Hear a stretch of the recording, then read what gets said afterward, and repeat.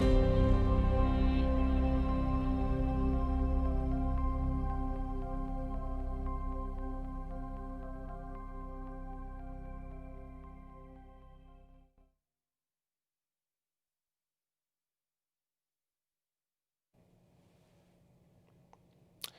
morning and welcome to the 2021 virtual Idaho Noxious Weed Conference.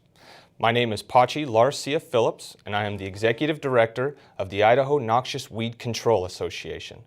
This year we're joining you in a different format through a virtual setting, and we wish we could be there with you at the Riverside in an in-person setting. However, we have put together a great lineup of speakers and presenters that are going to provide you relevant information and that you will be able to obtain pesticide applicator credits from. Through the next 15 minutes of the opening presentation, I'd like to set a roadmap. Through that, I will provide you an executive director report on what the association has been doing over the last year, as well as some of the housekeeping tips and how the next 2 days are going to operate. So first, moving to our executive director's report. It is my privilege to work with the Board of Directors of the Idaho Noxious Weed Control Association. During the past year, we have met once in January, twice in March, one meeting that was specifically designated to discuss legislation. We met in May, July, September, and October, mainly planning this virtual event. The meeting in March, as mentioned, was specifically designated to legislative discussion. And that was the last meeting where we met in person, and we have been meeting in a virtual format since then. I would like to express my sincere thanks to our Board of Directors. They are our executive committee comprising of Terry Lee as President and Sean Strong as Vice President. In District 1, we have Alan Martinson. In District 2, we have Sarah Funk. In District 3, we have Terrell Sorensen. In District 4, we have Matt Stanger. John Franson is our Allied Industry Rep. Lonnie Huter represents us from a federal agency perspective. Callie Sherrill represents the Idaho Association of Weed Control Superintendents on the board. Jeremy Varley works with the Idaho State Department of Agriculture. Kathy Ford represents us with our state agencies. Roger Batt represents us with the Idaho Weed Awareness Campaign. Rick Erickson is our past president, and I would really like to express a sincere thanks to those individuals working with me over the last year. It's been very unprecedented due to COVID-19, and we've been thrown a lot of change. In terms of membership, the INWCA holds membership in Food Producers of Idaho, Idaho Agriculture in the Classroom Association, and the Agricultural and Natural Resource Industry Political Action Committee. I have been able to attend meetings and events on behalf of the INWCA throughout the past year. We also hold membership in the Environmental Care Association and Idaho Water Users. And additionally, we are represented on the newly formed State Noxious Weed Advisory Committee. This past year, we have been blessed enough to be able to sponsor and receive recognition for the association sponsorship in the following events: the Idaho FFA Convention that went virtual in Twin Falls last spring, Leadership Idaho Agriculture through the sponsorship of Adam Schroeder, who's the Weed Superintendent in Ada County, and Connie Jensen Blythe, who is the Weed Superintendent in Idaho County. We've also have sponsored events through Food Producers of Idaho and the Larry Brannon Idaho Ag Summit. In terms of education, INWCA is involved in a number of educational opportunities, including Idaho Agriculture in the Classroom and providing educational materials for K-12 classroom teachers, and through Idaho Ag Expos FFA chapters in Idaho. We have made a strong emphasis on efforts to control noxious and invasive weeds in Idaho, and that is often addressed in Idaho Ag in the Classroom summer traveling workshops for teachers. We also have the opportunity to be a distribution point for the University of Idaho College of Ag and Life Sciences weed books. We are currently in the 9th edition, and if you need weed books, we would be more than happy to facilitate, and you are able to purchase those from our office for $5 per book. We also have the opportunity to sponsor the University of Idaho INWCA scholarship, and that's the Glenn Seacrest Scholarship. INWCA was able to transfer a little over $1,800 to the scholarship from proceeds during the 2020 annual conference. Right now, the scholarship fund sits at over $27,000 and is very prosperous. In 2020, the scholarship was awarded to one individual, and her name was Tana Rayburn from Coeur d'Alene, Idaho. She's a senior majoring in biotechnology and plant genomics, and she works alongside Associate Professor Joseph Kuhl in College of Agricultural and Life Sciences. We also have the opportunity as an association to work with the Association Management Group, and we've enjoyed working with AMG, and we hope that you find our team to be professional and effective and efficient in how we handle the affairs of the organization. I would especially like to thank Rick Waitley, Cindy Pusey, Patty Nottingham, Benjamin Kelly, Nick Gibson, Vicki Conley, and others who have contributed to the success of the organization and operation for our nearly 40-plus clients that we serve at Association Management Group. I also, on a personal level, would like to thank the Board of Directors and members for working with me and the team at AMG during this unprecedented year. Not only did we encounter COVID-19, but this was my first full year serving as the Executive Director of the Association. And I appreciate everyone being supportive and working with me on a number of issues. As you can tell, this year we had to pivot and transition to a fully virtual conference, which is similar to many other associations and annual meetings. This has changed how the 2021 conference is being conducted. However, I firmly believe that the Board of Directors have put together and offered relevant information through our presenters and speakers, and a forum where you are able to receive a significant number of pesticide applicator credits. The next thing on the agenda I'd like to address is how will the next 2 days operate? Over the next 2 days, we will have a number of 14 presenters provide relevant information through either hour-long or half-hour-long modules. A large percentage of you are viewing this conference to receive pesticide applicator credits.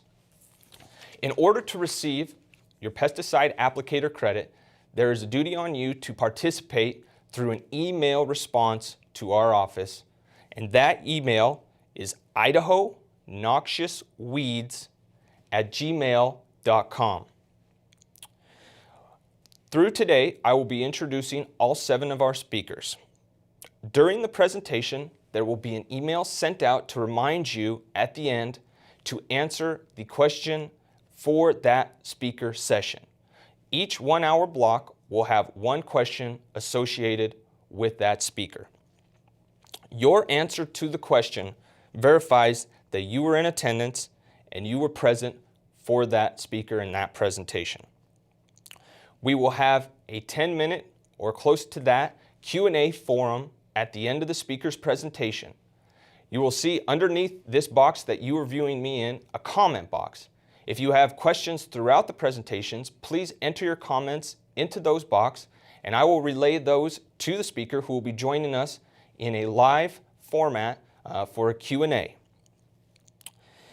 At that point, I will also be reminding you of the question and giving you the question so that you can email the idahonoxiousweeds@gmail.com email a response for your participation for that 1-hour block. Some things that we will be looking forward to through the next couple days. On the brighter side, we will have 8 $25 cash prize raffles. The first raffle will be after the first speaker, and that will continue throughout the day. Today we will have 4 $25 cash prize raffles.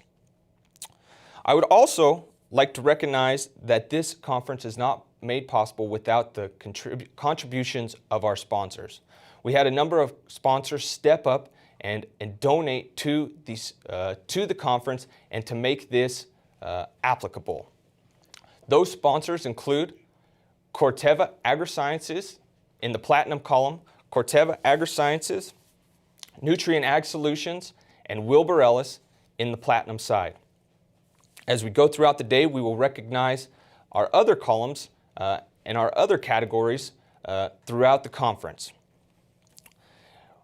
We're going to get started here in about 3 minutes. Refill your coffees, get a glass of water, and we'll be joining you for our first speaker, Steve Stubner, at 8:15.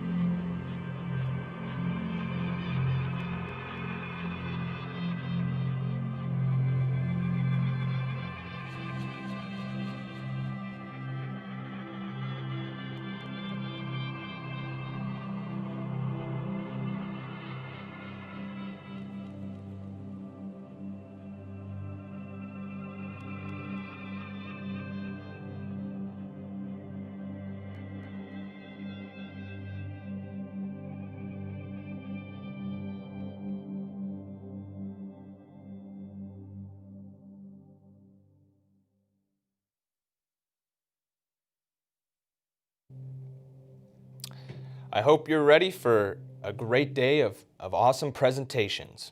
Our first presentation is titled Inspirational Tales About Improving, Restoring, and Preserving Idaho's Rangeland.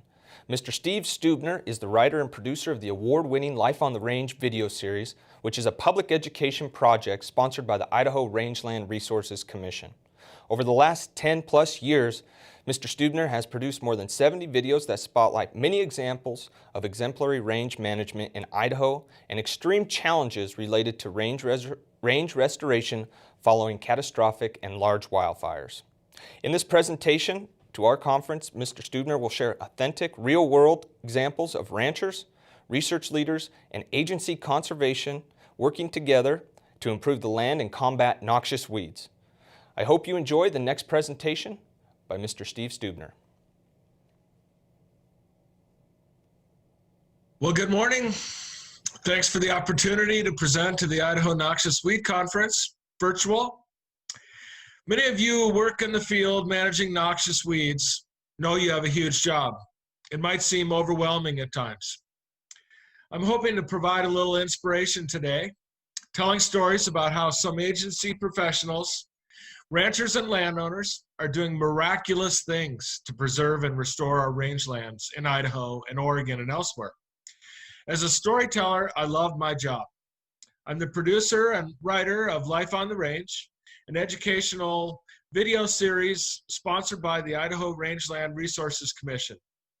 Over the last 10+ years, I've produced over 70 educational videos about people doing heroic things to manage the land on a sustainable basis and restore the land following wildfires and other disasters. I'm going to share several of those videos with you today that focus on improving our rangelands, managing and controlling noxious weeds. As you all know, noxious weeds are ubiquitous on the landscape. The spread of invasive species, combined with the ever-growing size of range fires, is considered to be the #1 threat to the Great Basin ecosystem and sage-grouse. In my presentation, we're going to look at a number of examples controlling noxious weeds, and at a bigger picture level, examples of good stewardship preserving native grasses and plants on our rangelands. Good stewardship is considered one of the best defenses to prevent the spread of invasive weeds. We're also going to look at some novel examples of range restoration post-fire. Let's begin with the Life on the Range story about weed control in Idaho County, a huge area of space in central Idaho. Idaho County is the largest county in the state of Idaho, extending from Montana to Oregon. The county encompasses 5.4 million acres, or 8,438 square miles, including the Salmon River Canyon, 3 wilderness areas, plus private and public lands near Riggins, Grangeville, and Cottonwood.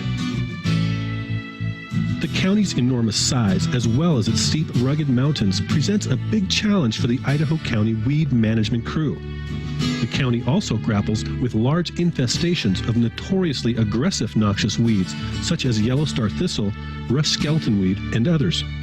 In partnership with state and federal agencies and the University of Idaho, Idaho County uses cutting-edge technology, computer modeling, biocontrol methods, and direct control to hold the line on noxious weeds as best they can. We've eradicated at least a half a dozen weeds totally from the canyon here. And we have other weeds where we've stopped their march, as in case of yellow star thistle, stopped the march south. And so, yes, we are winning the war.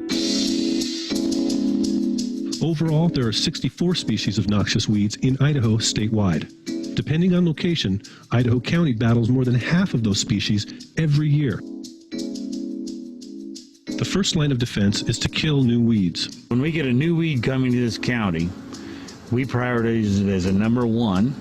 So we have a map or an inventory of that weed, and then we send the troops out to eradicate, not maim, not torment, but to eradicate and get rid of that particular plant. The county weed control crews log data into HP IPAC units in the field, then transfers the data to a computerized database and checks those areas in the future to make sure the weed has been eliminated.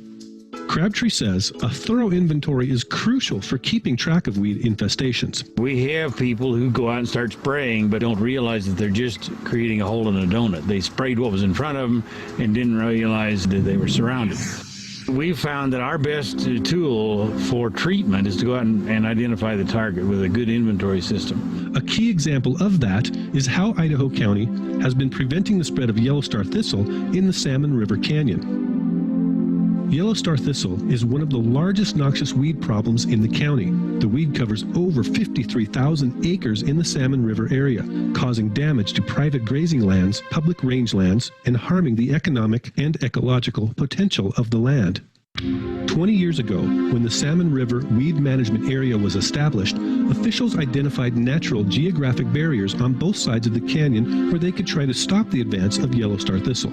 To my left is Poodle Creek.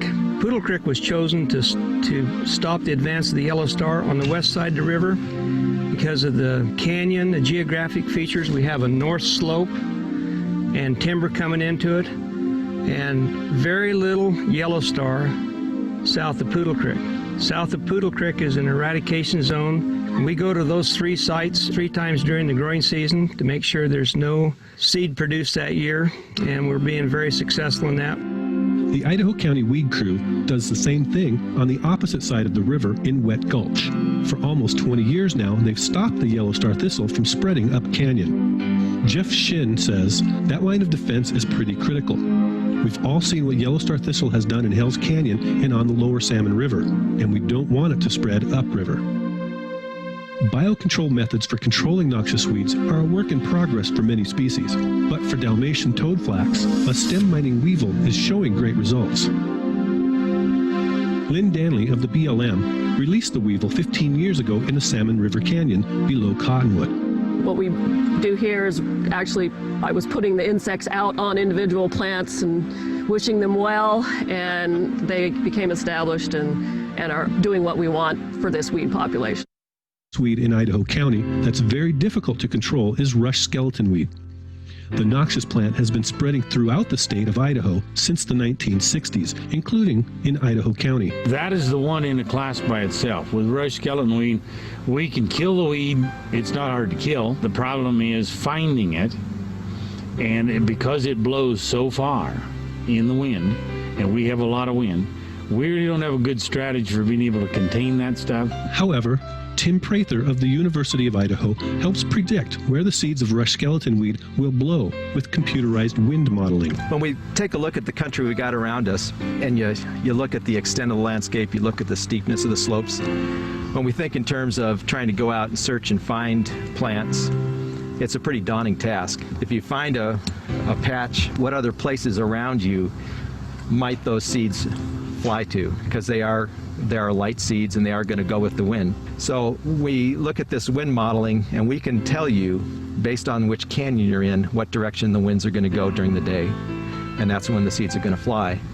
So we're able to more accurately predict where to look for this plant. Prather also cross-references the potential spread of the weed seeds with vegetation maps and assigns a risk to the spread.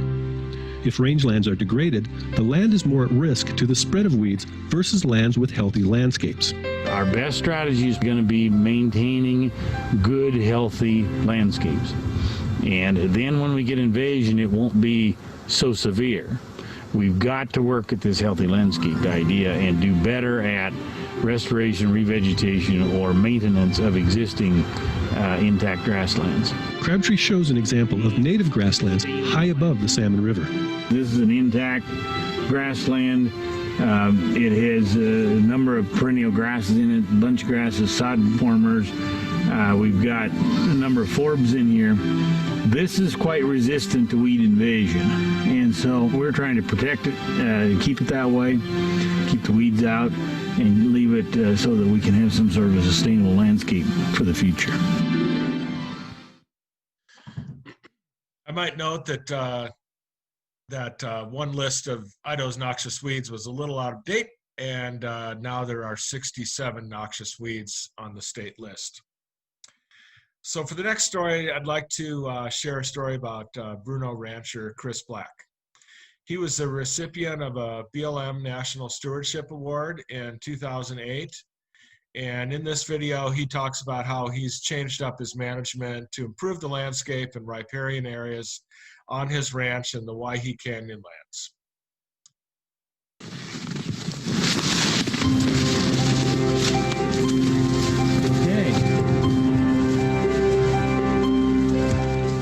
Rancher Chris Black's family has been ranching in Owyhee County for more than a century. When Chris took control of the family ranch, he decided to try some new management techniques to bring their operation into the 21st century.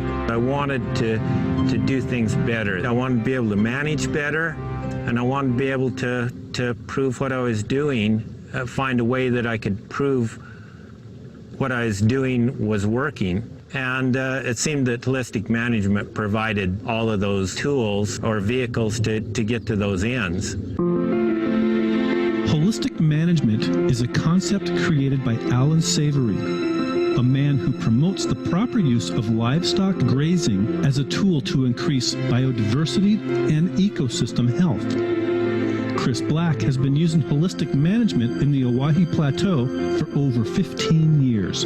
What it means is you take the whole ecosystem as a whole and you manage for everything in it. Instead of managing just for cows or just for wildlife, you're managing for the whole. You're managing for the whole ecosystem good. Chris grazes Angus and beef master cattle on 30,000 acres of BLM land in the Owyhee Plateau. The main area he grazes is called Dick Shooter Ridge, a whale-like mountain that straddles Battle Creek and Deep Creek in what is now the Owyhee River Wilderness. Chris uses active management techniques such as herding by horseback to graze areas with more intensity at the right time and then move on. He closely monitors range health with photography plots. The thriving riparian area along Pole Creek is an example of holistic management. As long as you're in there for a short time, graze that plant off, and then get out and provide it the recovery period it needs to recover, well then it'll be invigorated and go ahead and come to full biological potential.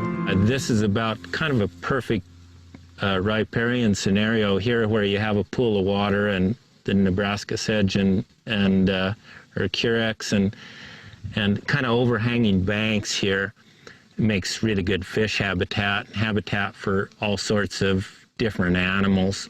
As you see also, there's a diversity in age group of willows. You'll see different ages of willows down through here, which is important from my perspective of seeing a dynamic system come about where you have differences in age groups and differences in species, diversity. Chris Black received a national award from the BLM in 2008 for excellent stewardship and riparian restoration. Which is a great honor for me and whatnot. And in that they were recognizing some of the things that I've done on the land and whatnot. Great honor for me.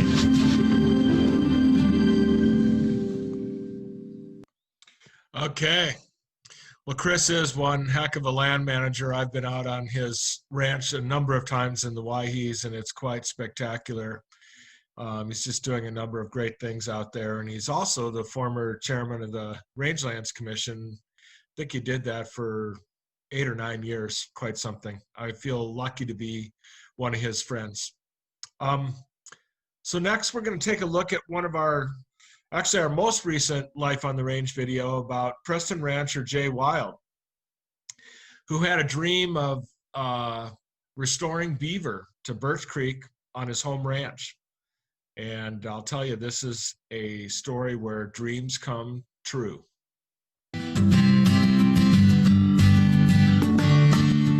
Preston rancher Jay Wild had a dream to restore beavers to Birch Creek.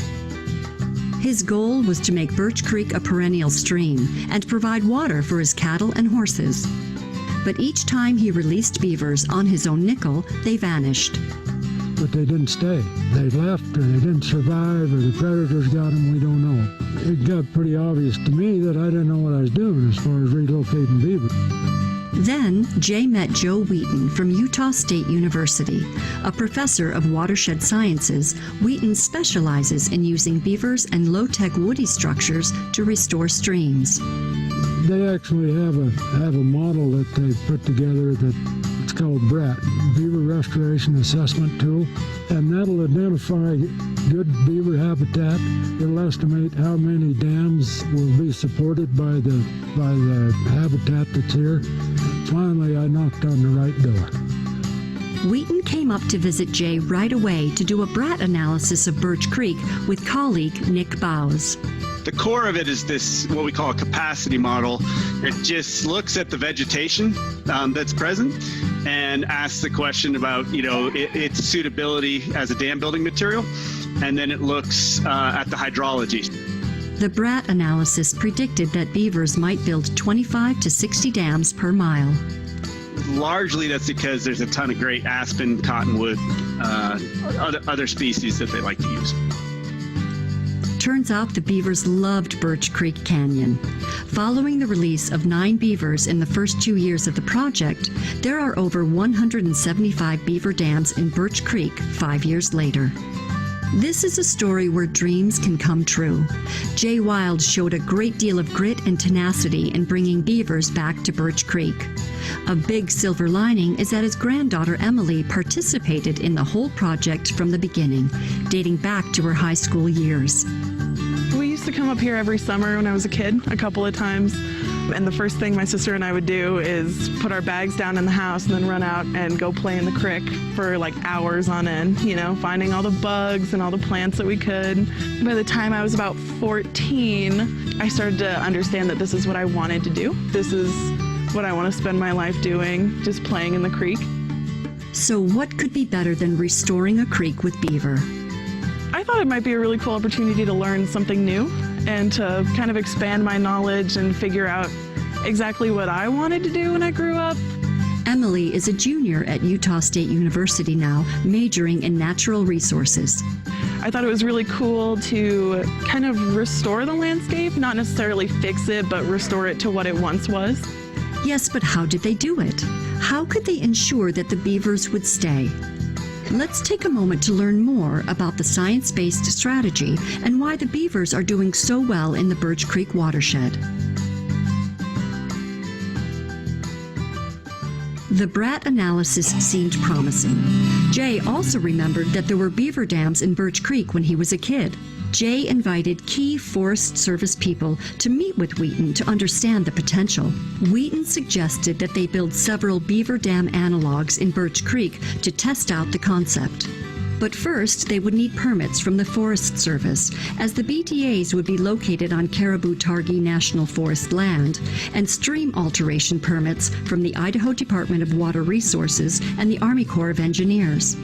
Brett Roper, a Forest Service watershed scientist who also teaches at Utah State, helped with the Forest Service permitting process. Brett basically got involved and said, look, I've been doing research and work with these guys for years. I can vouch for this, and moreover, I'm willing to put my neck out there and I'll sign off on a categorical exemption under NEPA for this. And Brad Higginson, a Caribou-Targhee hydrologist, helped push the IDWR and Corps permits through in record time. They built 4 BDAs that fall, using a $3,000 grant from the Forest Service for building materials. Jay and Emily pitched in along with Casey Wild, Emily's dad, and Jay's son. In 2016, they built 15 more BDAs on Birch Creek while holding a stream restoration educational workshop on site. So structures were built to provide a comfortable release site for beaver, so they weren't freaked out. But we expected them to be like teenagers and not listen. So wherever you dump them, have some choices downstream and some choices upstream. And then, maybe on their way out or up, they'll use one of those. And indeed they did. The deep water habitat created a safe place for the beavers to hide from predators and set up shop. They released 6 beaver that fall. Beavers are definitely hardwired in these areas of the cold winter. give them enough time that they can build those dams and build a food cache, etc. But, you know, you dump a whole family there, they may look around and say, yeah, okay, actually this will work, and let's make a go of it. Idaho Fish and Game live trapped a family of nuisance beavers from nearby and assisted with the release in Birch Creek. The beavers went right to work, creating a large beaver pond above Jay's ranch. So this is our biggest dam right now. It's a lodge. This is a primary dam that they built in 2017. And so beyond this, they have about 10 more secondary dams. But this big one holds most of the water from here down. Like, it holds an amazing amount of water. We've also seen a lot of response from fish. Like, the fish have gotten really big and really healthy recently too because of this dam. The following year, the beavers built more dams, had more offspring, and the beaver dams continued to multiply in Birch Creek. It's been so fun to watch all the changes. So many things has happened, positive things have happened that I didn't even dream of. Jay's excellent land stewardship and grazing management also made the Beaver Project a success, officials said.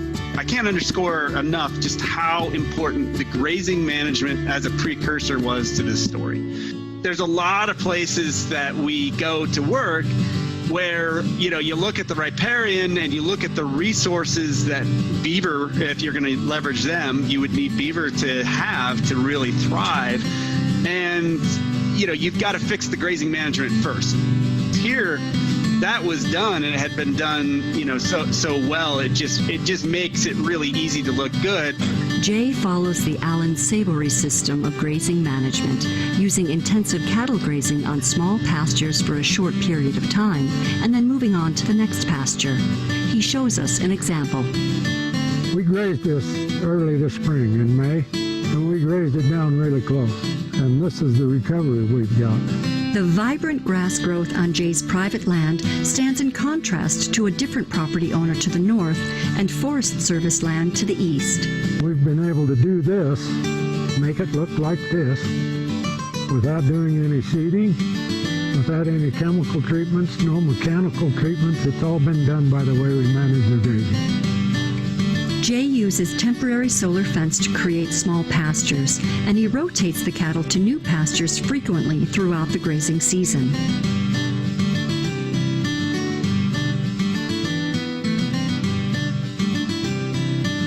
I don't like to stay longer than a week, because in a week's time, that grass that's ate off on day one is trying to grow. It's trying to recover, and we need to let that happen. It's not only intensive grazing, it's intensive labor and management. You got the fences to put in. We had to put in a water system, and we pipe that water to troughs and strategic spots. Jay tapped a spring and dug an underground water line to a stock tank that serves 4 pastures on his private land. By paying close attention to grazing management, Jay not only has nurtured healthy rangelands and created wildlife habitat, he also is putting more pounds on his cows, an important factor at harvest time. One of the selling points of that is if you do this intensive grazing, you can double your stocking rate. Yeah, if you got more cows out here with calves on, why you're generating more beef, more revenue. Jay closely monitors the range. This series of slides shows the riparian vegetation coming back in Birch Creek pre-beaver from 2001 to 2010. At last count, there are more than 165 beaver dams in the Birch Creek watershed. It's been a dream come true for me. Jay and Joe Wheaton have held numerous Show Me educational tours in the area. Beavers aren't perfect. They need to be managed, Wild points out, but they have a role to play as a keystone species. I grew up here hating beaver because they were always plugging our irrigation ditches and one thing and another, creating problems. That was the mentality back then. Well, we got to think about beavers as our friend instead of our foe. That's what we have to call a paradigm shift. There's a lot of people that change their mind like I have. And we've decided that, you know, in order for these watersheds to be healthy, we need beavers. Now, Wheaton takes Jay on the road for educational workshops about restoring streams. There's a big need for more stream restoration projects, and it's a powerful thing for landowners to lead the way. I would love to replicate Jay's story, thousands of times over. Just turned into a dear friend, and he and I mean, we've done workshops in Montana and Wyoming and Colorado, Nevada, Idaho. Jay telling the story to his neighbors, to other ranchers, like this is what it means, to him and to his operation, etc. It's been huge. It's inspired a lot of people. I think there's a good chance that this will start growing really quickly. It's incredibly easy to implement. I think it can be pretty widespread if we want it to be. Okay, well, my hat's off to Jay. What a successful project. And the land management part of it was really huge. Because he'd been a good steward of the land, that made it a lot easier to bring the beaver back on a sustainable level. So again, hats off to Jay. So now we're going to move to several range restoration type stories that we've covered over the years. And one of the basic things that we know about range management is that if we take corrective action to kill off noxious weeds, we need to plant something in its place, right? And then the same goes after a fire event. Ranchers and agency professionals know that after a fire, it's a time when you can jump in and help jumpstart nature's recovery. It's a good opportunity, as well as a time when people have suffered, sometimes severe loss. So we're going to look at a situation with Mayfield rancher Jeff Lord, who ranches in the Danskin Mountains east of Boise, who got right to work after the Pony Complex fires and drill seeded a number of mountain pastures to restore perennial grasses to the range. And the partnerships and support he had from the Department of Lands, NRCS, BLM, and Forest Service made a big difference. You'll note in this video that Lord kind of pokes fun at his own views from time to time, especially he had a long-held view that aerial seeding is worthless. Drill seeding is always better. And that's probably the perspective of a farmer or rancher. Put the seed in the ground, it's going to grow well. He learned something different in this story too. So let's take a look at this one. Like many ranchers, Mayfield rancher Jeff Lord watches for opportunities to improve the public range where his cattle graze. Following the 280,000-acre Pony Elk Complex wildfires in 2013, Lord partnered with state and federal agencies to assist with range rehabilitation projects in the Danskin Mountains. Wildfires can be tough on the landscape and cause economic hardship. But after the fires die out, there's a chance to replant and start anew. That's a big priority for the Idaho Department of Lands, the BLM, and the Forest Service, too. The agency spent more than $6.5 million on rehab and restoration projects following the wildfires. Timely and extensive seeding activities, combined with a string of good winters and spring rains, plus well-managed grazing, are helping rangelands in the Danskin Mountains rebound nicely, officials say. The Lord Ranch is located just north of Mayfield, east of Boise. He runs cattle on private, state, and federal range in the Danskin Mountains. And it turned out to be a pretty good project. I think everybody's pretty happy with it. And I'm not saying it's perfect, but it looks pretty darn good. And if you'd seen it before, and you look at the data that was done in the 60s by the Forest Service, when this is Forest Service ground, pretty significant improvement. I think this area looks fantastic after the fire. It's been 6 years since the Pony Complex fire came through. There's quite a variety of plant species that's come back. Lord and Lancaster remember how cooked the soil looked after the Pony Elk Complex fire. Fortunately, the burn severity to soils was rated low to moderate. The Life on the Range crew toured the Danskins with Lord and Lancaster last June as part of an ongoing series on rangeland restoration projects following the Pony and Elk Complex fires. At stop number 1, we looked at drill seeding on state land. So we saw the opportunity to reseed it. I provided the dozer, the fuel, and the labor. BLM provided rangeline drills. State determined the mix, and NRCS paid for the mix. It was just totally black. There were very few skeletons. I mean, you can see them scattered around a little bit here. This was a very hot, very clean burn. It was really easy to drill. Lord might say it was easy, but he actually finished drill seeding in the snow as winter was coming on. Since we had a phenomenal fall, I came out of here in snow after it rained for a week. Kind of slows down the drilling process, but it really helps the growing process. Came back the next spring, wet, cool spring. Seeding did really well. We could see that it was recovering rather rapidly. We were able to come back on here after one growing season. It was perfect conditions. Since that seeding got established, plant diversity on the site has increased. Lord's cattle have plenty to eat, and wildlife graze on it year-round. Vegetative monitoring shows the site produced 165 pounds of forage per acre before the fires, and now it's producing 800 to 900 pounds per acre, officials said. It's 2 or 3 times as productive as it ever was before. We've used it every year since then. We come in around the 1st of June, spend 2 to 3 weeks here, and then we move on. At stop number 2, we looked at a side-by-side area in Long Gulch where the Boise National Forest did an aerial seeding in 1992 following the Foothills Fire, and an area where Lord did a drill seeding on state land in 2014. The aerial seeding lay dormant for over 20 years under heavy stands of sagebrush and bitterbrush, but after the Pony Fire came through, the aerial seeding took off. Yeah, I was a big no guy on just no go on aerial seeding. I thought it was a waste of money. And if you can rangeline drill it, I think year after year after year, it's been proven that that's better. That's how a lifelong farmer and rancher would look at things. But seeing is believing. Residual seed off all those years of that seeding, it kind of hit a perfect storm and exploded. Where you can see on this side is where I rangeland drilled. Came right off that hill, right down here in the state line.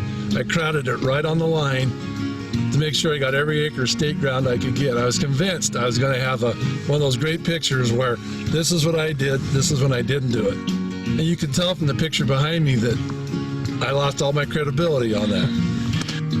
It's kind of interesting to me, so I'm very happy with how it's come back. Boise National Forest officials have been monitoring plant composition and range health following the seedings. This is blue bunch wheatgrass. We come in here in July when it's hot. It's got good stout, introduced perennial grasses. It's fully mature when we come in here, or right at it, and then we get off of it. It has a chance to recover. This is where Lord pays attention to best grazing practices to conserve the range. Dr. Karen Launchbaugh, timing, intensity, duration. So what we do is we graze it at the right time of year. We have duration as appropriate and intensity. The trick there is how many cattle to get on it to get your utilization right so you can get off of it in a short time. In stop number 3, Lord showed us a 20-acre patch of land where he drill seeded native blue bunch wheatgrass and Idaho fescue in the Danskins. He didn't think the seeding would survive.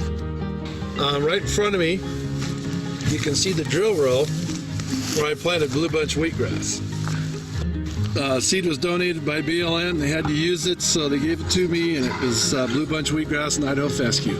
Straight deal. I'd never ever tried to grow native perennials before.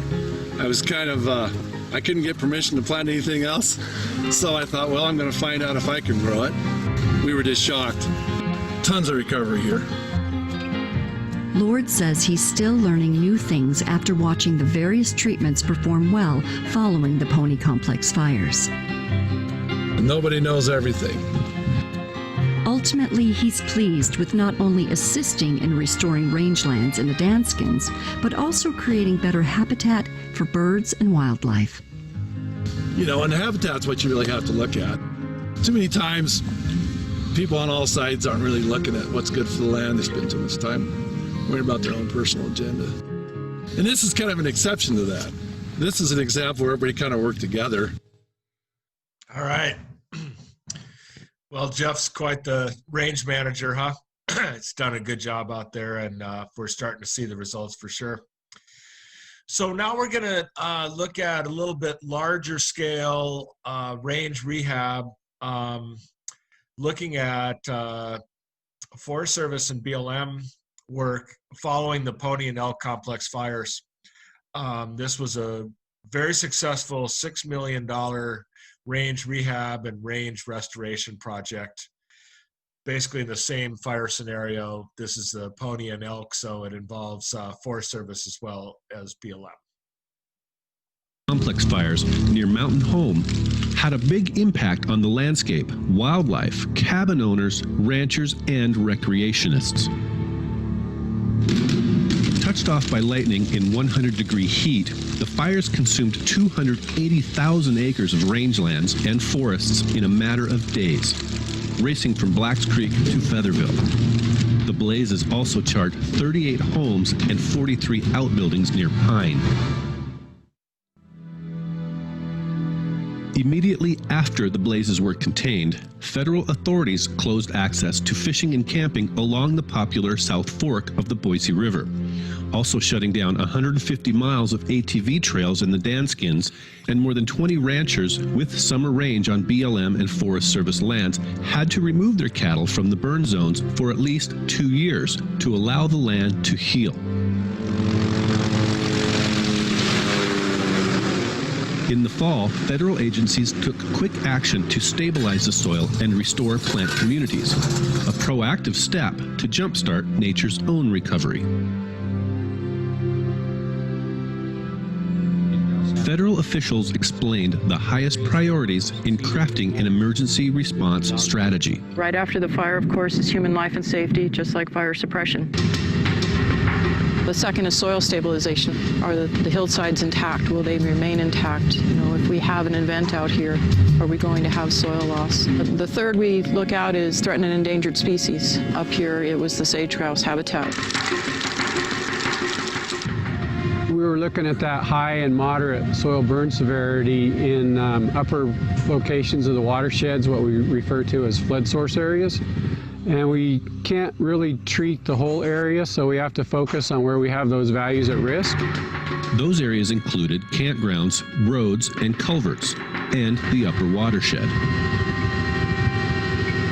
Even though the fire burned hot, the actual soil burn severity was low to moderate on BLM lands, and high to moderate on Forest Service lands. The loss of shrub cover on BLM land was significant, including 44,000 acres of priority sage-grouse habitat, shown in gray on the map. Before the rehab work could begin, BLM and Boise National Forest officials crafted a rehabilitation plan. They did so via a group of experts called the Burned Area Emergency Response Team, or BEAR Team for short. The fire rehab plans called for aerial and drill seeding to stabilize the soil and restore plant communities, hand planting of sagebrush and bitterbrush for sage-grouse habitat and winter big game range, tree planting, and more.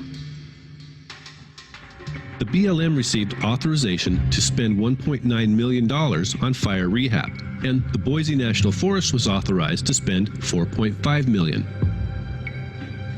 Full funding was critical to get a quick start on the rehab work, but several wrinkles occurred. Over 3 inches of rain fell in one night in September, causing a number of creek blowouts and washing tons of debris into the South Fork of the Boise River, a blue ribbon trout fishery. Also, Congress reached a budget impasse in October, shutting down for 16 days. That caused a delay in rehab projects and furloughed federal employees. We were delayed with the furlough in just about every aspect of the project. The creek washouts changed several rapids on the South Fork of the Boise River, getting the immediate attention of anglers and rafters who use it frequently. Trout fishing groups rallied 100 volunteers to plant trees and shrubs along the South Fork to help with recovery efforts. Once the government furlough ended, Forest Service and BLM emergency response teams marshaled their crews and got to work in the short window of time that remained before winter. BLM drill seeding crews went to work in the hills north of Mountain Home in late November, planting about 3,500 acres. We did this all in-house. We will pull, we call them triples, they're 14 foot wide, and we hook them up in a triple, so you can get about, 45 foot wide swath here. We can get about 100 acres a day with one of those. The BLM dropped an aerial seed mix on 32,800 acres of the Pony Complex fire zone, or 80% of the burn area. The seed mix included native grasses, alfalfa, and sagebrush. The Forest Service seeded about 2,000 acres in the headwaters of the mountains affected by the Elk Complex fire. They used a fast-growing wheat seed called triticale.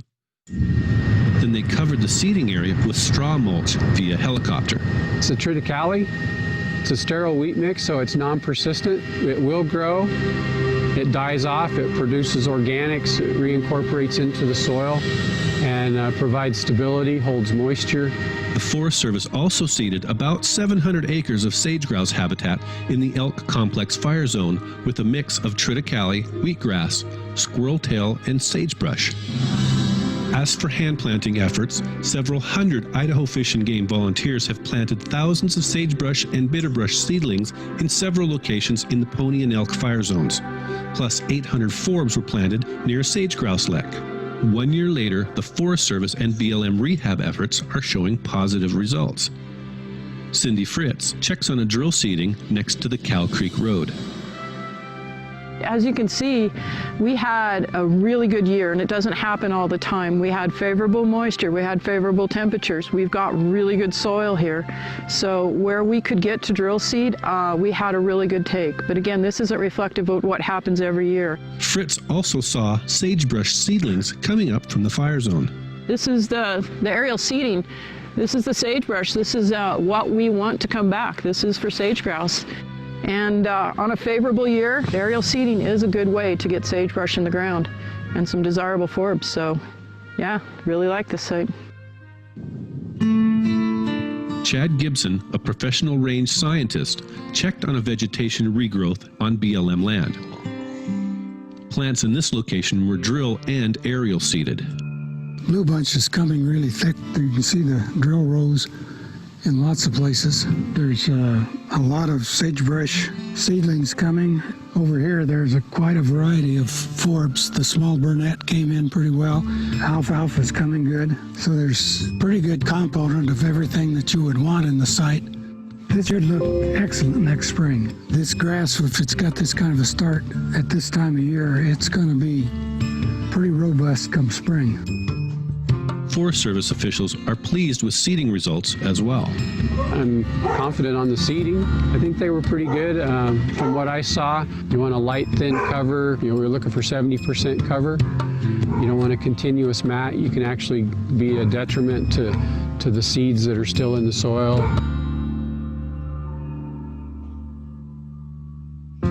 A year after the fires, Forest Service range technician Monty Miller checked on vegetation growth in the Dixie Creek area near Anderson Ranch Road. Out here in this meadow or grassland type, things are recovering quite nicely. In the black areas where the hydrophobic soils exist, definitely have the concerns there because of the lack of ground cover. We do have some plants coming in from the seeding. We'll see with the moisture this fall if they become established. A year and a half after the fires, BLM and Forest Service have been slowly opening access to the burn zones as resources allow. Campers, anglers, and floaters can again access the South Fork of the Boise River. And the Forest Service plans to reopen the popular Dan-Skin OHV trails in early summer. As for livestock grazing, the BLM is considering reopening lands to grazing where post-fire resource objectives have been met, or plant composition is dominated by annual species. And the Forest Service expects to open some areas to grazing after seed ripe, where soil burn severity was low to moderate, and site-specific monitoring shows that conditions are favorable. We would like to get grazing back here as soon as we can, but not at the detriment of the resource. What I can tell you is that it will be a case-by-case basis. recreationists can always go find another place to play. But for the 20 ranchers affected by the fires, the 2-year closure is a big hardship. They've had to scramble to find alternative grazing lands and cut their herds.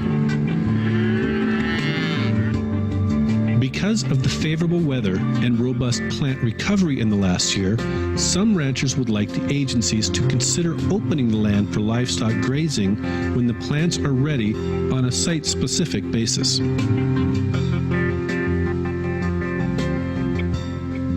Range scientist Chad Gibson inspected some BLM lands in the burn zone last summer at the request of rancher Charlie Lyons to get an independent opinion. What they're talking about is whether or not it should be grazed again, and the evidence would indicate that it's ready to graze now. You've got a huge amount of canopy cover. There's some bulbous bluegrass up here as well as the Poa secunda.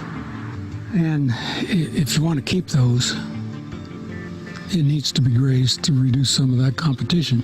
If the slopes aren't grazed, Gibson says, then the cheatgrass that grew in thick after the fire could completely take over the site.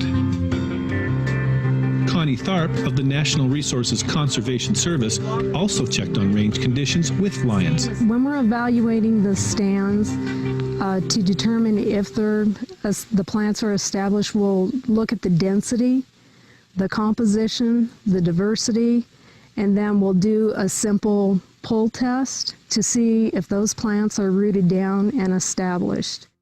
What I'm seeing in composition and, the plants are well established, they're rooted down, this range is ready. Lyons has been grazing his private lands while he waits for BLM and Forest Service lands to reopen for grazing. I was interested to see just the impact that comes back versus the federal range that they've taken us off the last 2 years. I think I'm going to outperform what they're doing just by coming in here and creating impact and utilizing what forage is here. And I think the hoof action is going to increase the seedlings that I get in these bare areas that did burn hot. What Lyons means is that by grazing the land, the cows will help push seed into the ground. Wildlife does that too. As the cattle or the elk or the deer, any of those, as they walk across the ground, it's the same as pushing it in, and as they move, they go, along. So it's like, where you'll see, that the seed has been incorporated into the soil. You get moisture on it. When the conditions are conducive, then those seeds are going to germinate and become grass plants, just like some of the response that we're seeing. Yes, that will help with the recovery. Lyons also worries that if the knee-high grasses aren't grazed, the BLM lands will be prone to burn again. I think for us not to utilize this in the spring like we should have, or even next spring start harvesting some of this forage, I think we're going to have a real problem. Life on the Range will continue to track this story as it unfolds in the future. Okay. So to wrap things up, I'd like to take a look at a pretty major story we did a number of years ago on some big picture strategies to prevent large fires in the Great Basin. We shot this story when Butch Otter was governor of Idaho and Sally Jewell was Interior Secretary, but the strategy is still moving forward in the federal agencies with partnerships with the states and others. One of the initiatives is called the Cheatgrass Challenge, and some of you may be involved with that. So anyway, we'll take a look at this one, and we're going to look at a couple of different segments of this video before we wrap up. So bear with me on this one.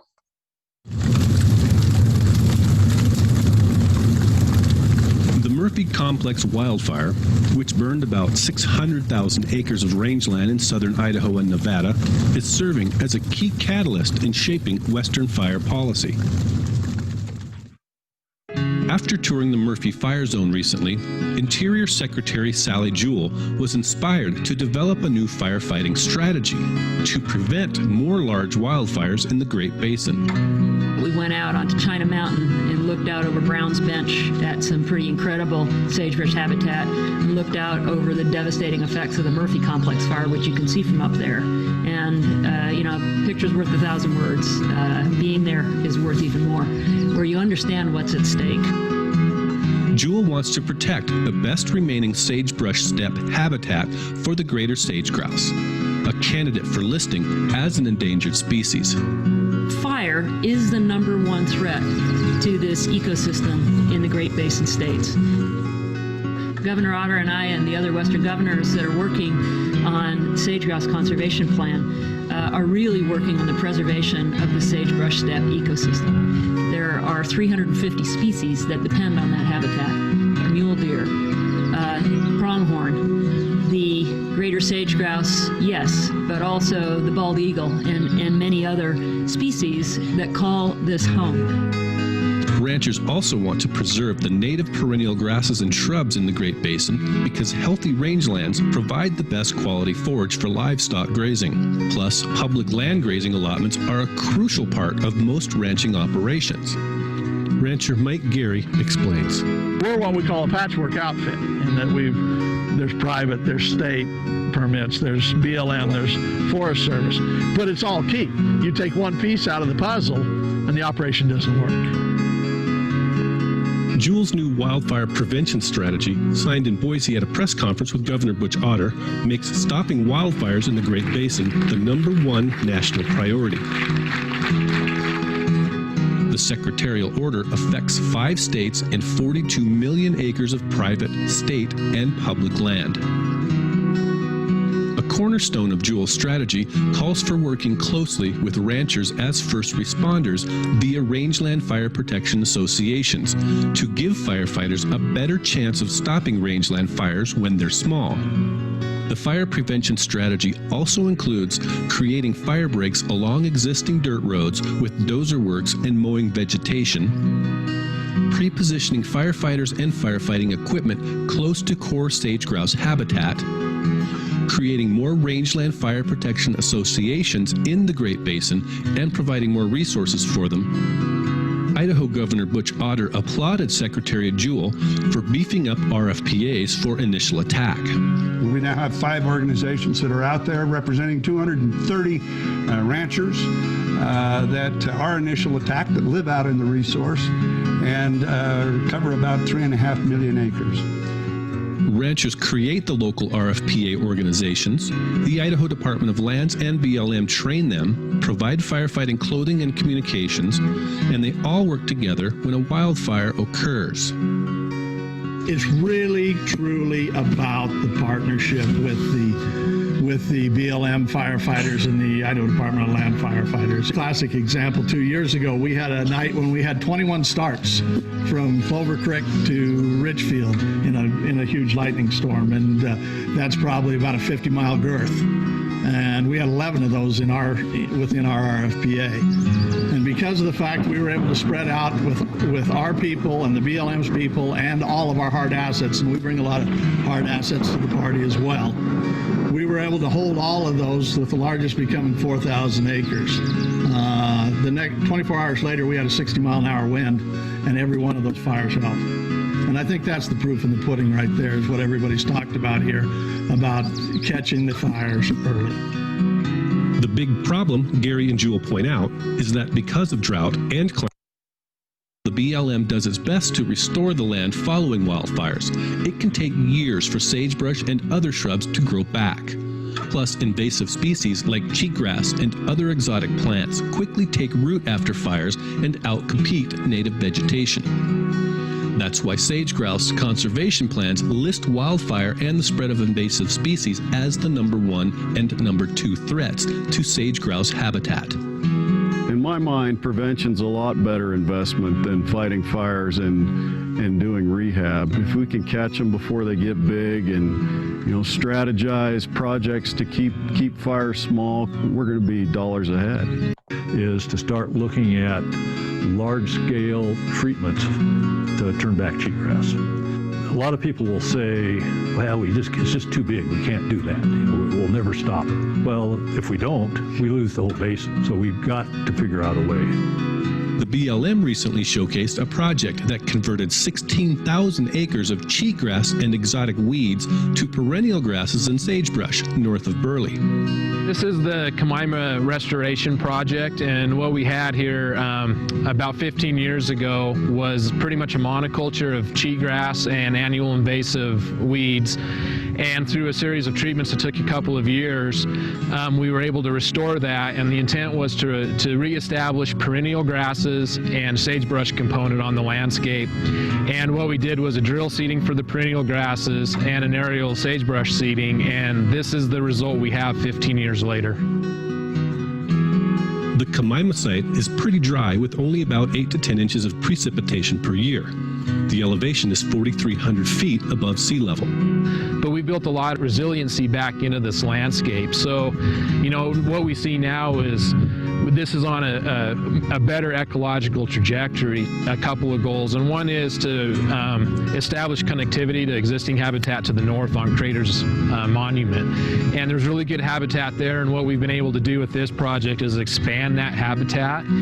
By getting rid of the cheatgrass, the perennial plant communities will be more resistant to fire as well.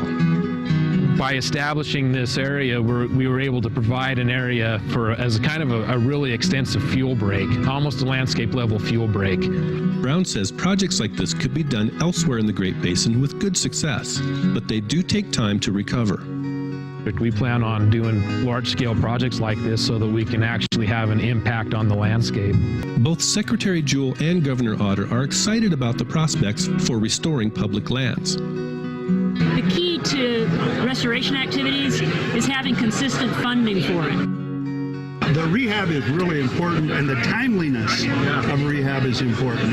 The only way you're going to beat that cheatgrass is to get the right grasses growing to keep the cheatgrass squeezed out. Idaho ranchers are excited about Secretary Jewell's strategy, too. I think it's awesome. It puts it on the map. It makes it a priority. Rangeland Fire Protection Association is recognized as a priority in the eyes of the federal government. Everything we can do to help that agency and these ranchers work together and get those first boots on the ground quicker is going to put us in a better position to get ahead of these fires. I can't thank everybody enough for the incredibly hard work that you are doing together to make sure that all of our lands, our range lands, as well as our forest lands, are recognized for the value that they bring to this state, this region, and to the critters that don't have a vote, because they're important too. They're important to all of us, and they're important to our children's future and our great-grandchildren's future as well. So. Okay, well, there you have it. Again, appreciate the opportunity, and like to just say that I really appreciate everything that all of you do in the audience to battle noxious weeds. It's a major undertaking for sure, and I commend you for that. And we're also always looking for news stories on life on the range, and so if you know something that you think would be worthy, please get in touch with myself or Gretchen Hyde, the Executive Director of IRRC. And again, thanks for the opportunity, and glad to field any questions. Thank you. Perfect. That was a great presentation by Mr. Steve Steubner to lead off the 2021 Idaho Noxious Weed Conference. We are pleased that we have Steve with us in the studio through a virtual platform. And he would be able to answer any questions that we receive through our email or through that comment box over the next few minutes. And just kind of looking through, we don't see too many questions coming in here, but I have a question, Mr. Steubner, and that is, are there any future projects that you're working on right now that we can anticipate seeing, and how do they affect noxious weeds or vegetation management into the future? You bet. Well, we tend to do about 7 or 8 stories for Life on the Range each year. And so I have about 3 or 4 stories queued up so far. We got a couple sheep stories coming up, a profile on John Peterson out of Emmett, who runs sheep from Emmett up to Avamore and up into Garden Valley and Smith's Ferry. And so that's coming up. And then we also have a piece on guard dogs and sheep guard dogs and issues with keeping track of guard dogs. And then a couple other stories, the Cheatgrass Challenge, hoping to do something this year on that. Looking at probably a couple of different parts of Idaho where they're doing projects to reduce cheatgrass. And the Bosch project as well, which has got lots of different partners, NRCS and others, to reduce juniper and allow, basically open up meadows that have been encroached on by junipers. And then you see a real explosion of native grasses and forbs come back. And I've seen projects where junipers have been removed and sage grouse are there like within a week. So those are some stories that we got coming up. Awesome, thank you. One question we did receive over the chat box was, and this is a technical question, and maybe you've seen this through your travels and through your stories, but have you witnessed yellow star thistle as a drought-resistant noxious weed? Oh gosh, absolutely. I float the lower Salmon River almost every year, and I've seen giant fields of yellow star thistle on the lower Salmon and also in other parts of Idaho County. And it's heartbreaking to see how much country that weed is taking over in those pretty harsh south-facing sites. Hopefully we'll see some natural controls come to the fore for yellow star thistle. Perfect. Because it's really a significant problem. Awesome. You've noted that we're still not seeing any comments come through, but you've noted you've been in this position and you've been traveling Idaho and making these presentations and creating these videos. Just kind of give us your overall over the last 10 years. You know, are we doing a good job in our fight against noxious weeds, and just kind of some overall impressions on, you know, what we can do to move forward and how different factors may play into that as well. Oh, I think I think we're doing a good job on that, given budget constraints and such. It seems like you could never have enough money to do the job that needs to be done. But when you can work together with partners to get on top of various projects, those projects seem to be most successful when you have a lot of different groups working together to attack noxious weeds. I mean, I live in Boise, and the Boise foothills, for example, are just full of all kinds of invasive species. And we're not seeing as ambitious of a program as I'd like to see from the city of Boise and Ada County and other BLM Forest Service in the Boise front, for example. Love to see a more ambitious program on that. You've got hundreds of potential volunteers that go out and pull, goat heads and things like that because they pop the bike tires. But it'd be, we need to do more. That's for sure. And like I say, it'd always be great if we could have more funding. Awesome. And I think we have one question that came through, and this will be the last question that for Steve. And that question is, how does Idaho Rangeland Resource Commission policy, how do they view the use of forage kochia as a use in fire breaks? Well, I think we've been real supportive of that, and we've showcased that in the Paradigm Project story with Lance Okeson and folks with the BLM out by Simcoe Road, and between Boise and Mountain Home, there are some very significant forage kochia projects that have done quite well.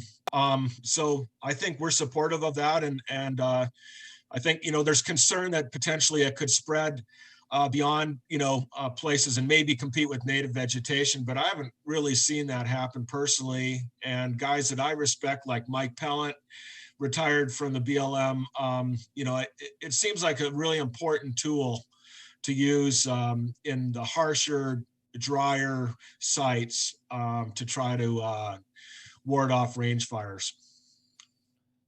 Perfect. Thank you, Steve, very much. We have a pretty tight schedule today, so as indicated earlier, we're gonna move to our next speaker. But we do appreciate your time and you joining us for this Q&A, this live Q&A, and for putting the presentation together. If there's any other questions that come through, we'll send those over to you so we can get an answer and we can send that on to the person that asked the question. So thank you, Steve, for joining us. I appreciate it. Thanks very much. Have a great conference. Thank you. At this point, there should have been an email sent out. There was an email sent out, and that email had a question for your participation in the first session. That question, and please respond back now, was name one noxious weed in your area. Once again, that question was name one noxious weed in your area. Please send and submit your responses to idahonoxiousweeds@gmail.com. Once again, you'll see that in the bottom third of the video, idahonoxiousweeds@gmail.com. And please send that response in right now so that we can get you accounted for credit, pesticide applicator credit participation. So we are going to, as I mentioned earlier, we have 4 raffle prizes. And our first raffle winner for today is Shelby Heiderman from Shoshone County. Shelby, congratulations, and we will be in contact to get you your $25 cash prize. And with that, we're going to take a 2-minute break so that you can refill your coffee and use the restroom. We're going to resume here in 2 minutes, 9:24. We're a tick behind schedule, but we can hopefully catch up, and we have that lunch built in for that buffer. Thank you, and see you in 2 minutes.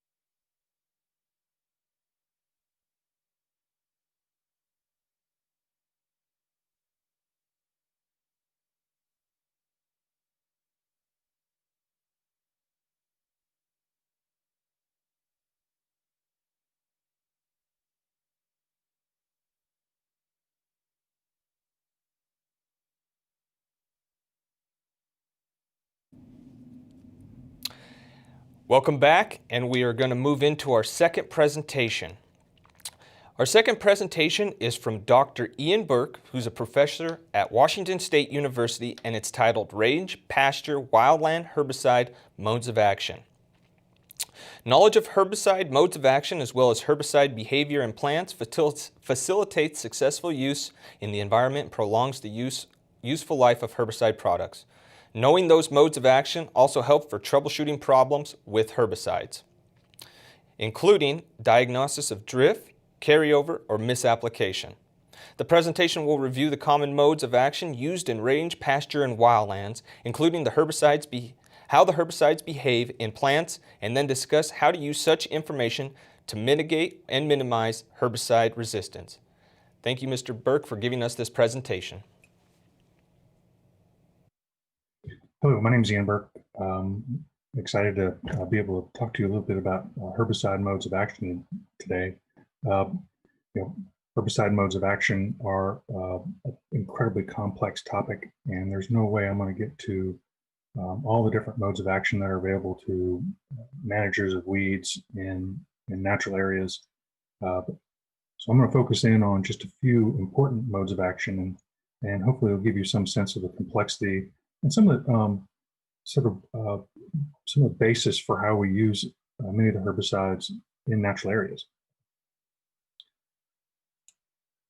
So just to kind of give you an overview of the presentation, I wanted to give you a sense of the weed scientist's perspective of herbicides in the marketplace. There's a lot of different names for the same herbicide, and that can create a lot of confusion, and so I encourage all herbicide users to not only know the product names, but also to know the active ingredients. I'll give you a little bit of background why in just a second. It's also important to be able to associate the active ingredients and the modes of action. Many of the active ingredients share the same sort of sounding name, and you can gain a lot by just knowing a little bit about how the different common names of herbicides end, and you can get close to guessing what that herbicide mode of action is. Then I'll go through just a few common modes of action for use in noxious weed management. I'll probably pay a little bit more attention to the plant growth regulators and herbicides that generate reactive oxygen species more than others, just because there's some development in that area. But understand that many of the same modes of action that you see in crop production also are available for use in natural areas. And I'll finish up with a few thoughts on herbicide resistance. So there's an incredible array of herbicides available for use on a worldwide basis. Since the 1940s, there's been several hundred herbicide products, and through the process of registration and re-registration and loss of registration, we typically only have somewhere between 70 and 130 active ingredients available to us, depending on where we are in the country. A good proportion of those herbicides are selective. Quite a few others are not. But in general, we have a broad array of different herbicide active ingredients.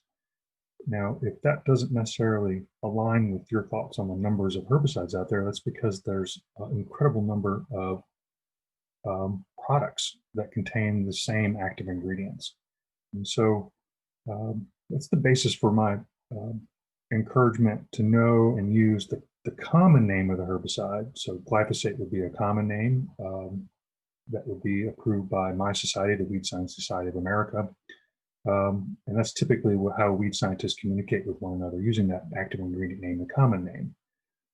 Glyphosate would be N-phosphomethylglycine, which is the chemical name. No one really uses that in general to communicate, but it is there, and it gives us some sense of the chemical makeup of the herbicide itself.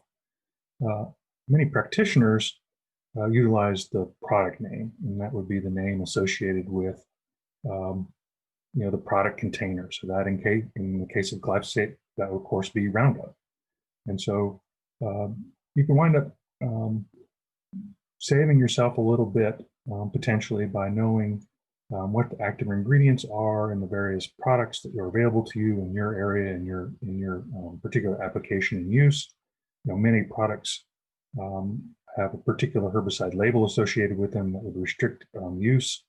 And so you do have to be careful about choosing the right product that has the right active ingredient for the right place and the right use. But knowing all those nuances will help you potentially save some money. So when you look at the number of products that are available, there are many, many hundreds of products. When I did just a simple search on the CDMS pesticide database, it was just an advanced search for non-crop land. there were about 500 products that contained only about 54 active ingredients. And so you can begin to see the trouble you might encounter communicating by just product name, knowing that there are multiple active ingredients available to you. To make things a little bit more difficult, many of the products you can buy are prepackaged mixtures of herbicides. So there's multiple active ingredients in each product potentially.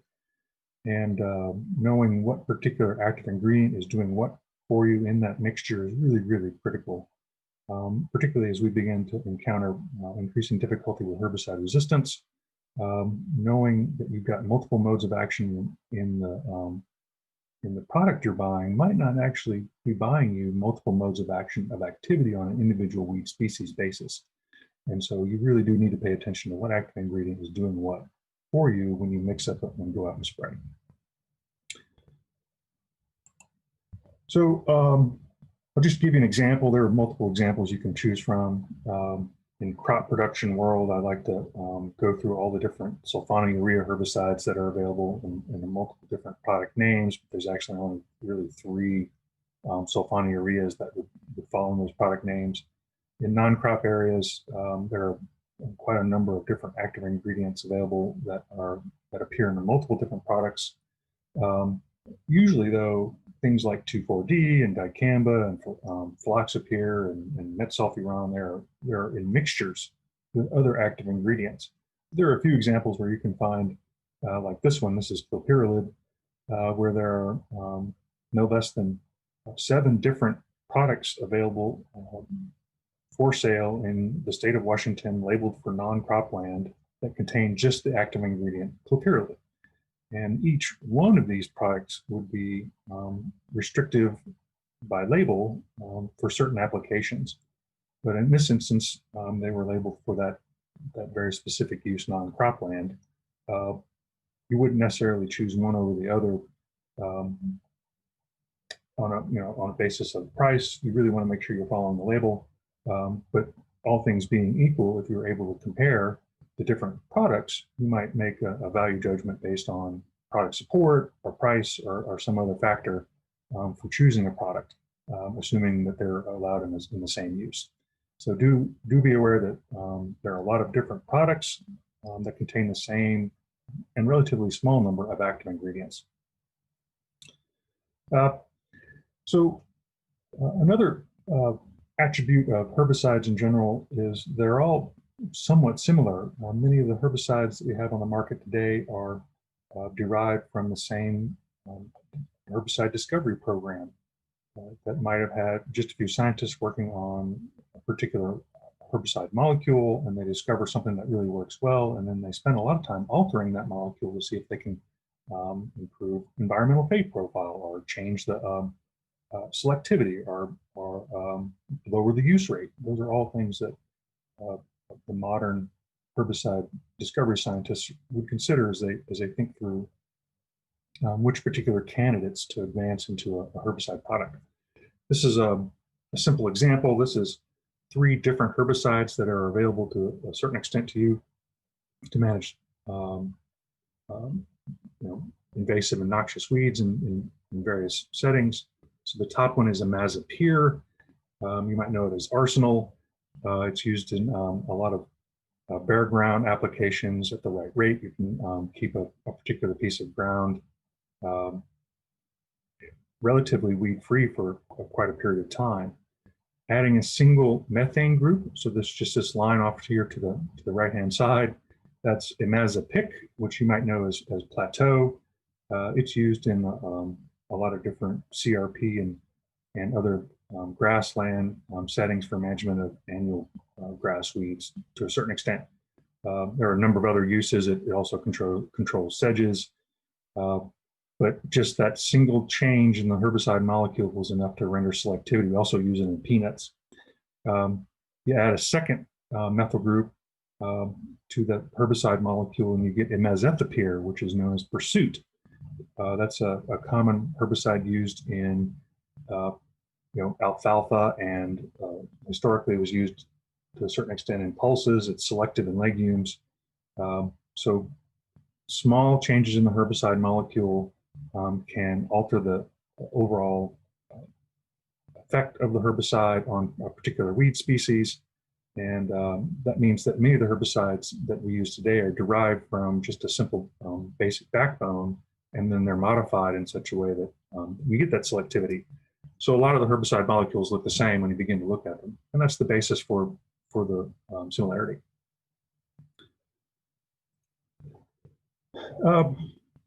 Another factor that I wanted to mention about herbicides, something that we're really beginning to contend with in crop production, but I expect to begin to see impacts in noxious and invasive weed management in natural areas, is the overall slowing of herbicide discovery.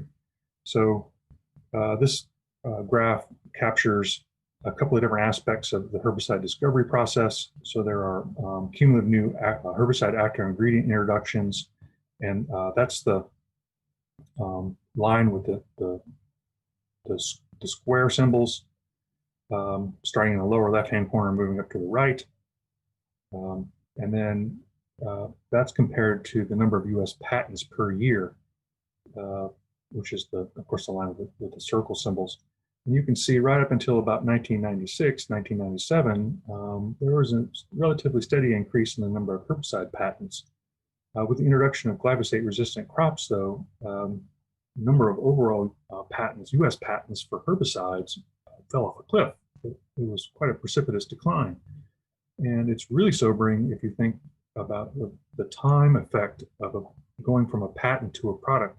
That often takes 7 to 10 years. So from the time of the initial issue of the patent to the time that you can buy a product for labeled use, that can take many, many years.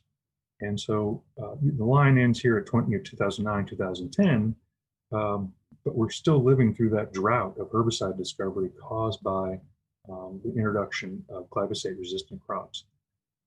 Many companies viewed that as a transformative technology and essentially, if not slowed, outright stopped herbicide discovery in favor of insecticides and fungicides.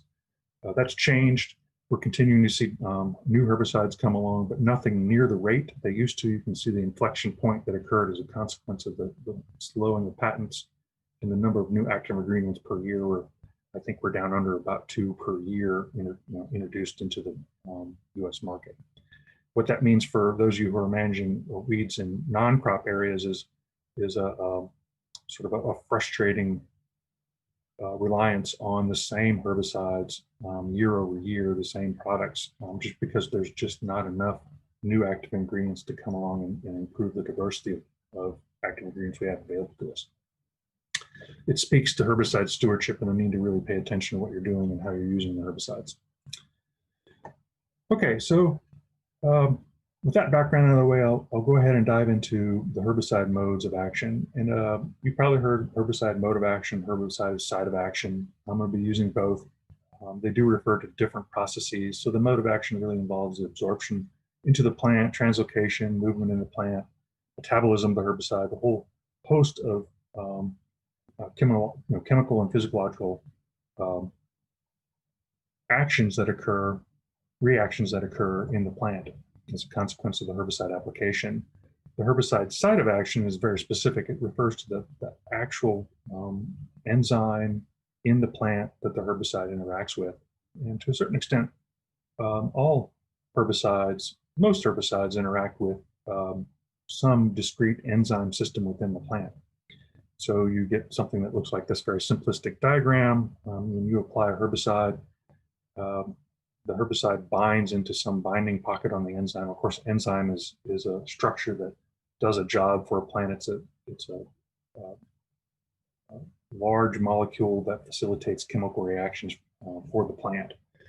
And we block the activity of that enzyme with the herbicide such that the substrate that the enzyme would be acting on to facilitate that chemical reaction is no longer able to function. That's true for almost all herbicides.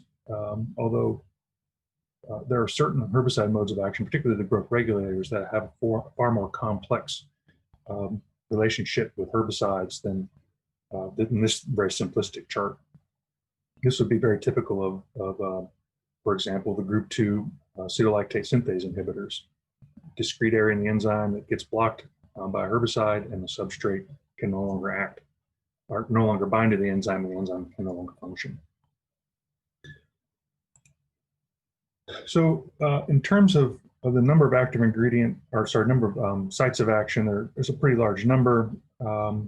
Here in the last couple of years, weed scientists were finally able to agree on a sort of a uniform classification system that doesn't make it any easier or less complex. It just means that there's a lot of sites of action now that have numbers instead of sometimes maybe you would have seen them with letters. So you can see going back to the early 1940s, that was the discovery of the synthetic auxins, and we could use something that modified indoacetic acid at very high rates to kill broadleaf weeds and grass crops. That was really the dawn of modern herbicides. Since then, there's been a whole host of discrete sites of action for which we have a herbicide or herbicides that will interact with that particular site of action. This line is interesting in that it has a start point and it also has an end point. We haven't really found and introduced a new herbicide mode of action in a few decades. And it's become a point of pride for many herbicide discovery companies to announce that they've discovered new herbicide modes of action. But often what we've found when you look carefully is that although there's a claim of a new herbicide site of action, it's a discrete site associated with a typical site that we would associate with other herbicides in the same chemical class. So there's been just a reevaluation of where that herbicide is actually acting. It is slightly different, but the overall mode of action is the same. And so that means we really just haven't been able to add onto this line past this. I'm hopeful that here in the next decade, we begin to find alternative modes of action and sites of action. We need all we can get because that just facilitates integrated herbicide management. So you can assemble that same timeline into an extensive list. In this case, I've just put them into the order of the WSSA group, the Weed Science Society of America group. And in this form, they're sort of hard to digest. There's a lot of different discrete sites of action. They all inhibit unique parts of the processes associated with plant growth and development. So the better way to look at this is actually take the time and begin to classify them. So we can do that by, there's a lot of different classification systems, but here recently, the Herbicide Resistance Action Committee came up with what I think is probably the simplest way to look at this, and I tend to favor it. So there's really three main processes or three main classes of herbicide modes of action. There's herbicides that interact with the photosystem in some way, shape, or form that generates reactive oxygen species. And so there's light activation of reactive oxygen species as a group. There are herbicides that interact with cellular metabolism.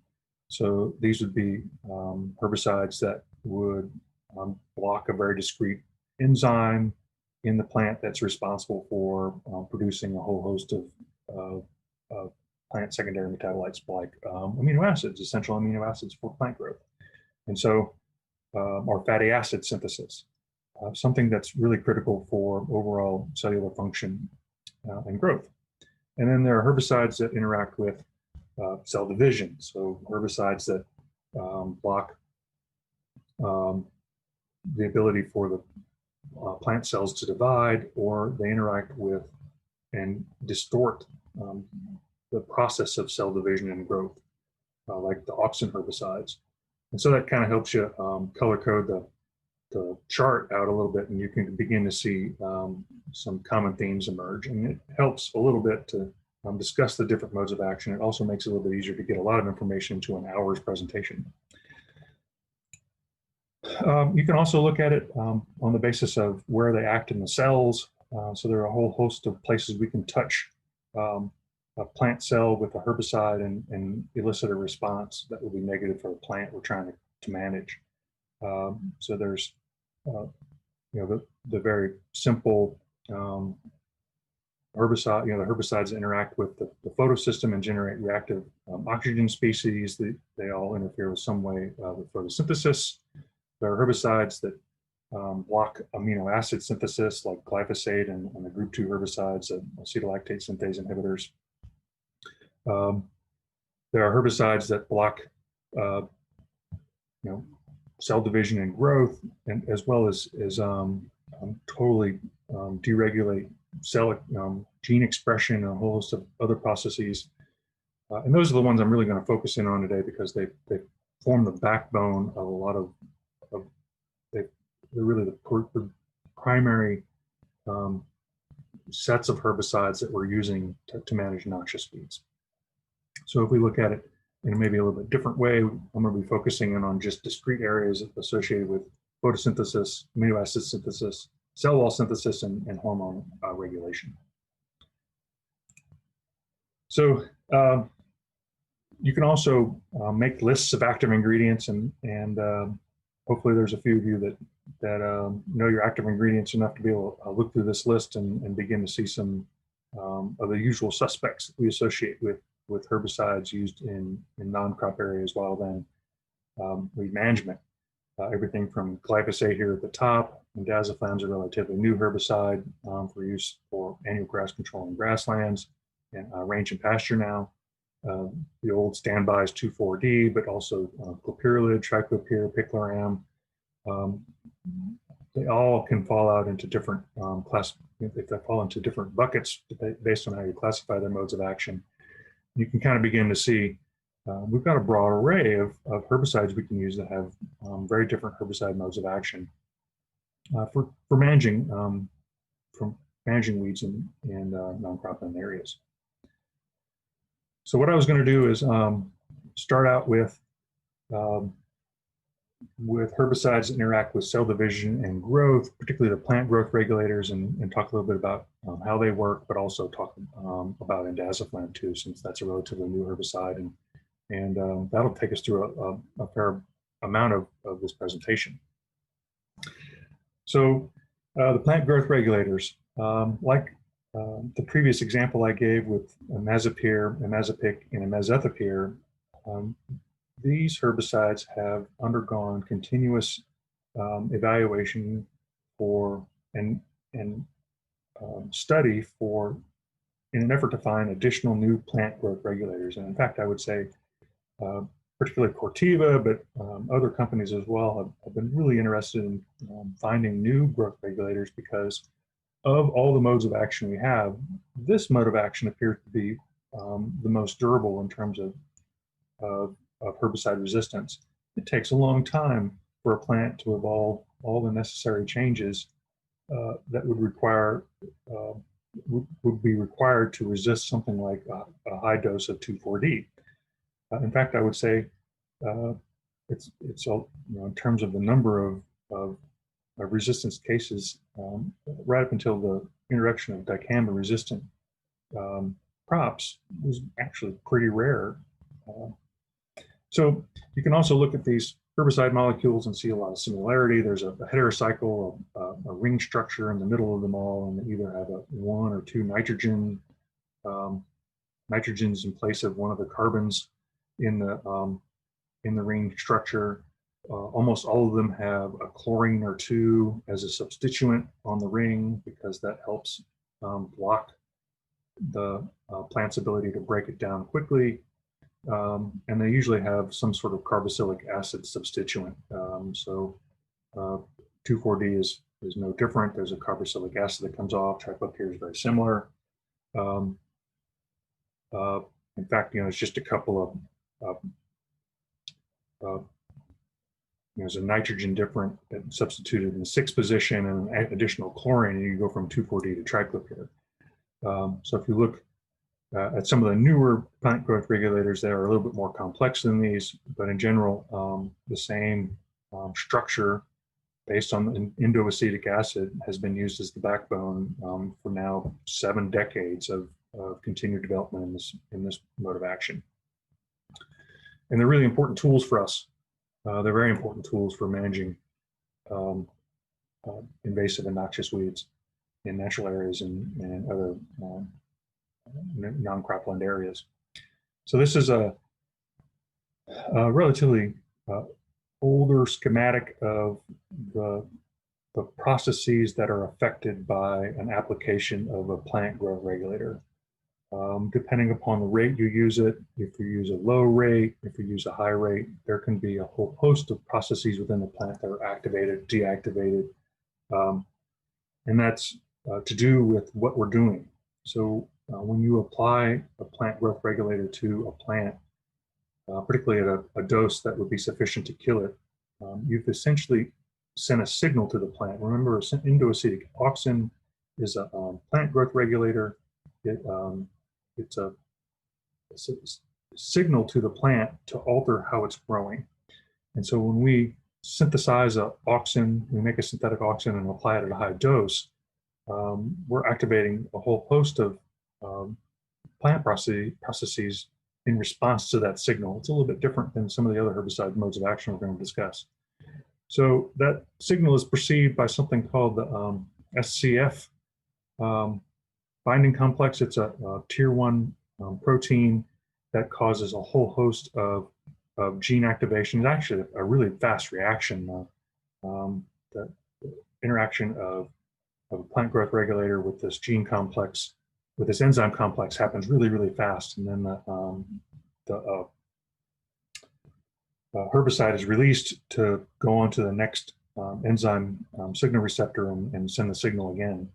And that causes a whole host of genes to be activated. That causes ethylene to increase and be produced in the plant. Hydrogen cyanide, ultimately acetic acid is produced in response. And so as you might imagine, it's taken a long time for scientists to determine the site of action of plant growth regulators because of the nature of the reaction that occurs in that site, and then ultimately what winds up happening in the plant. I'm not going to spend much more time on this, but understand it's quite a complex response. It's also relatively fast. So this is a response for, this is gallium in this case, but you can see, within 5 hours, you're typically beginning to see stem curling, or the typical epinasty we associate with plant growth regulators. That's a response. It's a stimulation of growth. It's a deregulation of growth that occurs in the initial response to the plant growth regulator. There are a whole host of metabolic processes that are activated or deactivated as a consequence. And we can see all that within a few hours. By 24 hours after application, there's stunted growth. The root-shoot ratio in terms of growth allocation begins to be distorted. Usually, depending on what plant growth regulator you apply, there's a intensified green leaf pigmentation in response to particularly for upregulation of things like ethylene. Stomates close. There's reduced transpiration because of the deregulation of growth. Usually by 24 hours, the meristem that would be responsible for a lot of activity, and that's a consequence of a lot of these initial responses to the herbicide. By 72 hours, they're beginning to decay, and usually within a week to 2 weeks, you can be assured that you've completely managed a particular bit of vegetation you treated with that plant growth regulator. So a little bit faster than some of the other herbicides we work with, like glyphosate, where often it can take 5 to 7 days to really even begin to see a response. With plant growth regulators, we distort the growth very quickly, and it causes a whole plant level of almost immediate visual response.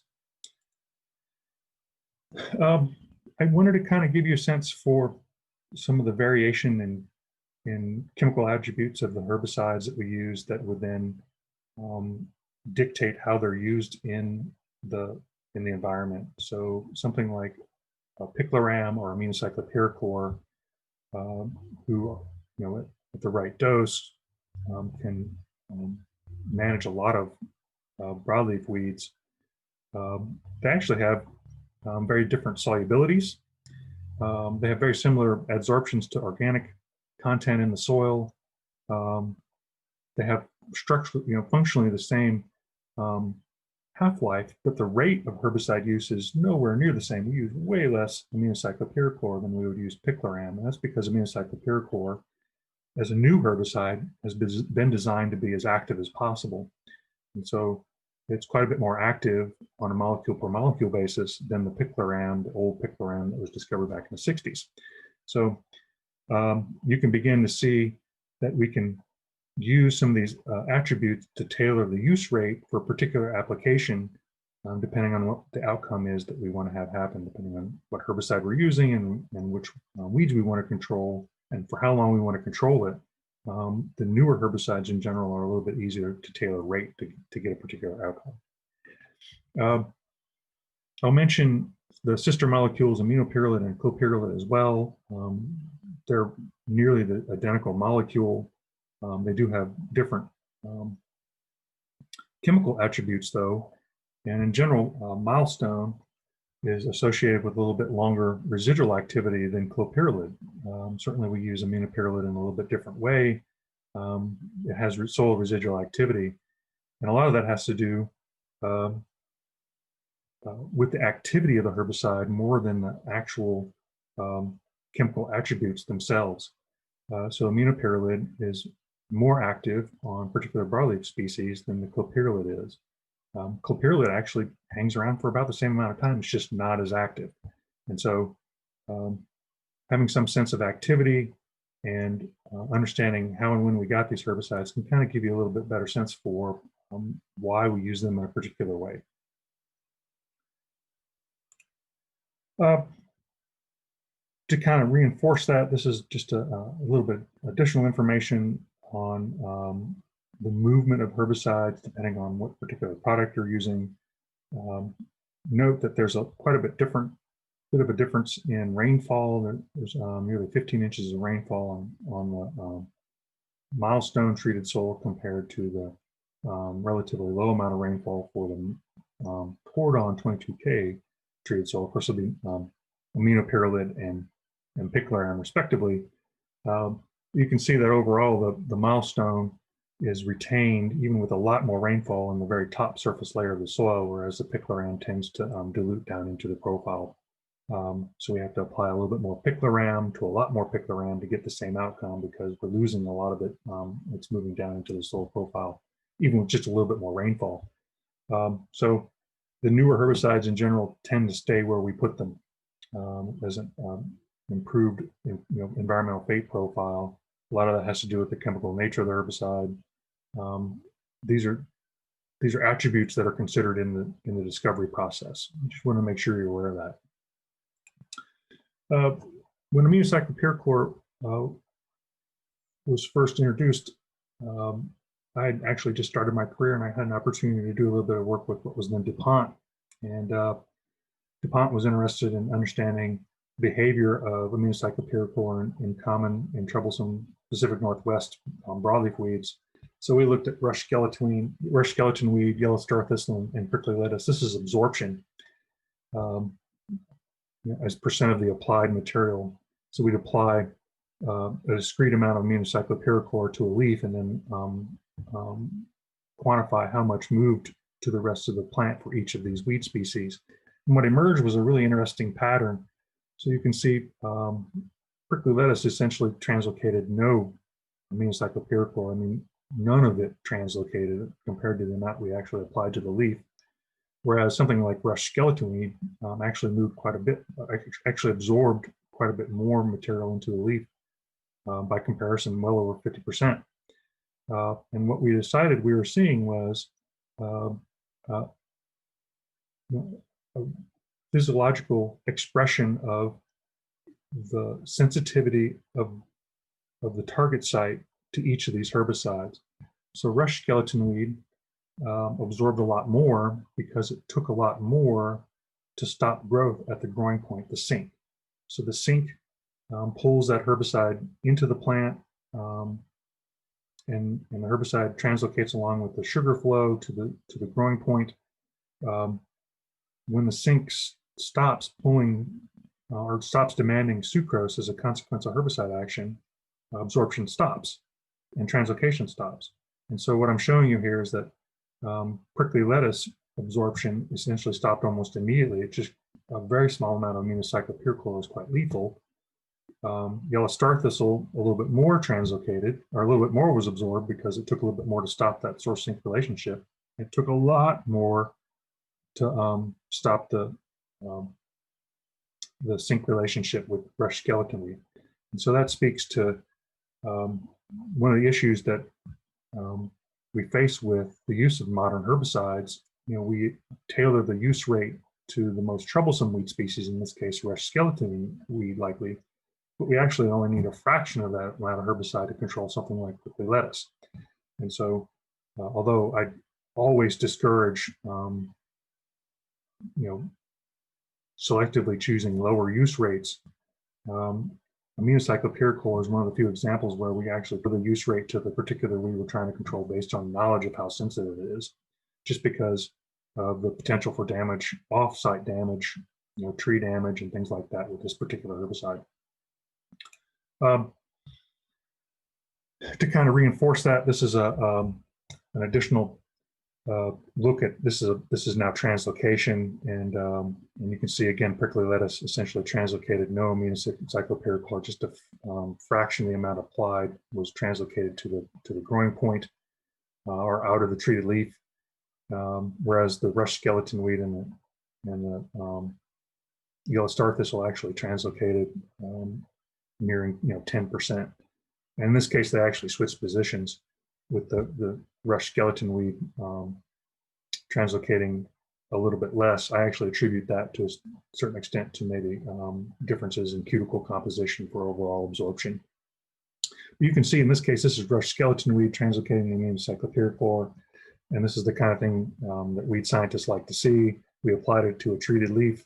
It went right to the meristem, but it also translocated pretty effectively down into that below ground perennial survival structure, likely killing quite a few growing points in it as well.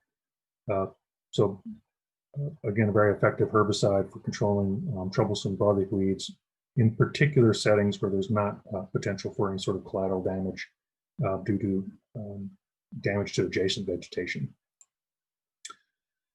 So it's just a quick overview of the plant growth regulators. I'll go into the, just very briefly touch on indaziflam. Like the plant growth regulators, this is something that herbicide interferes with cellular metabolism. In this case, it inhibits cellulose fiber production. Of course, cellulose is the critical component to plant secondary cell walls. It's the primary structure of plants in general. It's a unique and very strong molecule, and it's also very complex. Of course, it's made of multiple polymerized sugar molecules that are tied together into rosettes and then ultimately into a larger structure.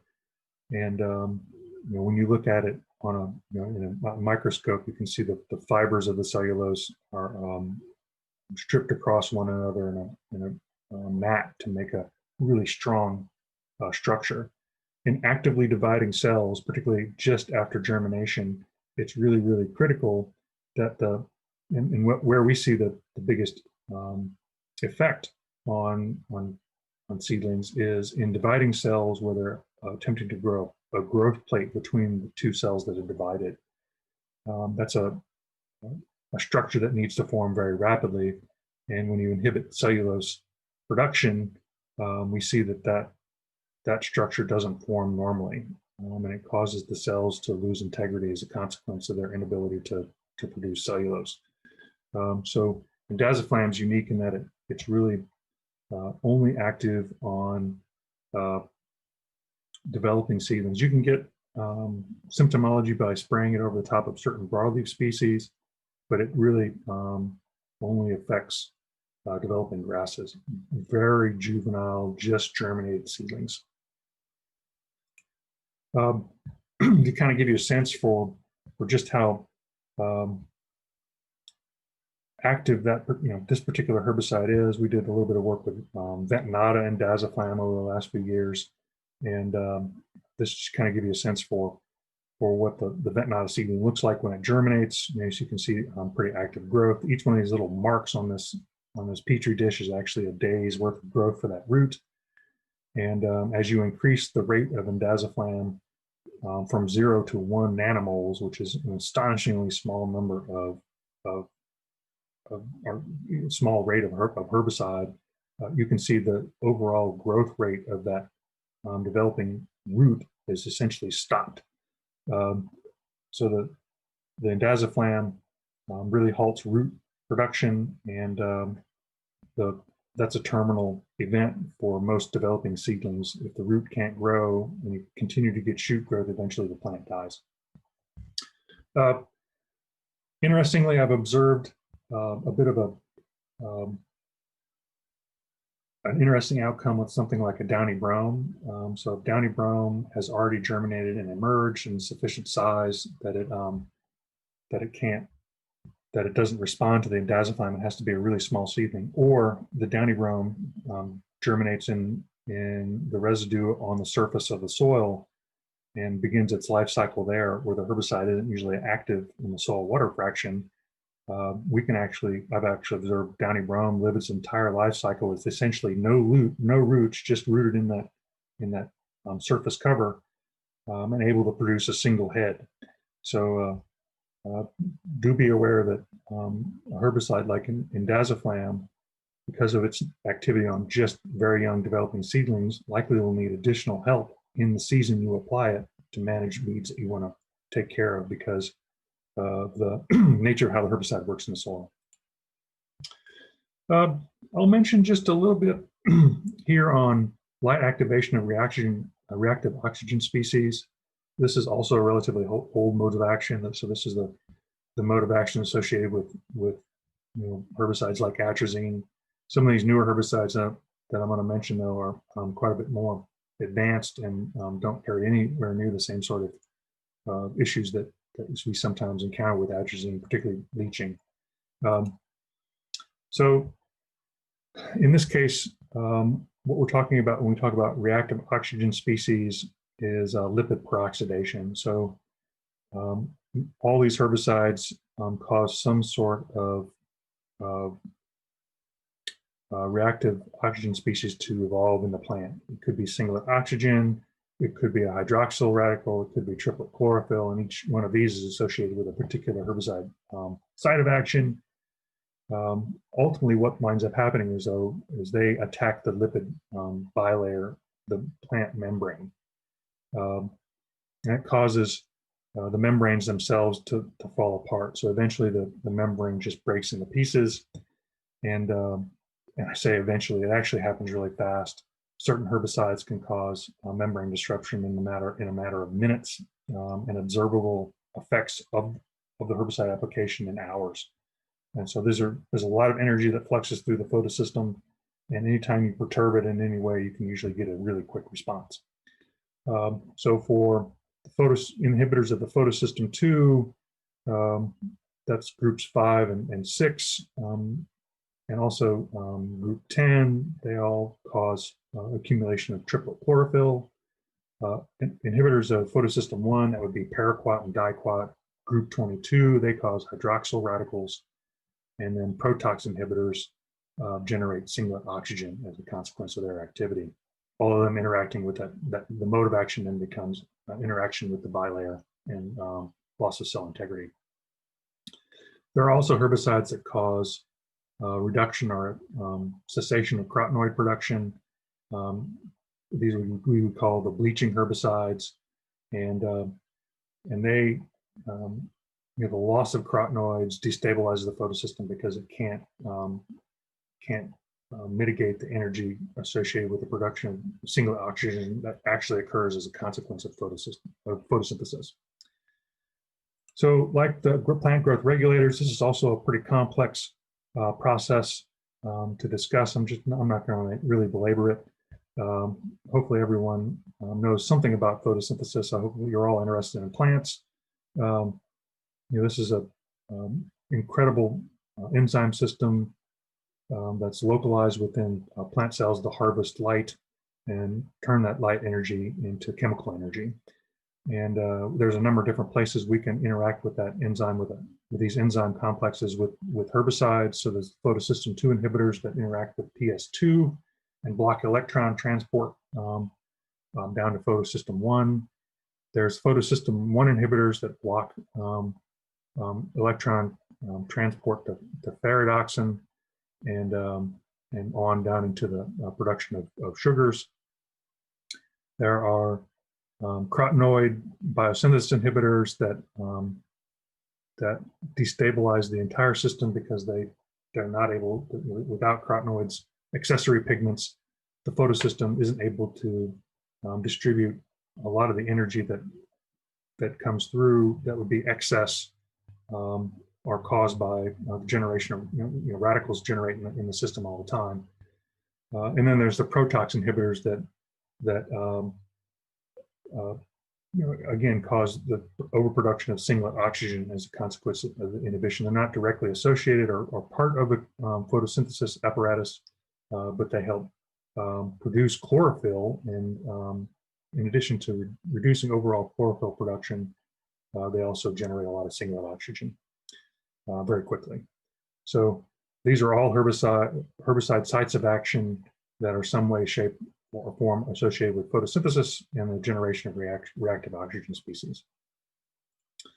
And so what you wind up with is some pretty amazing symptomology. So you can see spotting on the leaves, and you can see this is caused by drift injury. And this really speaks to how we use a lot of these post-emergence contact type herbicides. These are all contact type herbicides. Each little herbicide spray droplets caused a small necrotic spot on the leaf. And so at the right rate and a typical carrier volume, you would completely coat this leaf with droplets, and it would destroy all the cells in the leaf as a consequence of the herbicide application because we destroyed all the plant cell membranes. So you want to make sure you're using a little bit higher carrier volume, and you want to make sure you get a higher proportion of droplets onto the leaf. So you're completely coating the leaf with these contact type herbicides. Other herbicides in this mode of action are used pre-emergence. So herbicides like diuron and such would be applied to the soil and absorbed through the roots and developing shoots. When you apply them for soil residual activity, the leaves actually still have to come out of the ground because it requires light for activity. But what you wind up getting is a lot of herbicide movement in the xylem, not in the phloem, not in the living tissue, but in the xylem. And so the herbicide moves out to the leaf tip, where it then transfers into the active growing parts of the leaf, and that's where it begins to cause necrosis. So a pre-emergence photosynthetic inhibitor burns the leaf from the leaf tip down to the center. So hopefully that's giving you some sense of the incredibly complex nature of herbicide modes of action. Clearly there's a lot of other herbicide modes of action I wasn't able to cover. There's just an incredible diversity of herbicides, and using all these herbicides in the right place at the right time is really, really critical, and should be done with some knowledge of the herbicide modes of action, not so much from a physiological standpoint, but from a top level, knowing what you're mixing up. So you want to make sure you're using as many different modes of action as you possibly can to manage your weeds, primarily because we're seeing the use of multiple modes of action associated with a reduction in the likelihood of developing herbicide resistance. So to kind of end, and hopefully Albert will touch on this later in his presentation, but the idea is you want to make sure you're using multiple herbicide modes of action in a system, in addition to other inputs that you can identify and put your finger on that's controlling that particular weed species. So I think in non-crop areas, there's been a real dependence upon multiple herbicides, active ingredients in a mixture, but unfortunately, a little less thought given to whether or not each one of those active ingredients is actually having some activity on the individual species we're trying to control. And so as you think about and design your herbicide system, as you design your overall weed management system, taking the time to understand which individual active ingredients are actually having activity on each weed species is really critical. So I'll finish with this, just a little thought on overall herbicide use and just weed management in general. I invite you to reach out to me if you have any questions. And a lot of my research is on a website at Washington State University, smallgrants.wsu.edu. And we have a number of other multimedia presentations available there. If you like this or want to hear a little bit more about herbicide modes of action, I invite you to go have a look at that. I'd be happy to hopefully get a few questions and have a great day.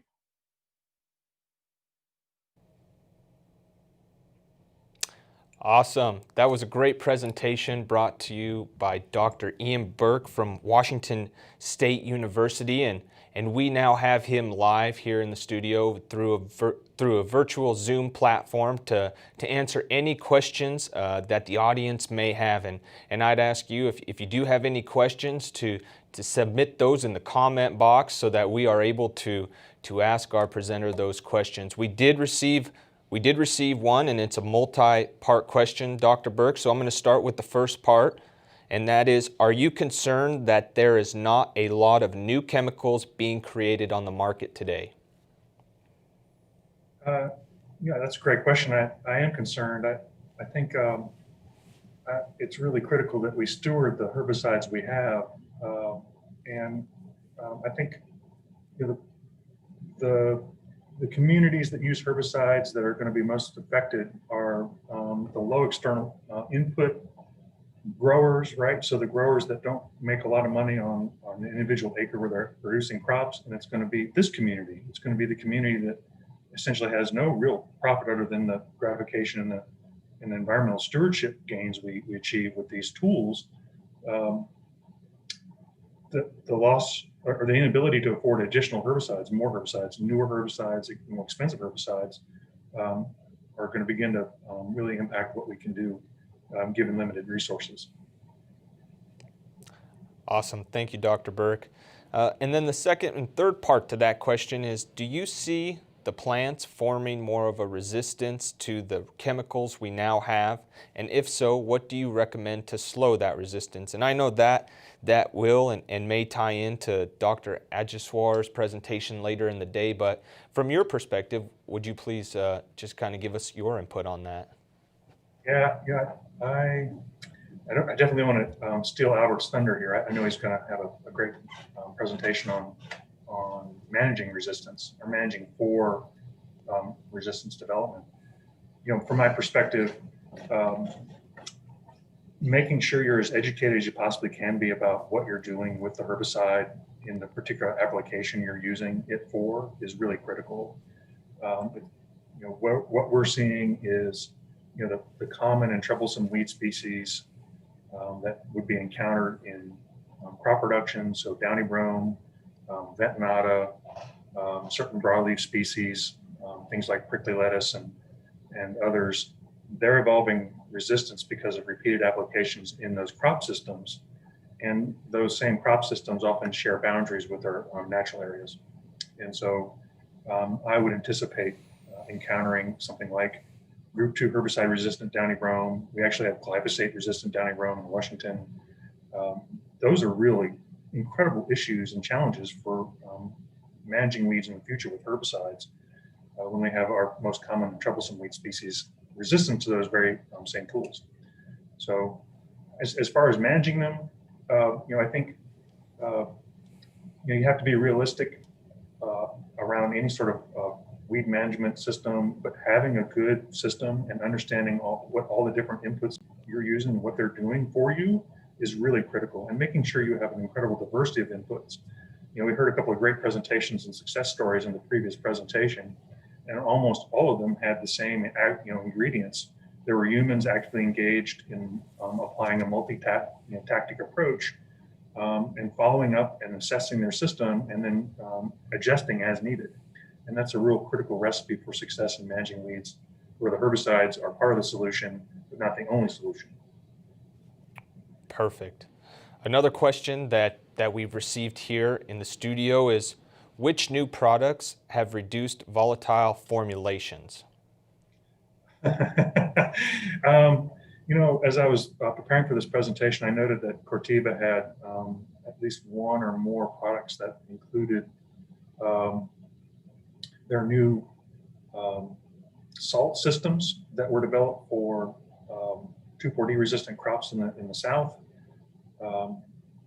Those were also available as non-crop herbicides, but I would be challenged to the name of the actual product. That's not a product name I keep in my hat. So, looking through the Corteva portfolio of products and also taking a good look at perhaps some of the products available from BASF would help the land manager choose those. That's a very important consideration to minimize off-target movement. Perfect. Thank you, Dr. Burke, for that answer and for that information. At this point, we haven't received any comments through the feed. I guess one question I would pose to you is, what type of research are you going to continue to work on into 2021, and do you have any new projects that are up and coming? My work is relatively fundamental and largely focused on crop production. I maintain a relatively active and open collaboration with Dr. Prather at the University of Idaho. We've got some additional work on Bentonata that should be coming out here in the next couple of years to help land managers deal with that particularly bad pest. I'm really interested in refocusing in on seed bank management and making sure that seed bank management is part of the discussion, consideration for what's actually in the soil you can't necessarily see, and finding ways to open up that little black box, understanding what's actually in the seed bank as we move forward. So I'm pretty excited about the prospects for a lot of that research. Awesome. Well, thank you, Dr. Burke. I don't see any more questions coming through the feed at this time, and I think you've done a great job answering the ones that have come through, and you provided us a great presentation on the modes of action. So I think we're running a few minutes behind schedule, so I appreciate your time, and thank you very much for joining us. So once again, thank you for the opportunity. Thank you very much, Dr. Burke, and we look forward to working with you down the road. At this point, there was a question that was emailed out to all the participants for your participation and to earn your pesticide applicator credit for this hour. That question for this session was name a method that you can use to control noxious weeds. Once again, name a method that you can use to control noxious weeds. Please email that to idahonoxiousweeds@gmail.com. Please be very responsive and send an email right now to idahonoxiousweeds@gmail.com. We will be back to join you in 3 minutes. We're going to take a 3-minute break and try to get back on schedule so that we can honor your day with us here. So we'll take a 3-minute break starting now. Thank you very much.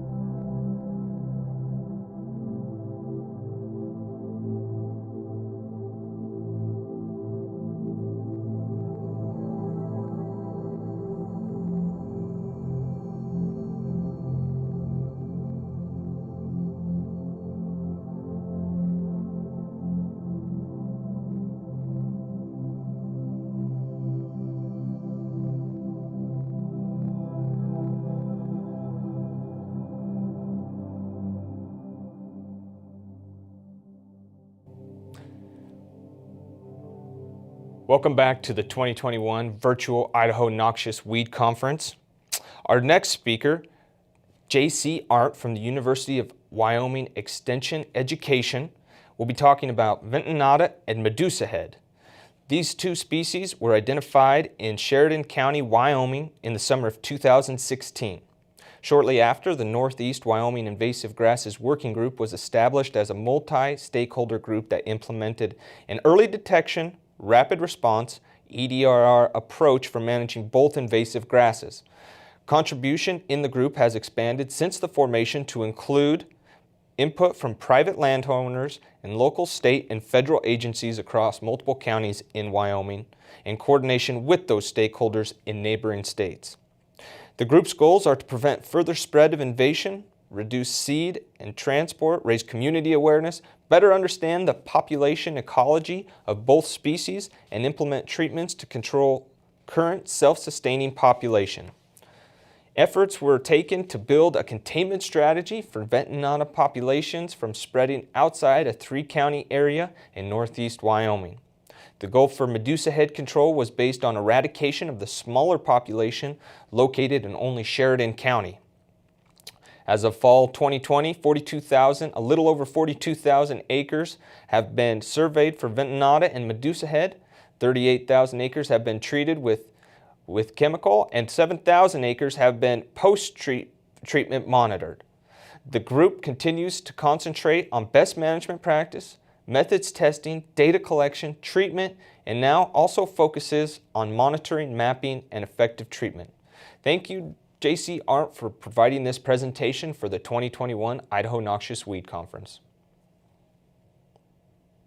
Hi everyone, my name is J.C. Arndt and I'm an extension educator with the University of Wyoming and also coordinator for the Northeast Wyoming Invasive Grasses Working Group, or commonly known as NUWIGWIG. So first of all, I just want to say thank you for the invitation to present here at the Idaho Noxious Weed Conference. I'd love to be able to talk to you all in person, but a virtual format will have to do for the time that we're in. So again, thank you, and we'll get started. So today I'm going to talk about invasive annual grasses in Wyoming, particularly Medusa head and Ventonata, which are relatively new to the state of Wyoming. I just want to say a quick thank you to all of the collaborators that I have listed on here and many more that have helped with the NUWIGWIG group and the management of Medusa head and Ventonata in Wyoming and the overall fight against invasive grasses. So to get us started, I just wanted to make sure we all are on the same page with a little bit of background in invasion ecology. So first of all, in Wyoming, we primarily work with 4 invasive grasses, mostly just the first 2, cheatgrass and Japanese brome, which are widespread throughout the state.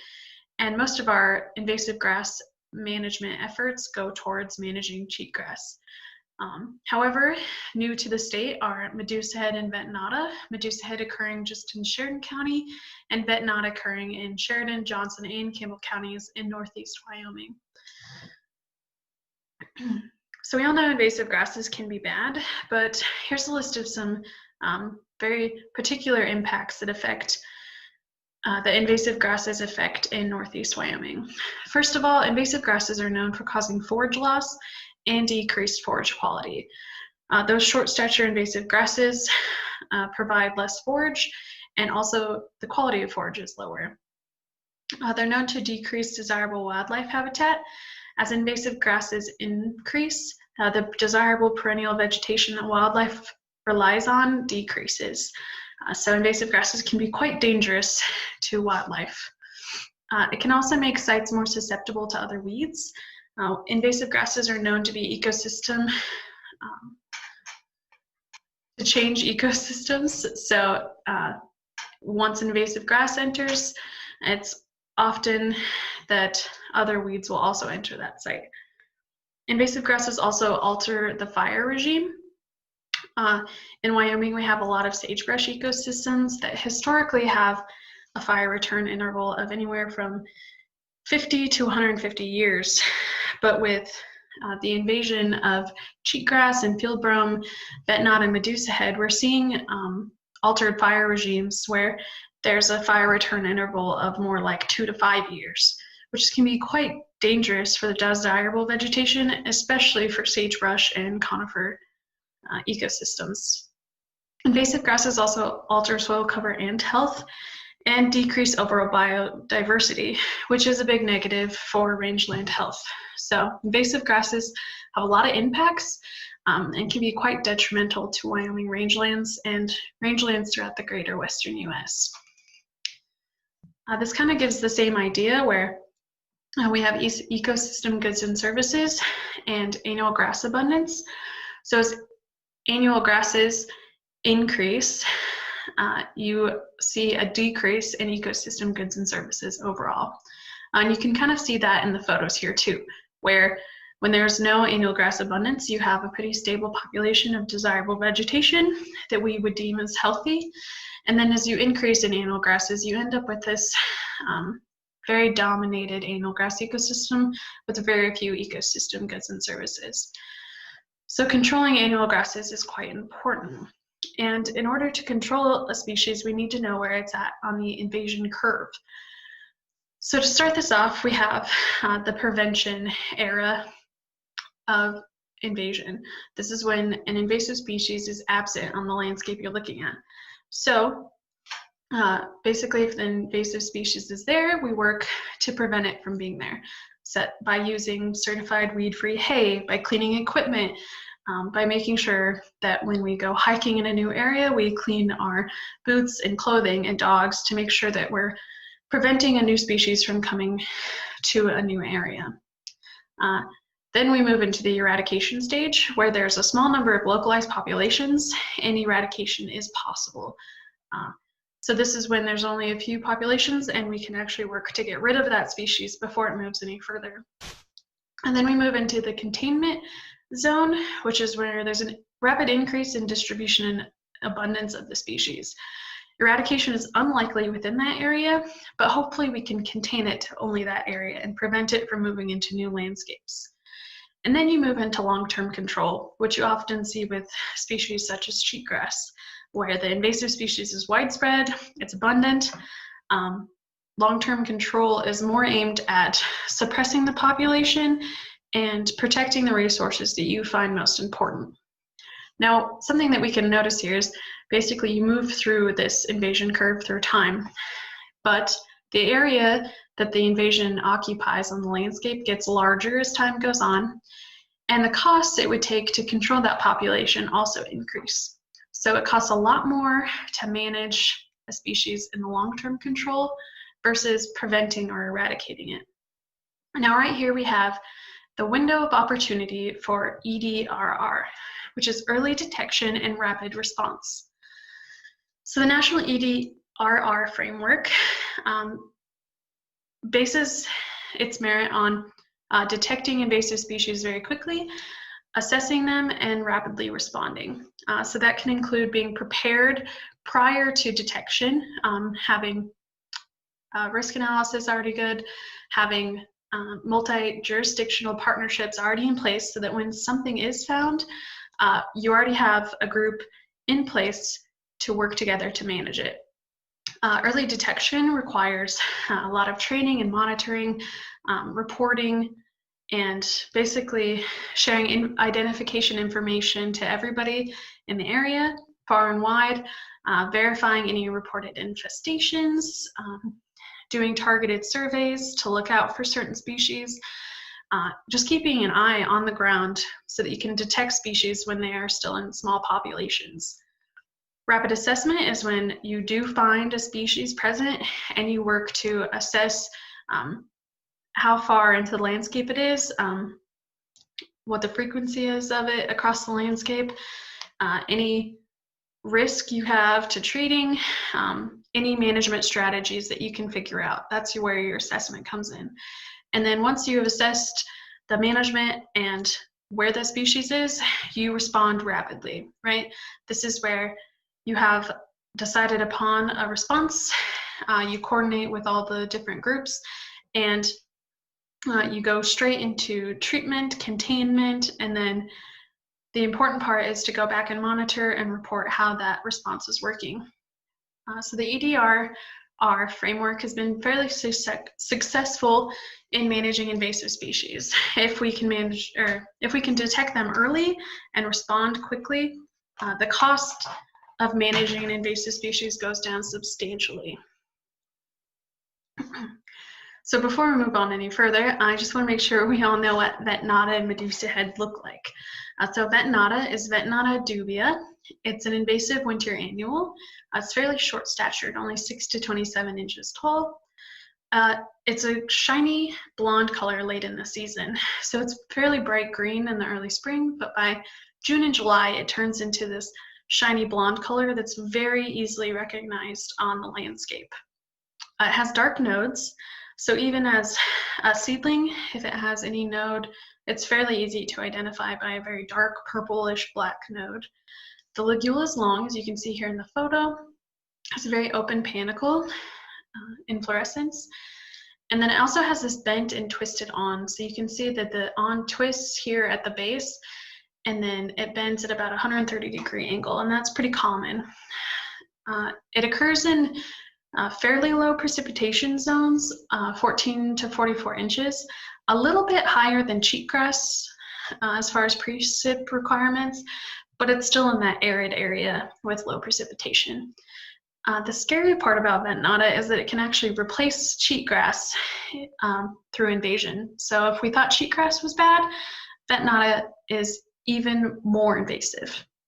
It also has a really high silica content, which makes it poor forage quality. So we know that cheatgrass can be used as a forage early in the spring when it's more palatable, and it still has some forage quality, while the silica content and the stature of Vetnata makes it basically useless as a forage.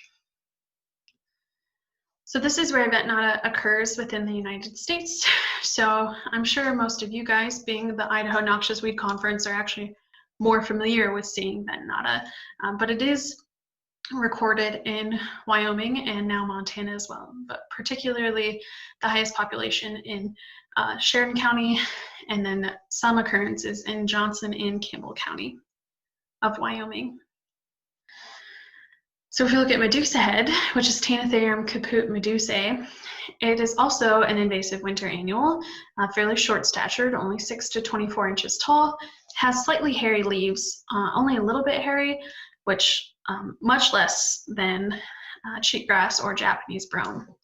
It has long barbed awns at 2 lengths. So when you feel the awns of this species, it almost feels like a cat tongue.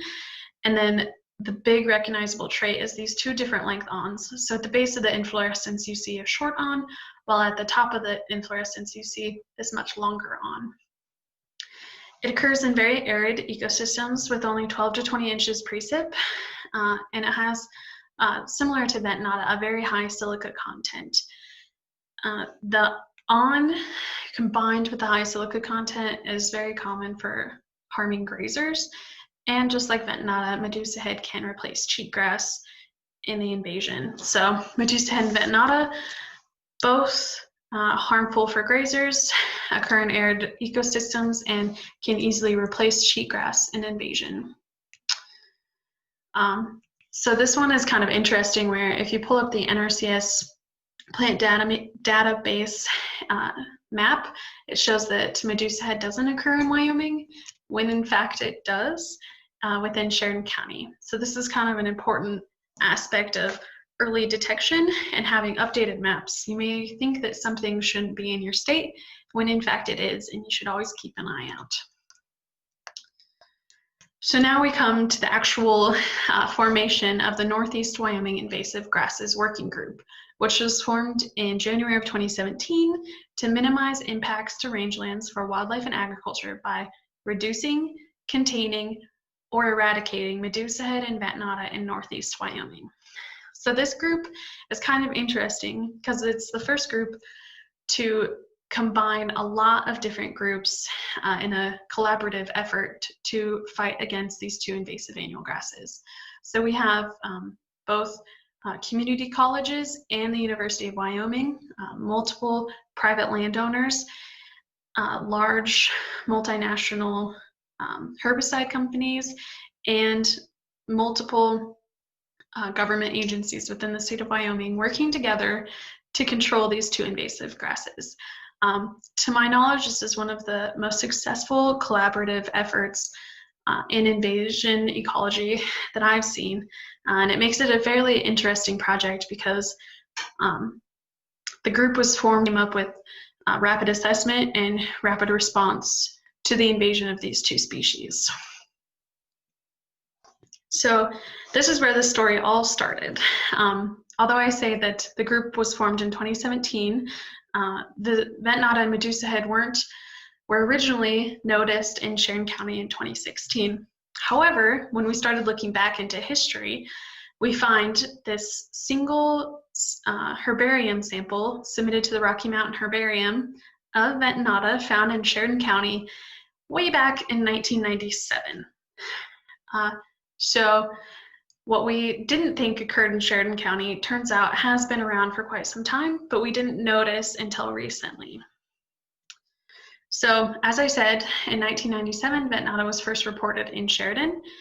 Then it was rediscovered in 2016 during a graduate student's field study where we were reading cover by species and noticed this species that we weren't quite familiar with, which was Ventnata.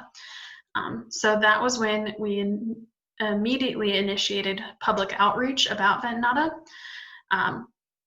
In the midst of looking for Ventnata populations and keeping our eyes more on the ground, we noticed that Medusa head was also in Sheridan County. So then we expanded our search of Ventnata and found it in Campbell County. Around the same time, we applied the first herbicides to the initially reported Ventnata site. Shortly after that, in December of 2016, the Wyoming Cheatgrass Task Force basically made a charge towards treating this invasion. There was an initial strategy developed in January of 2017 when New Wigwig formed. And then we started field surveys right away. Shortly after, we found Ventnata in Johnson County. And at the end of surveying, we had surveyed 20,000 acres and treated 2,000 acres of Medusa head. To around the same time, New Wigwig drafted our initial strategy, which was to eradicate Medusa head. It was in a fairly small localized population, only in Sheridan County, so we wanted to eradicate it. Meanwhile, Ventnata was a little further on the invasion curve, more into the containment zone. So a strategy with Ventnata was to find all populations and contain them into just one area. So shortly after that, we found more Medusa head outside the survey area, so we had to expand our strategy for that as well. And then in November of 2017, the Wyoming Weed and Pest recommended both Ventnata and Medusa head for state designation as noxious.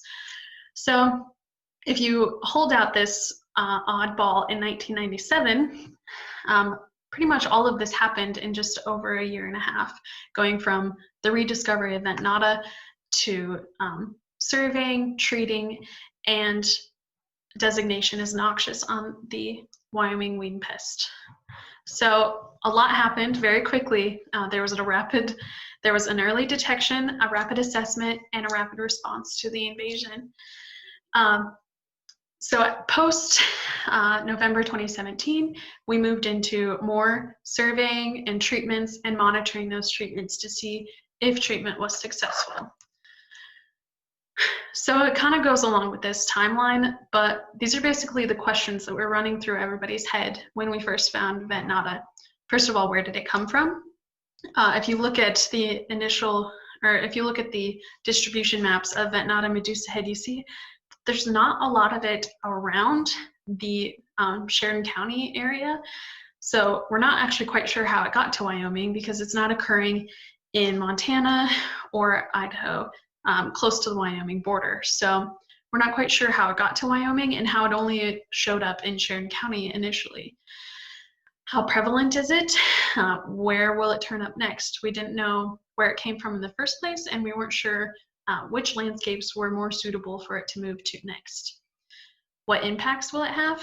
At this point, we weren't sure how invasive it is and how it would impact wildlife or other desirable vegetation, or even livestock and production agriculture in the area.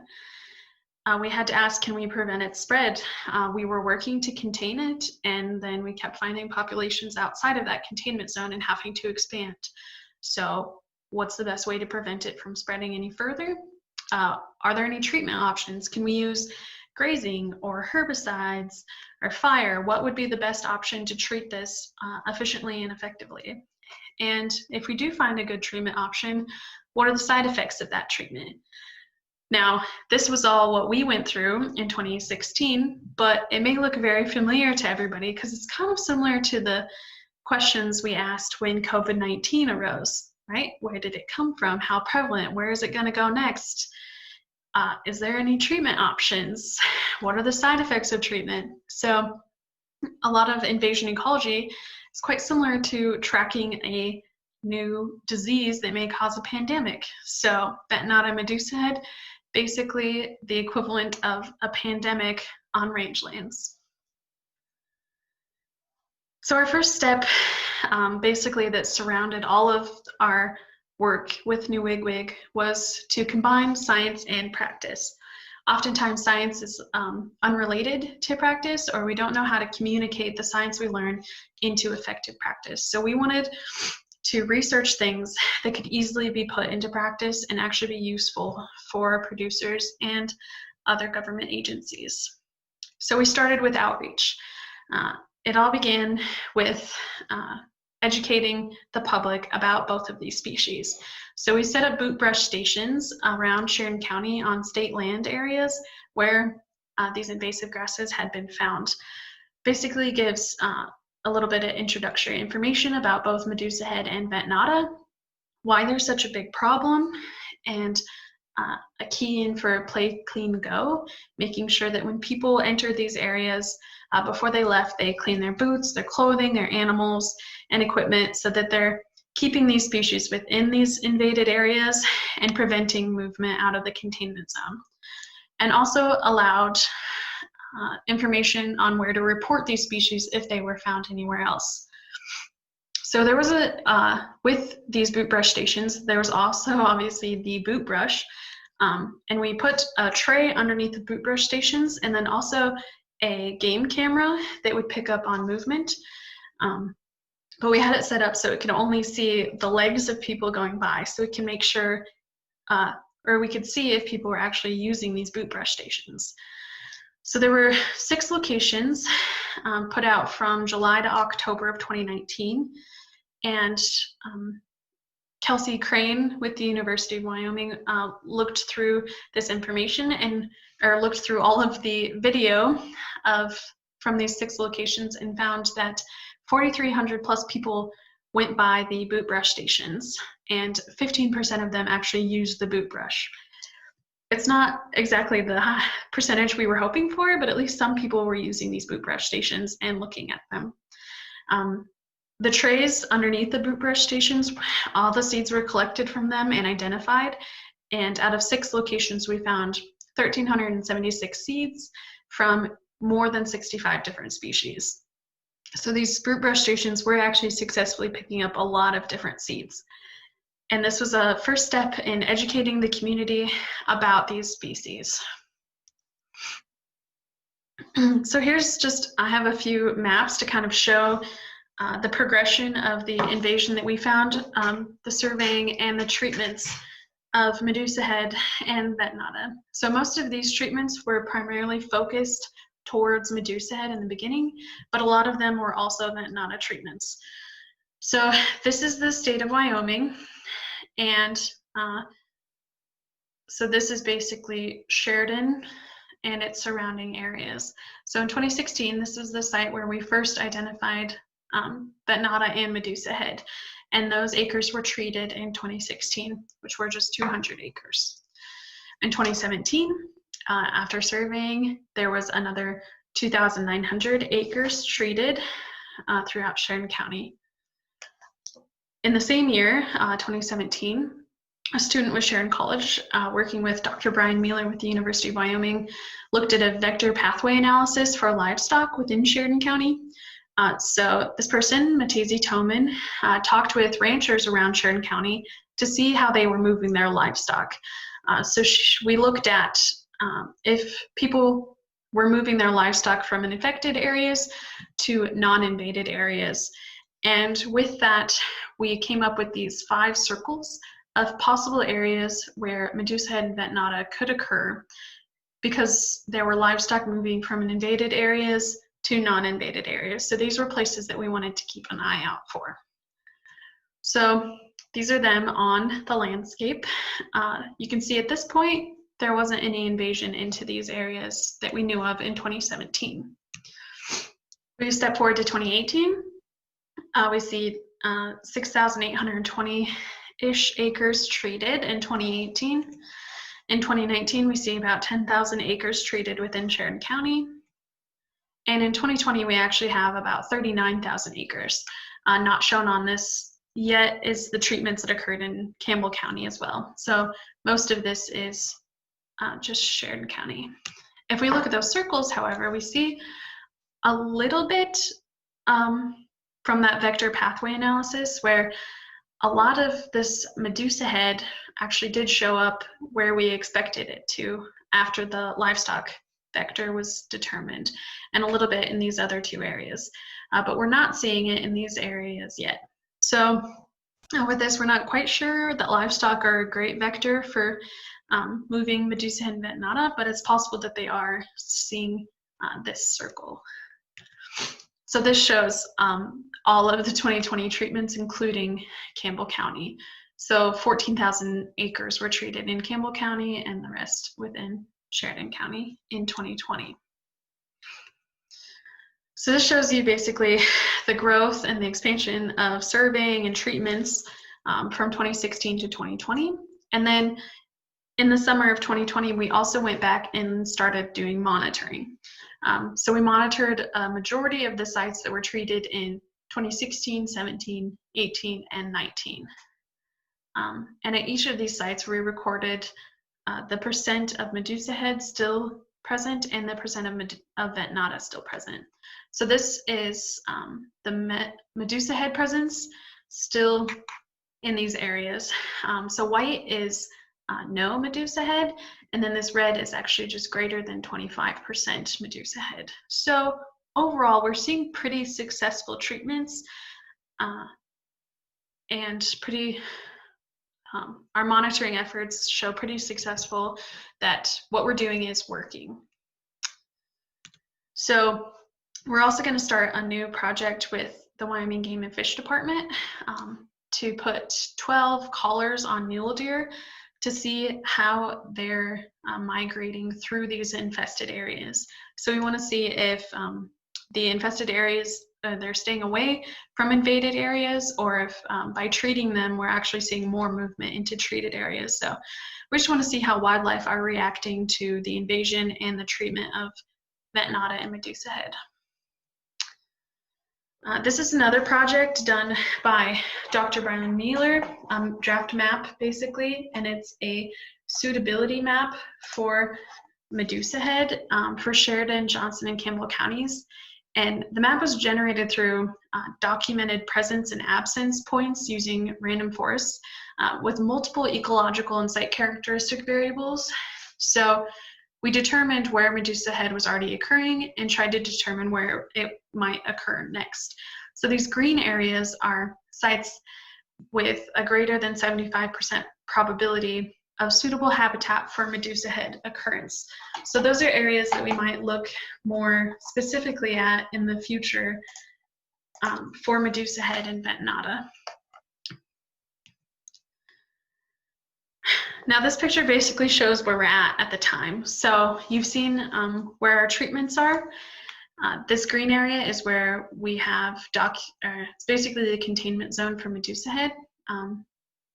what we want to keep doing is survey and control all documented medusa head populations in order to eradicate it from the area. This purple box is the containment zone for vent nada, and we're working with landowners to block up watershed vent nada treatments so we can get larger treatments done more effectively and efficiently. We're also increasing surveillance along this containment zone edge to make sure that we're detecting any vent nada populations occurring outside of that containment zone, and also increasing community education and outreach. So I've talked that our treatments were pretty successful, but we might want to actually talk about what those treatments were. So we went with herbicide treatments. We did Esplanade and Accord the first year in 2016 because the vent nada had already, or the vent nada and medusa head had already emerged, so we treated them with Accord as well. So this shows a pretty distinct difference between the treated side and the non-treated side, where treatment is working pretty effectively to minimize medusa head in this site. This is a vent nada treatment. Also, you can see the very shiny blonde color of vent nada that I talked about. This was treated in August of 2018 with Esplanade, which is indaziflam. And you can see a pretty big difference between the treated and non-treated site here. So you may be wondering, what is Esplanade? It is also called indaziflam, and it's a root inhibiting herbicide that remains in the top 1 to 2 centimeters of the soil. So this herbicide is quite interesting because it just remains here in the top, where basically cheatgrass and seeds are controlled from germinating because the herbicide occurs here in the top layer. But when you have an established perennial plant whose roots reach below that herbicide zone, there's no uptake of the herbicide and the perennials are released from the treatment. So this herbicide is very cool. It also is known to last up to 3 years in the soil, so we can have pretty effective control for a couple years rather than just 1 season. So following treatment with Esplanade, we looked, one of the University of Wyoming graduate students under Dr. Brian Mueller, his name's Tanner Hart, he looked at the biomass of annual and perennial grasses throughout the grazing season following treatment. So biomass on the y-axis, and then you have this grazing period through May to October, and the non-treated is yellow and the treated is the brown color. So you can see here with treatment, annual grass biomass is decreased, which we can assume is pretty normal. We saw that in the photos where the annual grass is reduced. But what's really cool about this is that perennial grass biomass was actually improved by treatment. So not only are the annual grasses controlled, but the perennial grasses actually have more biomass with treatment. If we look at it a little bit differently, this, instead of showing treatments, this is just annual grass in yellow and perennial grass in brown. And this is the actual forage quality of the grasses. So we can see that when that crude protein is much higher in perennial grasses throughout the grazing season than in annual grasses. And the same can be said for total digestible nutrients. Perennial grasses have higher quality nutrients throughout the grazing season. So not only does treatment improve perennial grasses, but the perennial grasses also have higher crude protein and total digestible nutrients. So treatments are increasing forage, and that increased forage is higher quality, which is a very good thing. And we can see that here in the photo. Not only are the annual grasses reduced, but there's more perennial grass in this treated area, and that perennial grass has higher quality. So as I said, I kind of explained indaziflam on its own, but we have to wonder what happens if you don't have established perennial plants here. The thought process is if even a perennial seed falls within this herbicide layer, it will be unable to emerge either. But possibly if you can seed at a deeper depth and that desirable species can still germinate, you can actually have new plants growing from this deeper depth. So even when the residual of this herbicide is 3 to 4 years, you may be able to escape that herbicide layer and have new emergence. And this is really important for restoration efforts. So another graduate student under Dr. Brian Mueller, Jody Kroos, is looking at this idea. So she looked at emergence of 2 species in the greenhouse at different depths. So the treated and the not treated is this darker gray. At a low depth, so basically at the soil surface, 0 centimeters, blue grama has fairly good emergence. But as you go deeper into the soil, blue grama has lower emergence. So when you actually treat blue grama with indaziflam, you see inhibited emergence at those lower depths. And then at these deeper depths, you see low emergence as well. However, with western wheatgrass, you see that it is pretty good at emerging at all depths, even up to 2.5 centimeters. So when we treat it with indaziflam, that herbicide zone, the higher, or that 0 to about 1.5 centimeter depth, is inhibited by the indaziflam. But if you seed at a deeper depth, it may be possible to escape that herbicide layer, still germinate and grow effectively. So this was moved into a field study, and unfortunately we don't see a significant difference between treated and non-treated emergence. But there are a lot more variables in the environment in a field study, so we're trying to tease out what's actually occurring here where there is no difference, and hopefully we can come up with a field situation where we can still see this response where there's still emergence at deeper depths. So the hope is that we can use indaziflam and still have emergence of desirable species if we plant them at deeper depths. Another project we're looking at, this is a project done by Dr. Beth Fowers with Corteva, or she works for the University of Wyoming, but it's a project done with Corteva to look at seedling emergence following herbicide treatment. So rather than indaziflam, this study looks at fluoroperoxyfen benzol treatments and aminopyrrolid treatments. So fluoroperoxyfen benzol is more commonly known as Rinskor, which Corteva makes, and aminopyrrolid is commonly known as Milestone.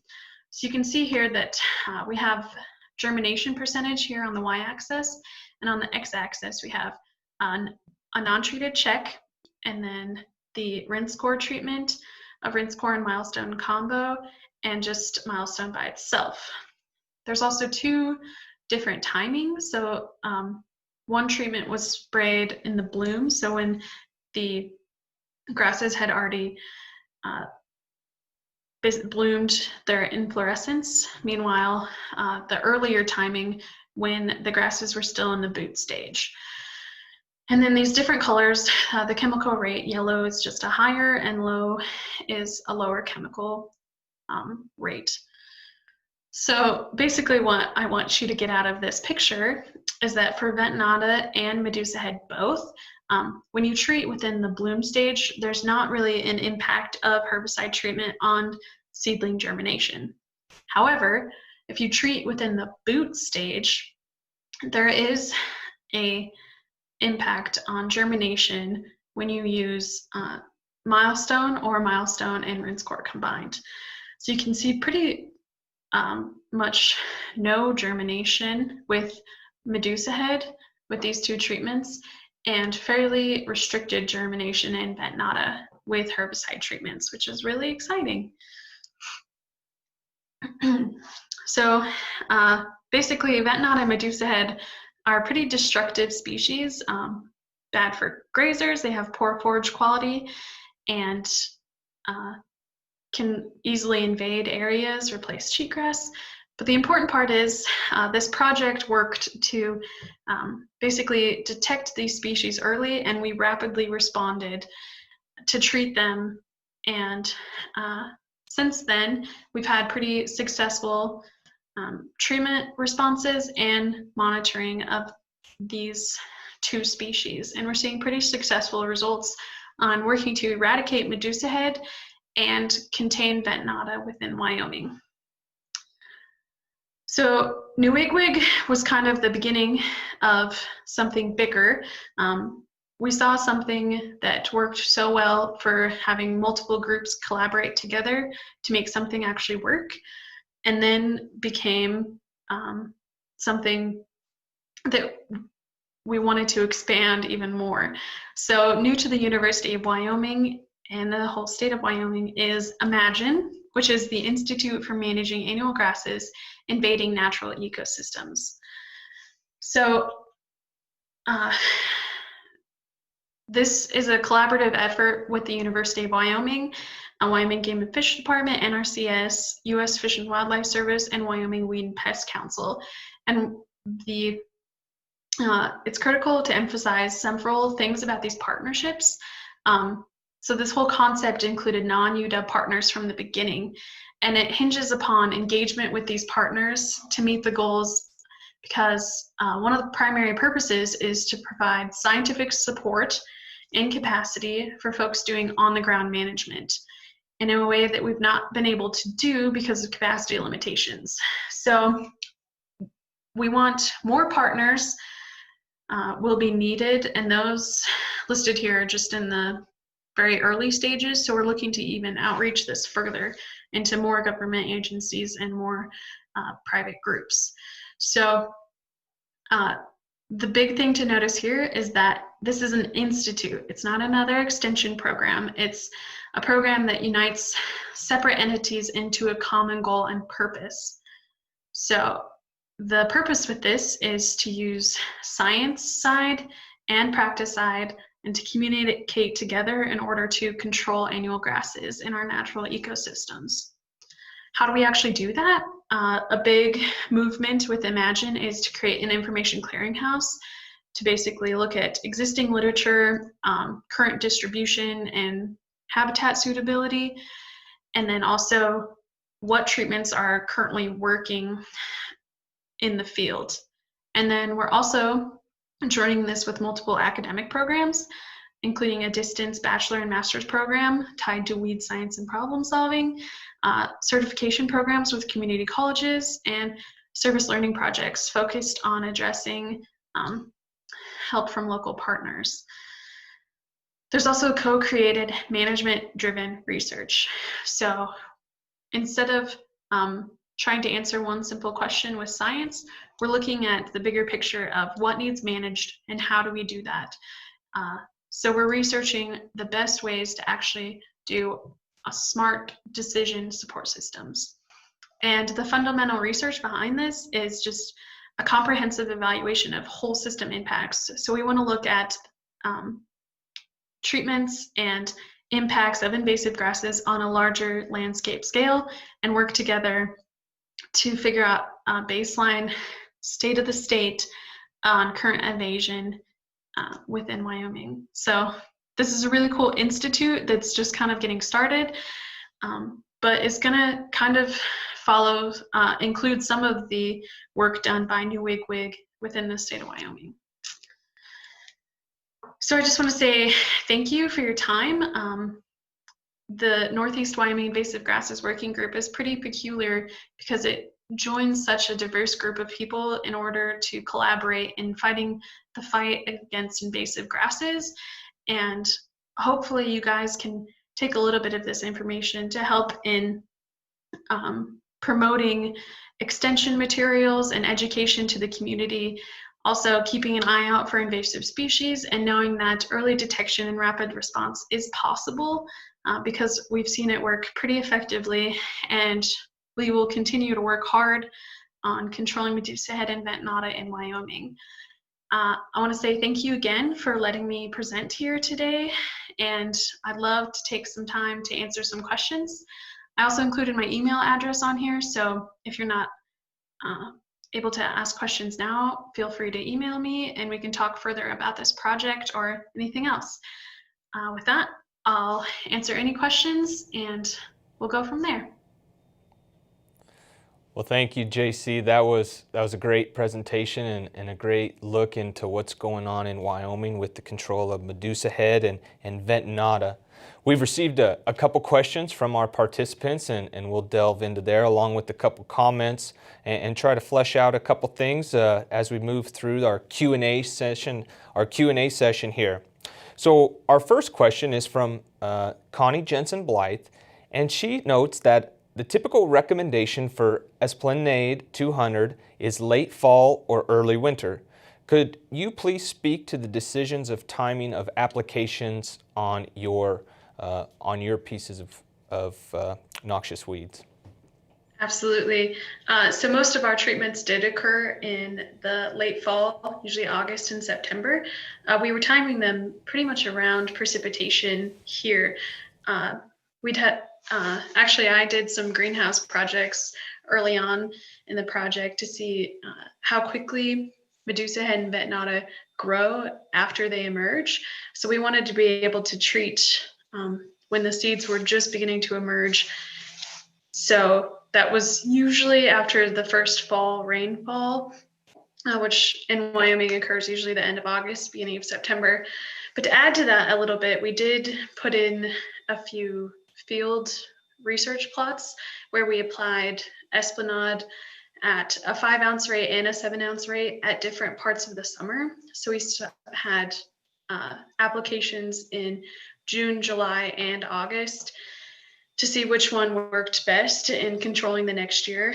And we haven't had complete data written up from that, but just off of first viewing some of those plots, we're seeing actually pretty significant control regardless of timing of the treatments, because that Esplanade remains in the soil for about 3 years. As long as we treat before the seedlings emerge too far, then we're usually pretty safe. Awesome. Thank you for that response there. And the next question is, can these habitat suitability models for Ventonata and Medusa Head be extrapolated? The question is derived from the person being curious about the covariates used and what field or remote data collection would be needed to run similar models for central Idaho. Right. So most of those models were created from Brian Mueller, and he passed them on to me. It was some work done by Karen Noseworthy. Actually, she used these models for cheatgrass modeling throughout the state of Wyoming, and Brian has been altering them for Ventonata and Medusa Head. At this point, it's not 100% ready to go out, but when the time comes, we can definitely do that. And if I forgot who you said asked the question, but if you'd like to contact me at my email, and when those become more available, we'd love to get that information to you too. Awesome. Thank you for that answer. There was a comment made by Dr. Tim Prather that the grasslands around Sheridan are very productive, and he's elated to see your efforts at the control of these 2 annual grasses. So we want to commend you on your work there. Dave Wink, his comment or question was, do you recommend a soil surfactant with Esplanade 200? We haven't needed one at this point, so no, I don't. Perfect. At this point, we haven't seen any other questions come through our comment box. I guess to circle back around to your, at the beginning of your presentation, you talked about education and educating the public on awareness. What types of, you had your placards, did you utilize social media, any type of advertising or through radio waves or police, or through television in that capacity to get that awareness out there? Yeah, so at the moment, there's not a lot of the online presence. I'm actually working on putting together some Facebook pages for the group just to get more involvement out of the community. We did, however, have quite a few in-person field tours within the first few years of discovering Ventonata Medusa Head in Sheridan County. So we actually had one every summer in 2017, 2018, and 2019. And for all 3 years, we had around between 100 and 150 participants that came out to the field, and we shared some of the information we were learning right away and actually let them come see these two species in the field. And we went to a couple different locations within Sharon County. So mostly our biggest outreach on that one was an in-person field tour. But we're also putting information in field bulletins and trying to spread information more and more. I was just put into this position actually in July. So my initiative is primarily trying to get more outreach through social media and more of an online presence, and we're working on that. Awesome, thank you. We've had a couple more questions come in. One from Dr. Tim Prather. Do you think you have hit a maximum acreage treated, or do you think you will still be increasing the area treated? I think we'll still be increasing the area. Some of the, in our efforts to monitor already treated areas, we've started picking up some, just by walking to a monitored area, we're picking up areas that weren't treated and there are Medusa head or vent nata present. And honestly, with the vent nata, we're nowhere close to complete treatments. We're trying to contain it, but it's pretty widespread throughout most of Sheridan and Campbell counties.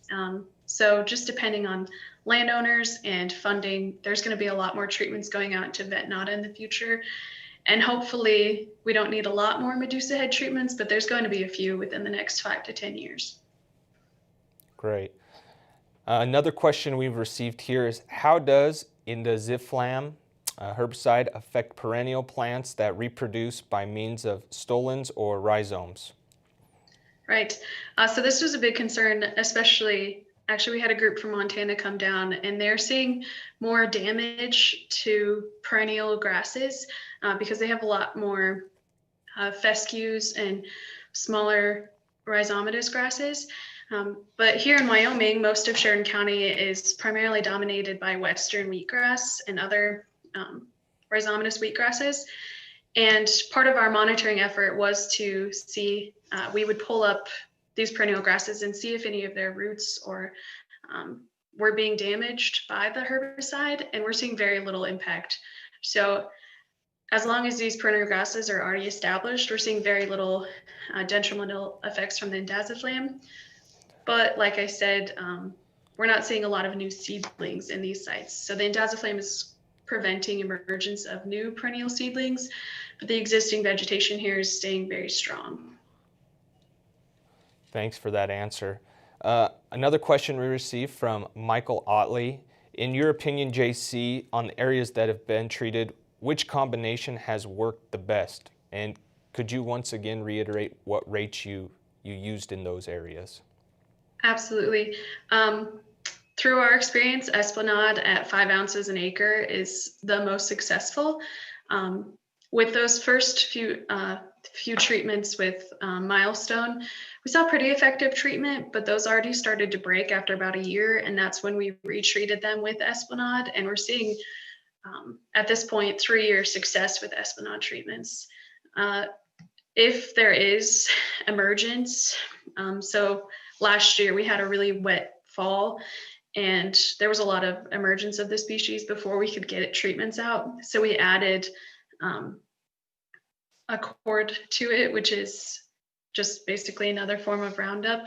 And so with that, once species had already emerged, we did add a second herbicide that was a contact herbicide to control those that had already emerged. But we're seeing, and I'm not 100% sure what the rate of the Roundup that we used was, but I can easily look that up and get it to you. But with our treatment so far, Esplanade at 5 ounces an acre is really successful. And we're not seeing much of a difference between, in our test plots, between 5 ounces and 7 ounces an acre. So 5 seems to be plenty to get the job done.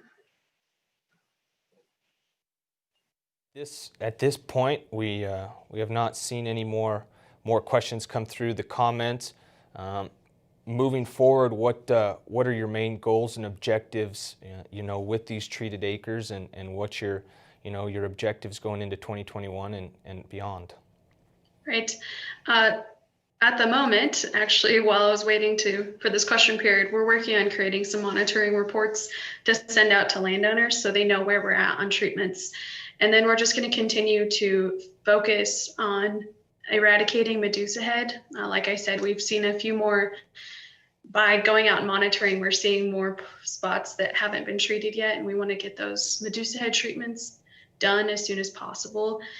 And then, as I said before, education to the public, because Medusa head is just in Sheridan County, doesn't mean that it could easily somehow spread outside of that. And we're trying to educate outside of the containment zone to make sure that the rest of Wyoming, parts of Montana, we've even done a few presentations in North and South Dakota to make sure the entire area is educated that these species are nearby and make sure people have their eyes out for them. Those are our main points. I mean, it's kind of a endless fight with invasive species. So we're just trying to keep on top of things, continue treatments, continue interest in controlling the species.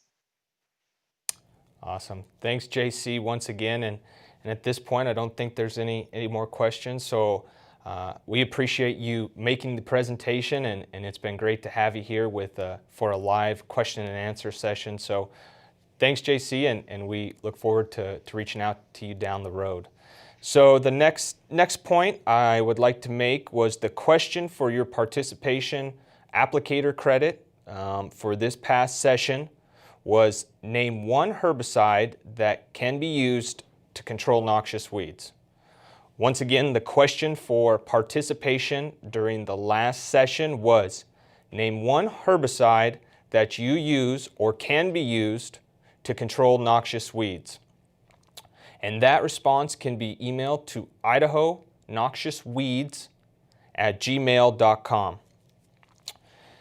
I believe that I'm standing between you and what is a lunch break, so I don't want to belabor anything too long, but I'd like to thank you for joining us for this morning presentation here. And we will be joining you again at 12:30 for our afternoon presentations. So we will see you and have a great lunch break. Once again, 12:30, we will reconvene for our afternoon presentations. Thank you very much.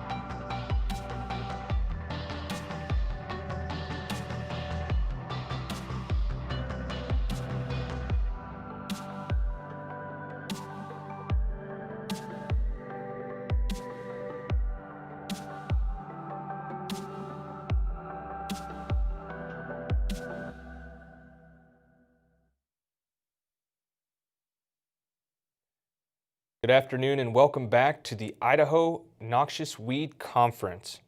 I want to start off this afternoon session by recognizing our sponsors. As mentioned this morning, we appreciate your sponsorship of this conference, even though it comes in different setting than normal past years have gone.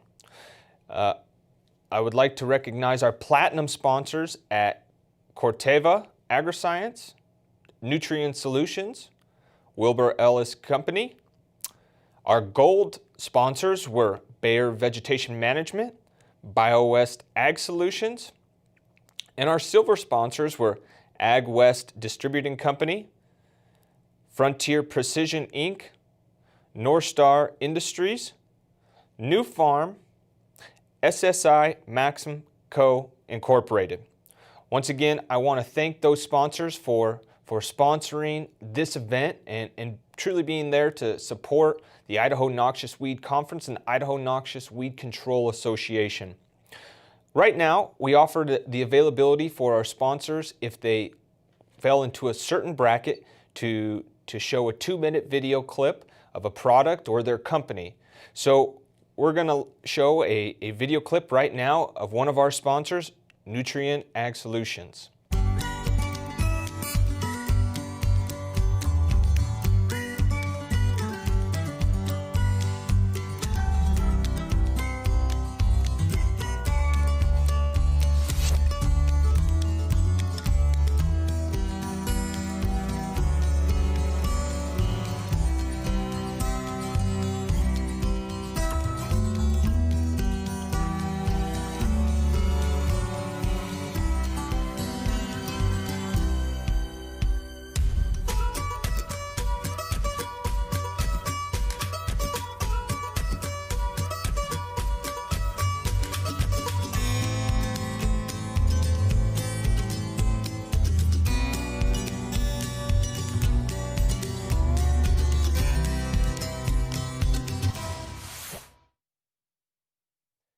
Thank you, Nutrient Solutions, for sponsoring this conference in the Platinum category. And that was a great video that we just showed that talks about or showed about Nutrient Solutions.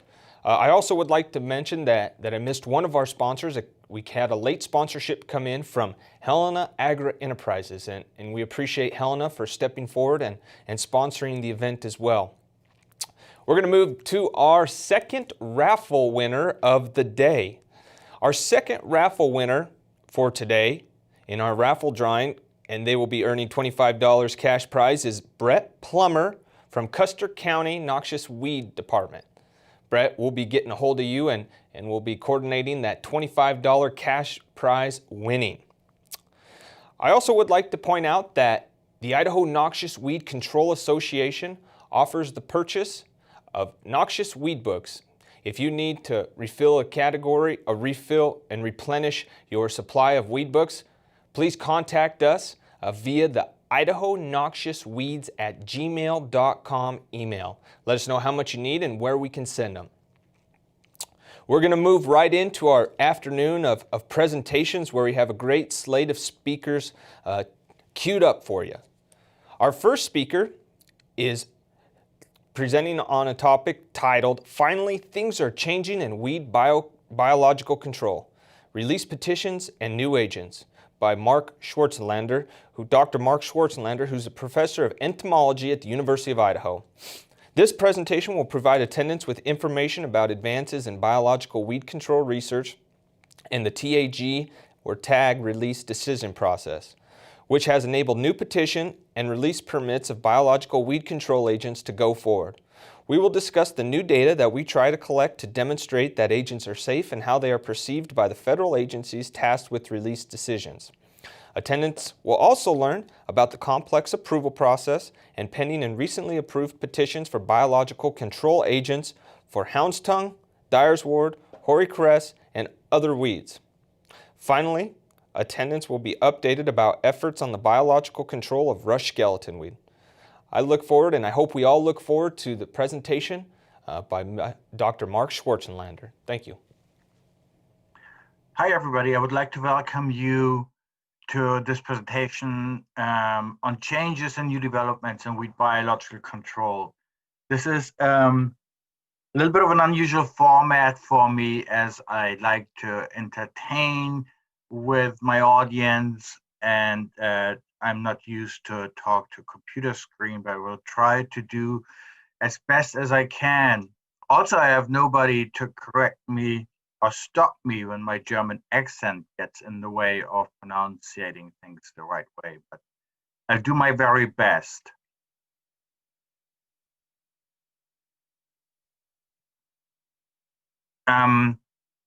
It has been 20 years now that I'm at the University of Idaho, and I remember well the first time that I gave a joint presentation at the time in 2001 with Tim Prather and Rick Waitley introduced us.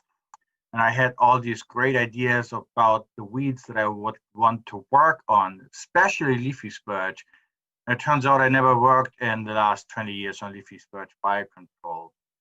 But we did quite a bit of work. I'm now on graduate students 20 to 24, and we have worked on 7 different weeds. I list them here in this slide. And I think we published quite a bit of important data on aspects of biological weed control of these weeds. But really, the most important thing that a weed biocontrol researcher can do is, of course, to develop new biocontrol agents for new weeds or for existing weeds. And honestly, in 2 decades that I've been here, I in a way failed you on that. I have not my name associated with any biocontrol agent that has been released yet for any of these weeds. I certainly did a lot of work, but so far, no biocontrol agents released.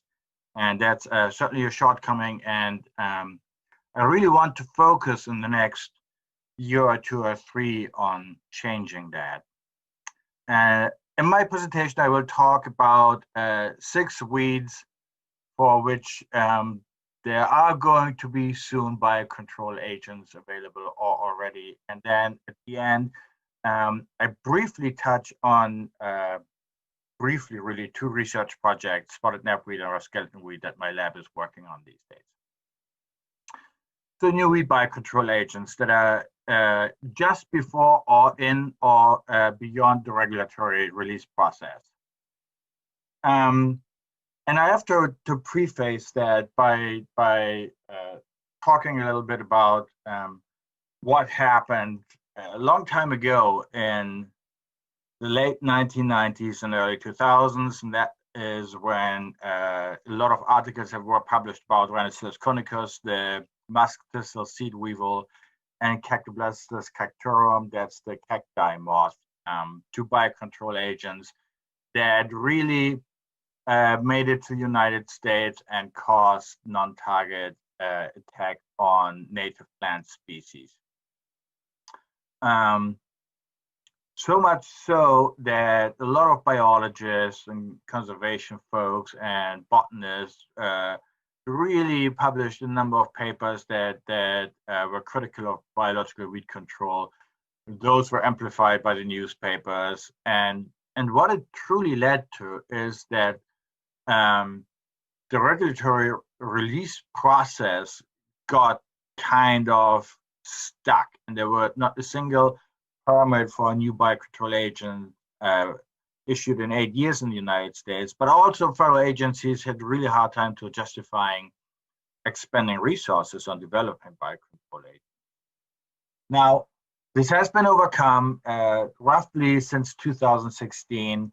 And it took a lot of articles that had to be published, that reviewed, that and showed that biocontrol is really fundamentally a safe discipline and did not cause nearly as much harm as was feared. It also took USDA, APHIS, and Fish and Wildlife Service to consult and a new personnel to come in.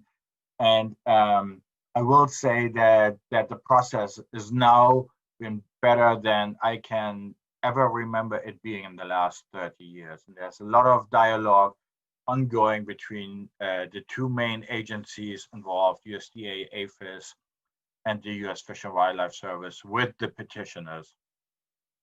We try to do our part in trying to publish accounts that said that biocontrol is a safe discipline. So, and I want to review really quickly the process, the release permitting process. And this is a very abbreviated version of the regulatory process. It's much more complicated, but for all intents and purposes, I simplified it quite a bit. So it starts with the researcher, that's me, or someone else, Jeff Littlefield in Montana, or Tim Collier in Wyoming, submitting a petition for release to USDA APHIS. APHIS then sends that petition out to an advisory group where all federal agencies that have a land management charge are represented, and then those members of those agencies route the petition within the agencies and obtain reviews.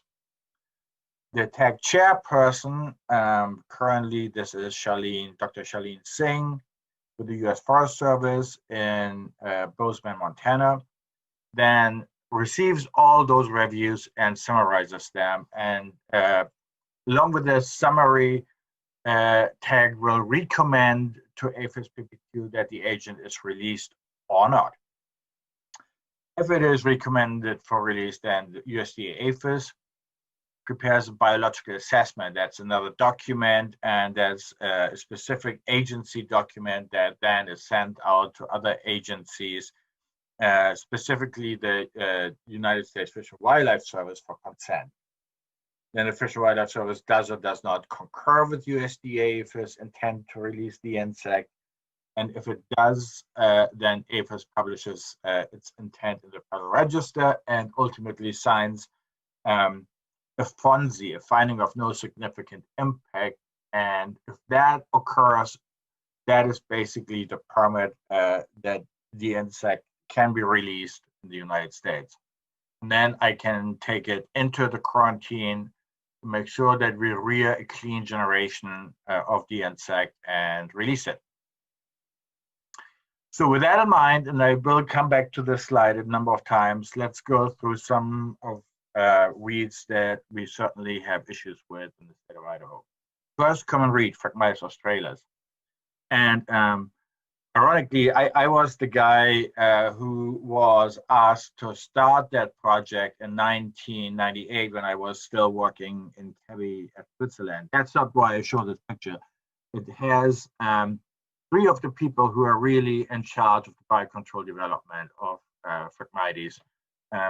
Lisa Tewksbury at the University of Rhode Island, Bernd Blossi at Cornell University, and Patrick Hafliger, who does the work overseas at Kebbi. And early on, we identified the two key herbivores of Phragmites in Europe to shoot boring moth, Ahanaha geminipuncta and Acanara neurica, as the premier biocontrol candidates. So a long time that Patrick and Lisa and Bernd worked on these insects, and finally a joint petition was submitted for Canada and the United States in November 2018. Both moths were recommended for release in April 2019, and shortly after they were released in Canada in the field. So to come back to the chart that I showed you before, the current states in the United States is that USDA APHIS is preparing the biological assessment that then is sent to the U.S. Fish and Wildlife Service for consent. The problem, if there may be a problem, is that, of course, there is a native subspecies of common reed, and that's Phragmites australis americanus within the yellow box on this slide. And morphologically, you can't tell it apart from invasive European Phragmites. It's not easy, but if you are trained on it, it's fairly straightforward to tell those native and invasive Phragmites apart. And the question has always been, well, will these two moths attack the native Phragmites, which is rare in several areas? And Patrick and Lisa and Ben just published last year, 2 years ago, I should say, 3 years ago, a paper in which they showed, you see this on the right side, that both moths really attack European Phragmites and European Phragmites that is invasive in the United States, so the black and the blue bars, and they lay really very few eggs on the native Phragmites, which has to do with the fact that both moths lay the eggs on the leaf sheath, and those are dropped in fall by native Phragmites. So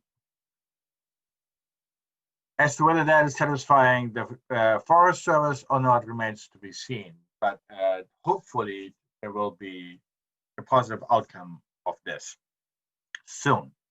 So moving on to yellow star thistle, and you've heard me talking earlier about certain APM basicornate. That's a root mining weevil on yellow star thistle, and biocontrol researchers are really excited about that insect. It was studied really in the early 2000s. It was originally permitted for release in 2008, but it just got stuck in that time period where APHIS was very, very reluctant to release biocontrol agents. In this case, because of perceived risk that the weevil could probably attack safflower, which is used as an alternative small grain crop in certain areas in the Western United States. So nothing happened, but then in 2019, in this new climate, APHIS reversed basically its opinion and signed a release form. And Dr. Link Smith at USDA AS in Albany and Ikju Park, my former graduate students, are working now in rearing and mass rearing the weevil and breaking its diapause. And there will be releases in this year. And the Nest Peelers Biocontrol Center and we will try to multiply release weevils for releases here in Idaho. So coming back to the chart, it's basically at the end of the chart, all the work has been done. APHIS has signed the FONSI, and with that, it's then up to the researchers to try their very best to rear the insects, to get enough numbers to do releases all over the area where the insect is wanted. Houndstong, Cyanodosma officinale. Coming back to my first presentation 20 years ago, I was convinced then I would never work on houndstong again. For a number of reasons, one being that was just at the time where we were told that our insects are really dangerous and will never pass the muster to be released in the United States. But fast forward 20 years, I've worked on houndstong a lot during the last 20 years. And you see one of my current PhD students, Angela Tapper, in the picture here. One insect that we had really given up on was this seed-feeding weevil, Morgellonus boraginus. And the reasons we had given up on this insect were many. One was that this insect was so incredibly rare in Europe that we thought we would never have enough weevils to really do the work that we needed to do for the host specificity testing to get it introduced in the first place. But we overcame that by establishing basically a lab colony that is still in existence at Cabby and Delemont. And for the first time, we have now more than 1,500 larvae and a lot of adult weevils too that have emerged already in our lab at the University of Idaho. So it's a seed weevil, but it does reduce flowers by 50%, that's adult feeding, and then another 50% of the seeds through the larval mining. You see at the bottom of the picture, the larvae that has really consumed the seed within the fruit there. It's an extremely host-specific insect, and because of that, and because of these new tools that we use, chemical ecological tool, we submitted a petition in 2020. And again, Angela is working on rearing the weevil and will then do release research, hopefully soon. So I mentioned just before these behavioral bioassays and this chemical ecological work where we basically have the scent of plants, hound's tongue or a test plant. You see these two graphs here. On the left side are two threatened and endangered listed plant species in the Boraginaceae family. We blow in these two arms the air basically, or the scent of those two plant species towards the weevil, and then the weevil has to decide which he likes better. And what he really does like, those are the pink bars, is hound's tongue. In both of these cases of certain endangered plant species, this is data that has really not been integrated in weed biocontrol petitions in the United States yet, as far as we know. But we did it, and we are really curious to see how the reviewers, the tag reviewers, will respond to this type of data. It does show, essentially, that weevils are not interested in any of the native plant species that the Fish and Wildlife Service may be concerned about, or that they are simply not able to identify those plants as a host plant, so they are blind to these plant species. So what's in the petition? Well, 28 years of data, because we found this weevil first in Hungary in 1993. A lot of behavioral and chemical ecological data, cause data on the biology and the impact. And a shortcoming, a potential shortcoming, is that we did not do as many of these no-choice tests, such as the physiological host range, simply because in the 90s we did not have the weevil numbers. So potential hiccups that may occur is maybe the Fish and Wildlife Service might demand more testing, specifically with some of the T and E species. We will see, but overall we are quite optimistic about the tag reviews, which we expect anytime soon now. We have submitted the petition in September, and I guess that the reviews are coming in to the tag chair as we speak, and then it's up to her to summarize and recommend to APHIS her decision, or that is tag's decision, and communicate that with us. But overall, we are fairly optimistic about it. And we want to see how this chemical ecological data as part of a release petition will fare for future petitions. Then, of course, there's Mogulonis crucifer. I probably do not need to introduce the hound's tongue root weevil. The weevil is in the country, as you know. It is the main antagonist of hound's tongue in Europe. It has population level impacts in Europe and in Canada, where it really controls hound's tongue altogether.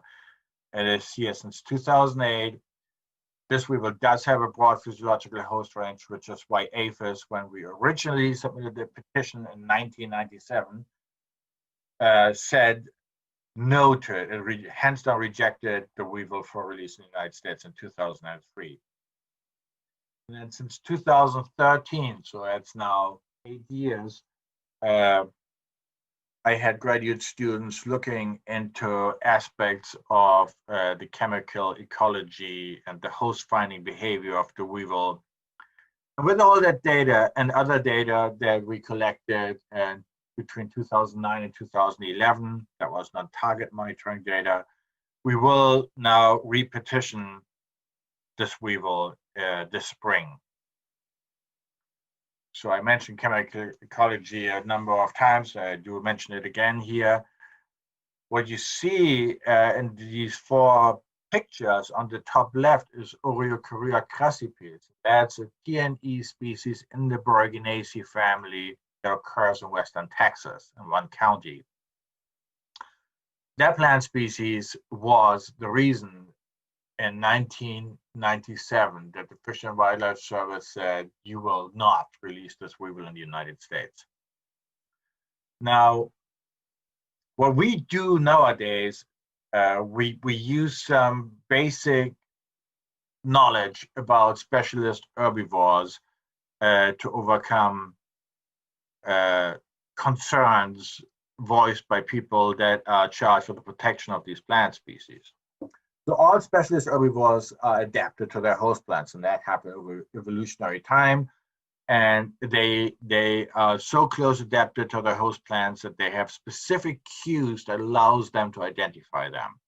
Often those are visual cues and chemical cues. Sometimes there are other cues involved, like gestational, they have to eat the plant, or they have sensors on the tarsi that allows them to investigate the surface of a plant. But most commonly, it is olfactory and visual plant cues.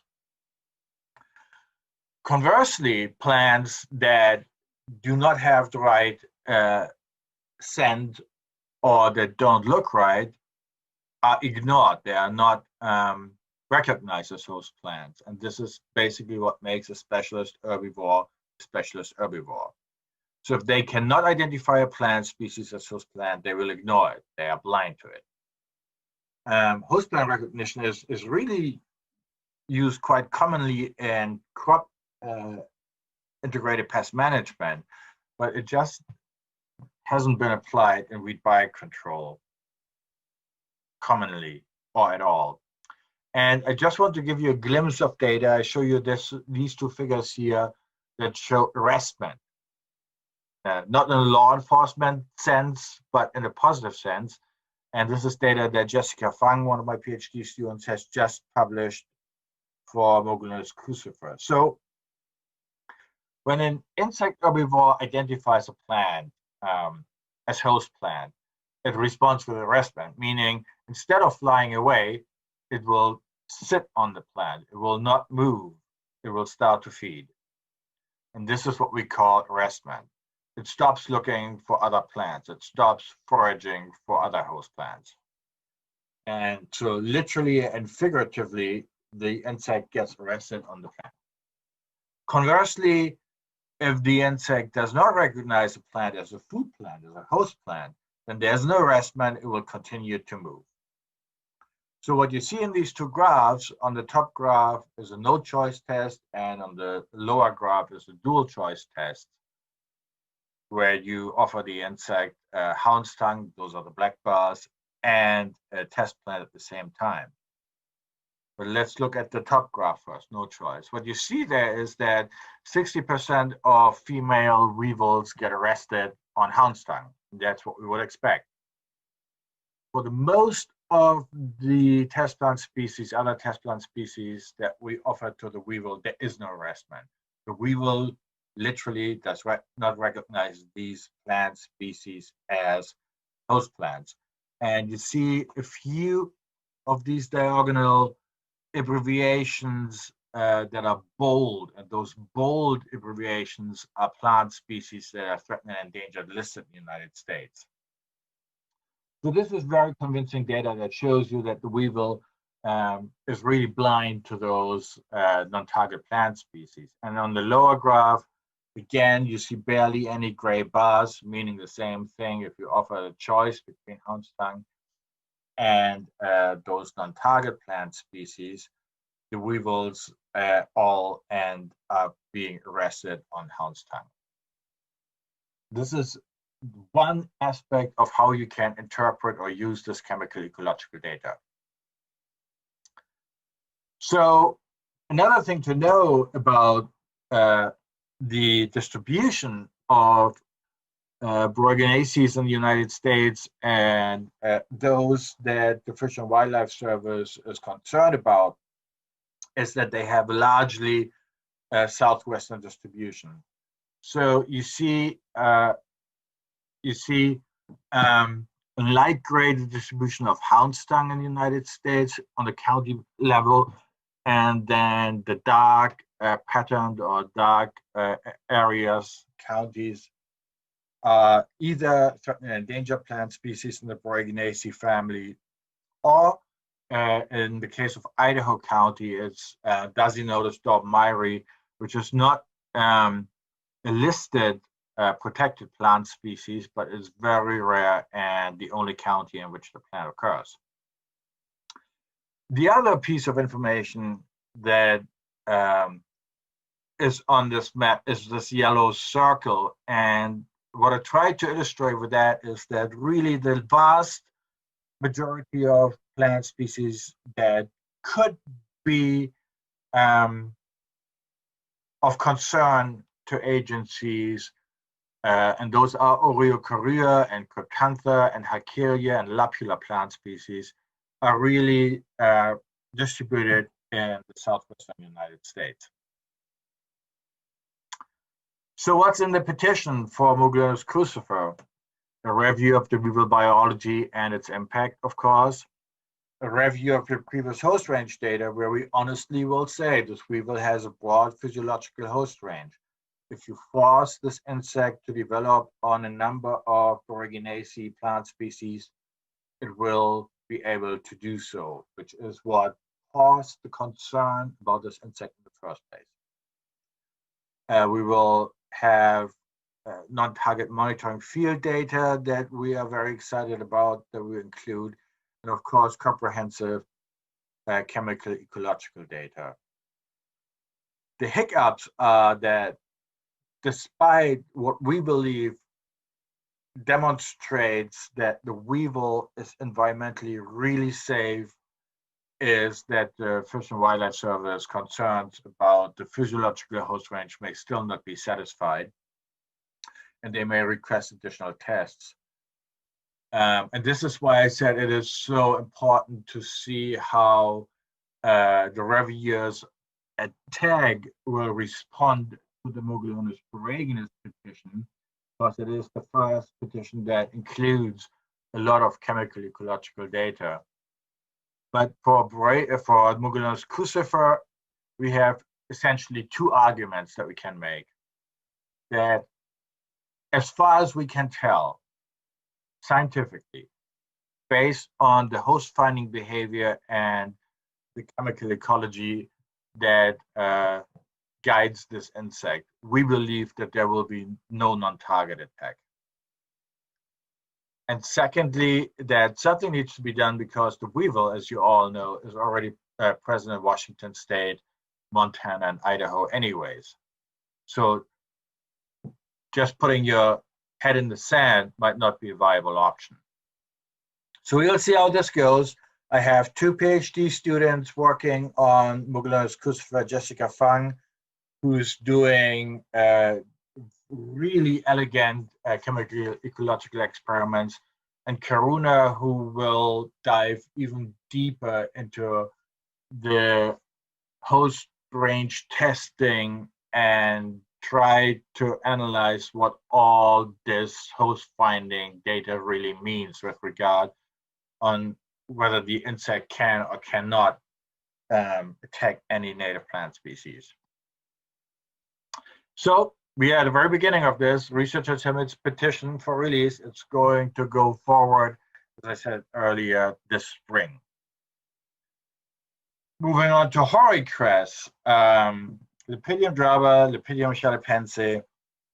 I knew 20 years ago that I would work on this plant because the person who was on my hiring committee at ISDA, the late Glenn Seacrest, said so.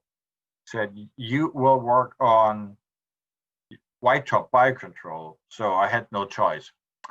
But the first insect, it's not an insect, the first biocontrol agent that's been released in the United States actually was developed by Dr. Jeff Littlefield at Montana State University. And you see here that the petition for release was submitted in 2012, and it took 7 years from the petition to be submitted to first releases being made in Montana. However, that was, as I mentioned below, in the dark age of weed biocontrol regulation. So nowadays, we expect this to go much, much faster than that. In any case, know that Joey Milan with the BLM is trying and coordinating with Jeff to get initial limited releases of the mite for Idaho, and we'll see whether there will be releases in the state this year. It's a flower and bud attacking mite, and you see the impact actually very nicely on the lower picture on the right. That's Dr. Andreescu in Romania, and he has on the right side of the image unattacked horicress on the left side. This typically stunted and glued together flower heads of attacked horicress. And a nice side effect of that is that horicress will not produce too much viable seeds. So again, our chart here, all the work has been done. APHIS has signed the finding of no significant impact, and it is really up to Dr. Littlefield to rear and release the insects and rear more so that they can be shipped out to other states. Chirurgus cadaria, the horicress petiole gall weevil. What a difficult insect to work with. The guys at Cabby and I started to investigate this insect in 2004. And I would argue that there is no other biocontrol agent in North America that has been tested against more plant species, 159 at this point.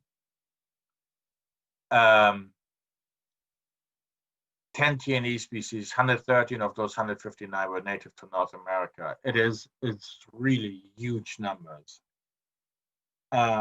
6 open field tests between 2011 and 2019. We believe that this insect is going to be environmentally safe, and we submitted a petition January of 2020, last year. Again, I have a student who does chemical ecology studies, but not the typical type, because I spent 5 years with 2 students to try to get that insect to respond to these olfactometer trials, and it just did not do that. But what we did is something else. There's 2 genera of concern with regard to this weevil, and those are Streptanthus and Calanthus. Both Brassicaceae genera that are mostly distributed in California. Most members of these plant genera are endemic to serpentine soils, and serpentine soils are special in that they have high levels of heavy metals, nickel, chromium, arsenic, and they are really low in essential nutrients. So while these plants are adapted to those soils, they have an advantage for the plants, and that is that they protect the plants from herbivory, because heavy metals are known to be toxic to herbivores. So what we did then is we took some of these really plant species that we knew tag members in the Fish and Wildlife Service would be concerned about, and we grew them in their native serpentine soil and in regular horticultural soil, and then we tested whether the weevil developed as good on them if they would grow in the natural soil. And on the lower figure, you see the black bars, that is attack by the weevil measured as the number of galls. When the plants were grown in really nutrient-rich horticultural soil, or white bars when they were grown in their native soil. And you see that there's a dramatic decline in attack. And that data, we believe, would be really helpful in that petition. So it went out for review, and it came back, and the tech chairperson summarized the reviews, and she did receive 22 of those reviews. And the federal agencies with tech representation recommended 7 of them that Weevil should be released, 5 that Weevil should be released conditionally. So they basically suggested more tests. And 2 agencies voted against the release, or recommended against the release. So based on those reviews, TAG said currently they will not recommend the release of the Weevil to USDA APHIS. And while we were first disappointed about that outcome, that was in June, that was communicated last year, we had a meeting 2 weeks ago with the TAG representatives of USDA APHIS, the Fish and Wildlife Service, and the TAG chair. And that was a really productive meeting. And what we have decided about is that we will address some of the concerns in writing, and that we will work really closely with Fish and Wildlife Service personnel to get some of the plant species that were mentioned in the petition that we had previously not tested, and test those hopefully this summer. If we can't test them this summer, then we will do that next spring. Throughout, we will stay in touch with the Fish and Wildlife Service and USDA APHIS and the TAG chair. The petition does not need to go out again for full TAG review. Instead, we will basically submit portions of data directly to USDA APHIS and the Fish and Wildlife Service. And that's a really positive development. So hoping that we get the plans really soon, and that the Weevil does do the right thing, we will hopefully have all the data we need by the end of this year, or say next summer, to sway the Fish and Wildlife Service to give us a green light to get this Weevil released. Dyer's Road. Just as a refresher, as you know, there's 2 distinct genetic lineages of Dyer's Road that are invasive in the United States. The Dyer's Road that we have in northern Utah and southeastern Idaho, and then the California-Oregon invasion that's also found in Montana. The 2 lineages have different resistance traits. Ours is sensitive or susceptible to the Petunia rust, whereas the California-Oregon Dyer's Road is not.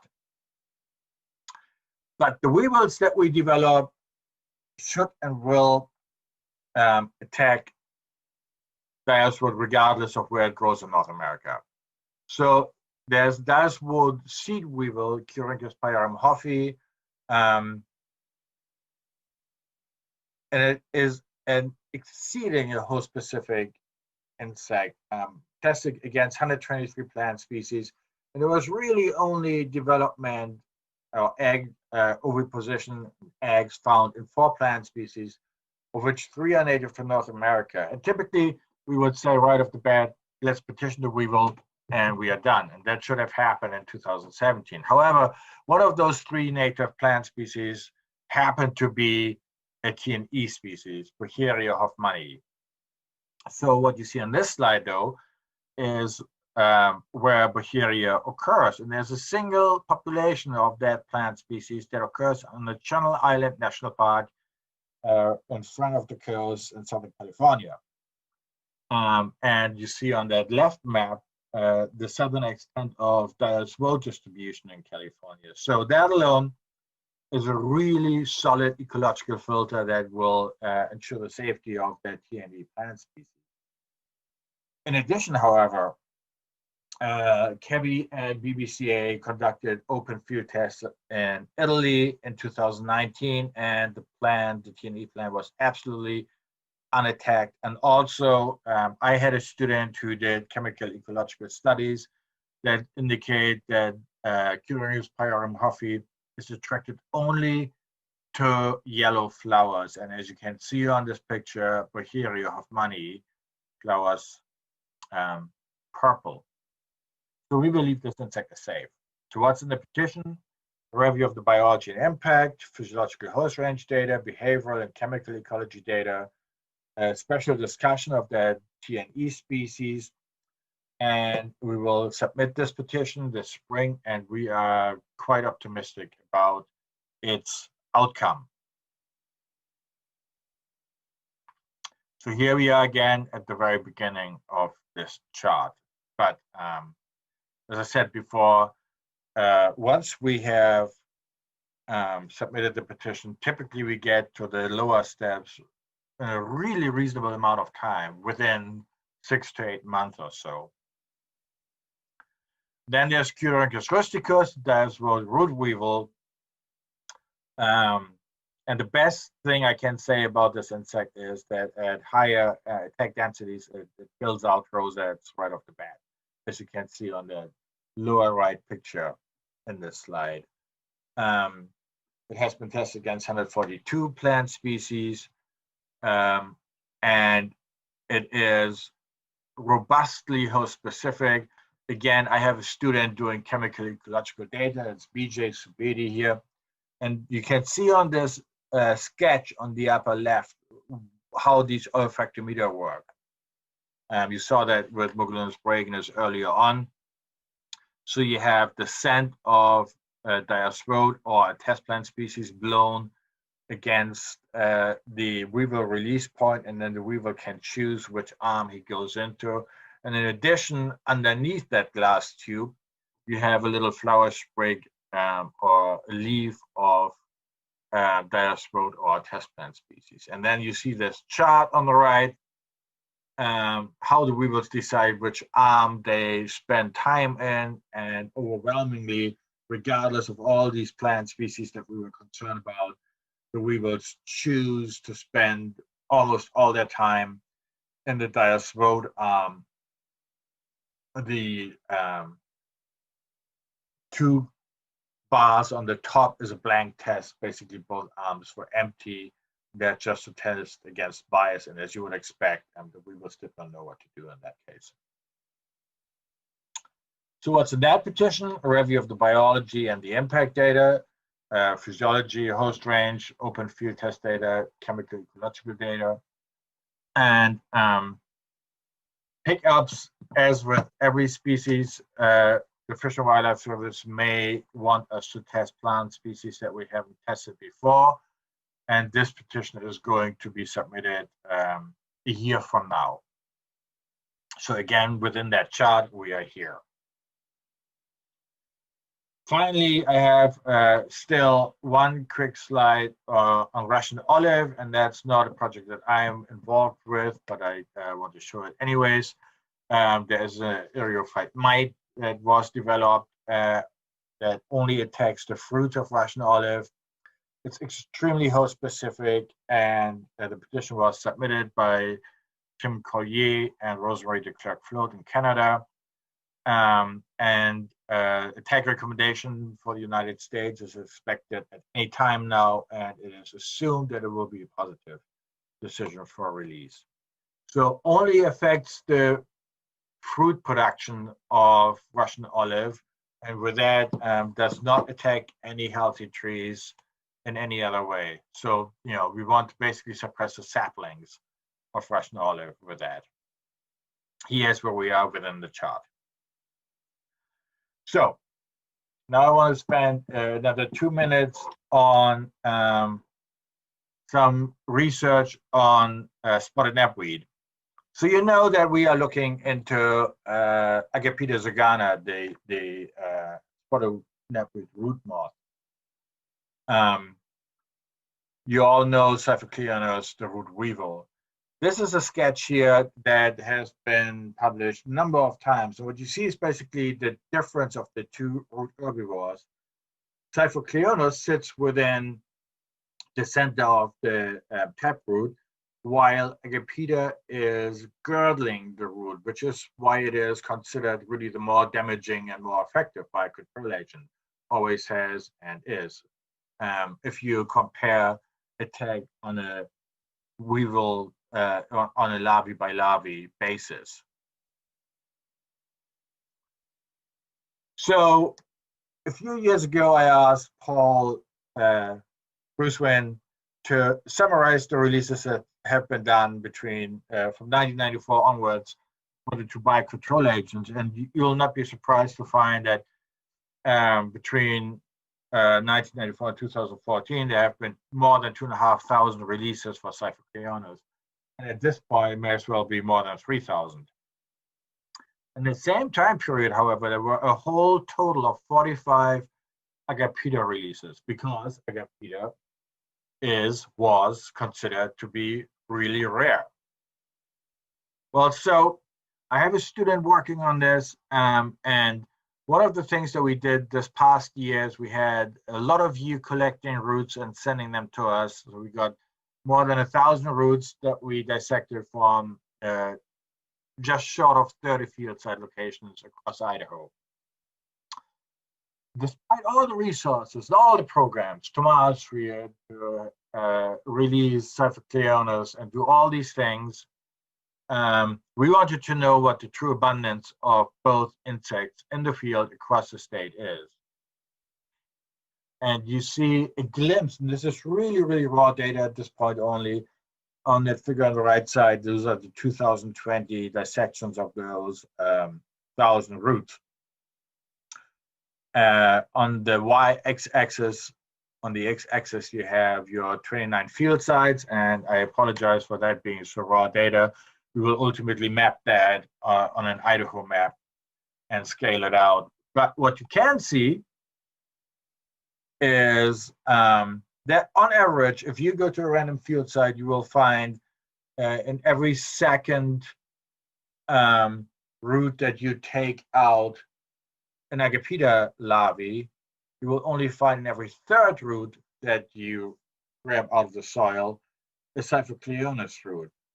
In other words, Agapita is 40% more abundant at this point without any redistribution efforts that are noteworthy than Cyphocleonus agapita, Cyphocleonus achates. And as I mentioned before, we consider it the more damaging and better biocontrol agent. So with that, I should mention the lower bar. This is Synoptera jugoslavica. It's really a diffuse knapweed biocontrol agent, but it's found quite commonly also in spotted knapweed roots. So other things we are doing, well, we develop mass rearing techniques, and we mass rear the moth. We have found a way to identify males from females so that we can put individual pairs together. And what we intend to do is to mass rear even more of these insects, provide the Noxious Biocontrol Center with that technology, and get as many releases to stakeholders as we possibly can, because we really believe that this is the much better biocontrol agent. And finally, a word on our skeleton weed.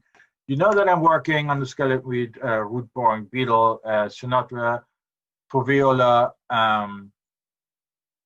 that has only been found in Armenia and Kazakhstan, and because of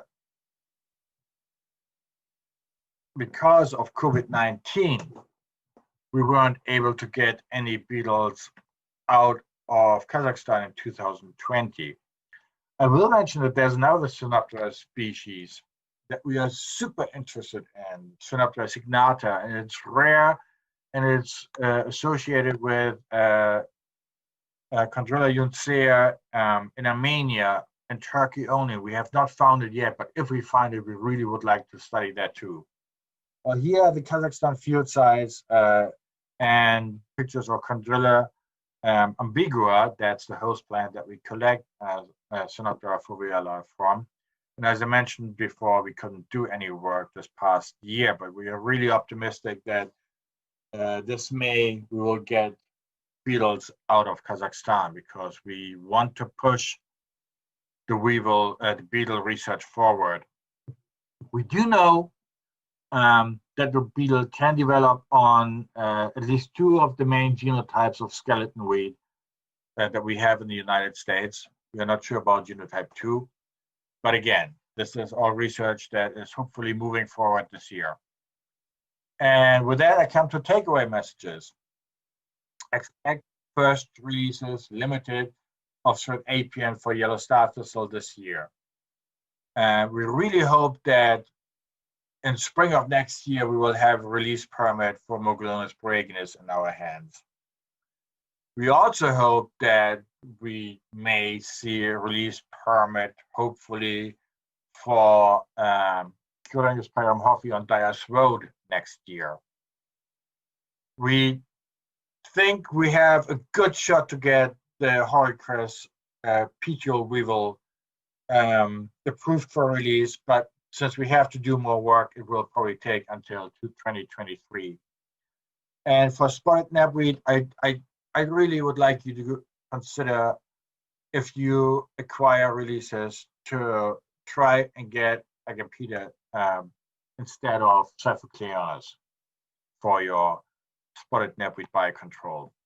And more broadly, 2000 to 2016 was really a rough time for weed biocontrol aid per se in the United States. Currently, the process works so much better than it ever has. The host specificity threshold for release permits is high, but it's not unreasonable anymore. And research such as this chemical ecology, while it is expensive, can really help us to meet that threshold. And that is all I have. Thank you so much for listening, and I welcome all the questions. And I'm so sorry that I could not see you live and in person. I hope that a year from now, this is all going to be much better and easier. Thank you so much. That was a great presentation. We had to start off the afternoon by Dr. Mark Schwarzlander, and always entertaining, even if you are over a virtual platform. It was a great presentation, and we have the opportunity for Dr. Schwarzlander to join us live right now for a question and answer session. And we do have a couple questions that have come through. One of the questions, Dr. Schwarzlander, from Connie Jensen Blythe is there any biocontrol opportunities for dog rose and sweetbriar rose? And do you find less support for the permitting process on a non-noxious listed species?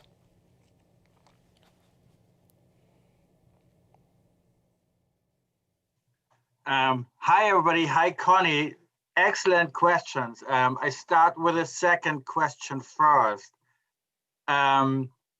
If we were to look into biocontrol for a weed species that is not listed as noxious, I think the burden to meet the threshold of introducing a biocontrol agent would be much, much higher. Now, those 2 roses that you mentioned, I'm not even sure I know the common names, but are those the shrubby roses because there's a native and an exotic species? If that is what you are referring to, that is a particularly difficult topic, because a lot of the herbivores you will find on those 2 species will probably be on both plant species, but I'm not sure. You can always contact me afterwards and I look those plant species up. I'm just not really familiar with them right now. Sorry for that. Thank you, Dr. Schwarzlander, for that. Question regarding TAG. What agencies, groups make up that advisory group in making the decisions and making those recommendations? That is another great question. So every federal agency that is tasked to some extent with land management is represented, or in theory is represented on the technical advisory group. In practice, those are not always the agencies that are really active. Currently, 14 federal agencies are actively represented, and so those 14 agencies then ultimately decide on the petition, on the reviews. In addition to federal agencies, the National Plant Board is represented too. So in an after tag, APHIS has a process by which they involve every state, because ultimately the individual states have to sign off to the release of biocontrol agents too. But typically there is not many problems that are encountered at that point. But the 14 federal agencies play a really important role. And most importantly, the Fish and Wildlife Service, because by law, through the Endangered Species Act, the Fish and Wildlife Service has to be consulted. Great, thank you for that answer, Dr. Schwartzlander. Since it's been an unprecedented year and such a crazy year with COVID-19, and looking and watching your presentation, a lot of the biocontrol agents come from maybe outside the United States borders. How do we see things changing going into the future, and are we still going to be able to continue the research and move forward with those partnerships?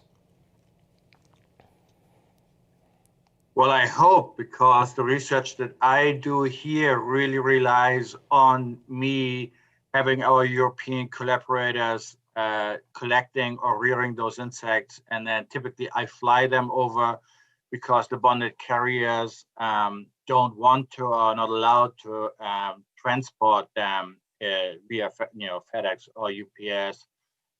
This year was really hard, and we did, because I did not travel to Europe at all, and a lot of the insects could not be collected or reared, as is the case for a skeleton weed and that big wood borer. I hope this is going to be better this year, and it would have to improve soon, because, as you know, all these insects have to be collected in spring. In general, I think things will be good and improve. And some of the agents we do have here at the quarantine at the University of Idaho, but some others I really rely on our collaborators in Europe to get them here. Great. One of the comments that did come through, Connie Jensen-Blythe did note that both of those species, the dog rose and the sweetbriar rose, are invasives. For future correspondence, at this point, we are really not seeing any other questions come through. I'm thinking we have maybe one more here in the studio coming through. Question from Matthew Stanger, Matt Stanger. What has changed to make biocontrol agents easier to get through the approval process in the last 4 years? The communication between the federal agencies has dramatically improved, in part because there are new person and staff that are employed by the agencies. So we have a new tag chair, we have a new APHIS person responsible, and APHIS has struck an agreement with the Fish and Wildlife Service by which APHIS pays an FTE to employ Fish and Wildlife Service employee to mediate the consultation process between the two agencies. And that is a tremendously effective way to make the whole tech process more streamlined and faster and more effective. Great. Thanks for your answer, Dr. Schwartzlander. At this point, I'm not seeing any more questions, and we have used up our hour for the presentation and question and answer. So I want to thank you for joining us for this live forum, for the Q&A, and thank you for a great presentation, Dr. Schwartzlander, and we look forward to seeing you live next year, 2022. So do I. Great. So for this past session, session 4, the first session of the afternoon, you should have received an email with an applicator participation question. That question for this session was, do you have a professional applicator's license or do you have a private applicator's license? Once again, I'll repeat, the question for this session was, do you have a professional applicator's license or a private applicator's license? Make sure that you send those responses to idahonoxiousweeds@gmail.com. We look forward to receiving that. Our next speaker, we will convene here at 1:35, so take a 2-minute break and we will be joining here at 1:35 for our next speaker. Thank you.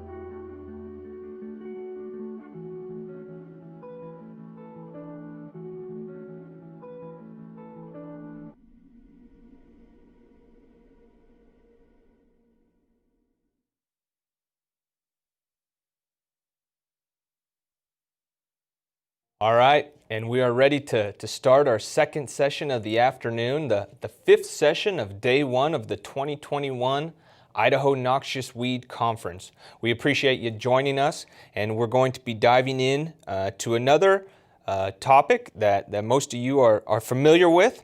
It is a it's a presentation titled A Systems Approach to Herbicide-Resistant Management. It will be presented by Dr. Albert Ajaswar with the University of Idaho. He's one of the newest faculty members down in the Kimberly Extension Education areas. He will be talking about the evolution of herbicide-resistant weeds, and it continues to erode our ability to control weeds in crops.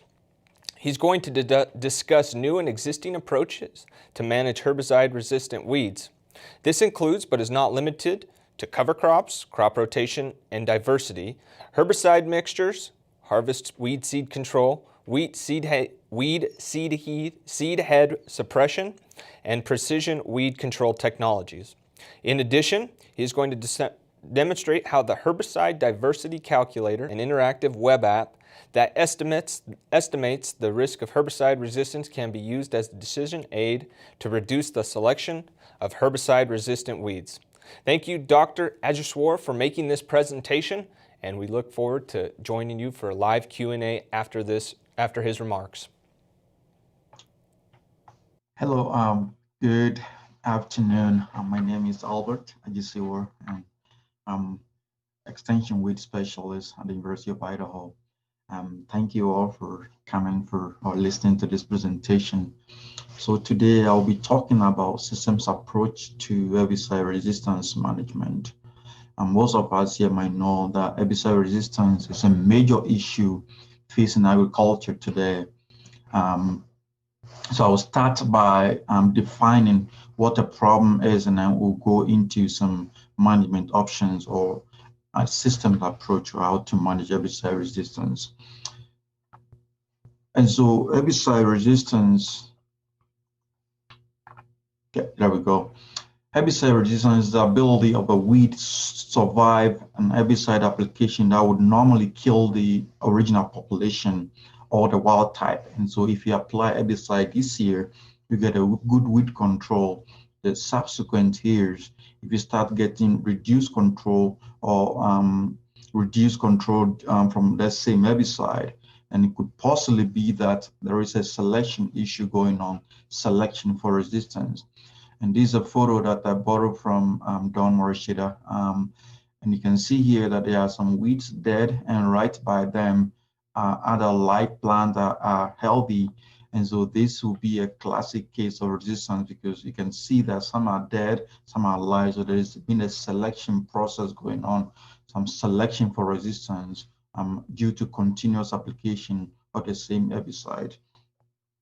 And so this is a graphic made by the Weed Science Society of America. And so year one, as I mentioned, you apply the herbicide, and majority of those weeds are going to die.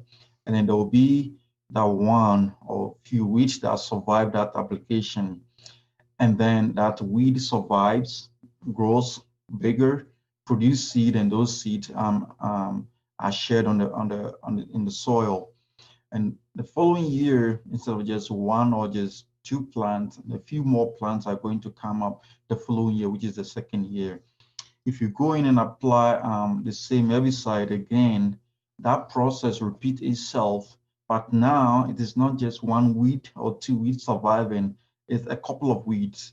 And as you can imagine, if this process continues, what will happen is that with time, the herbicide I used to kill majority of the weeds in the population cannot kill that many, just a few would die. And that's when you get to know that there's some resistance issue going on. And so most weed scientists will tell you that herbicide resistance, and for that matter, like every resistance, is a rare trait meaning that it's 1 in a million, 1 in a billion. But then how rare is that? Like, is it 1 in 100,000, 1 in a million, 1 in a billion? This definitely depends on what kind of pest you are dealing with. So if you are dealing with weed, to definitely be different than when you are dealing with insects or some other pests or pathogens. But then whether or not this is a 1 in a billion or 1 in a million, in agro-ecosystems, this is not a difficult number to achieve. And so if you go in a rangeland system, you see a bunch of weeds or a bunch of plants growing. So 1 in a billion or 1 in a million is something that you can see just in an acre or a couple of acres. But yeah, so as I mentioned, it's just not a difficult thing to achieve or to come by in an agro-ecosystem. So this is a photo I borrowed from Dr. Andrew Kines. So this is a sugar beet field with a couple of weeds, not just a couple, but this is not too, this is a typical thing you see in agro-ecosystem or on a normal farm, like growers who wait till this stage of the beet before they'll probably apply their first or second roundup in the sugar beet field. And as you can see, there are a lot of weeds in this field, but not too bad. This is a typical thing you would always see. And in this small area, just like in the square meter, there are a lot of wheat, and there are a lot, about 121 nightshade and a couple of pigweeds and lamb squatters.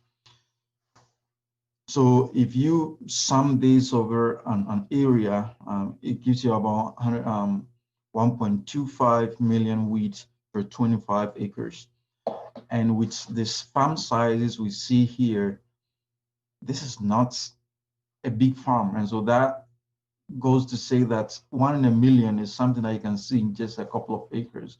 So if you apply the same herbicide in the same area year after year, there is a high chance or high possibility that you can select for herbicide resistance quickly and easily.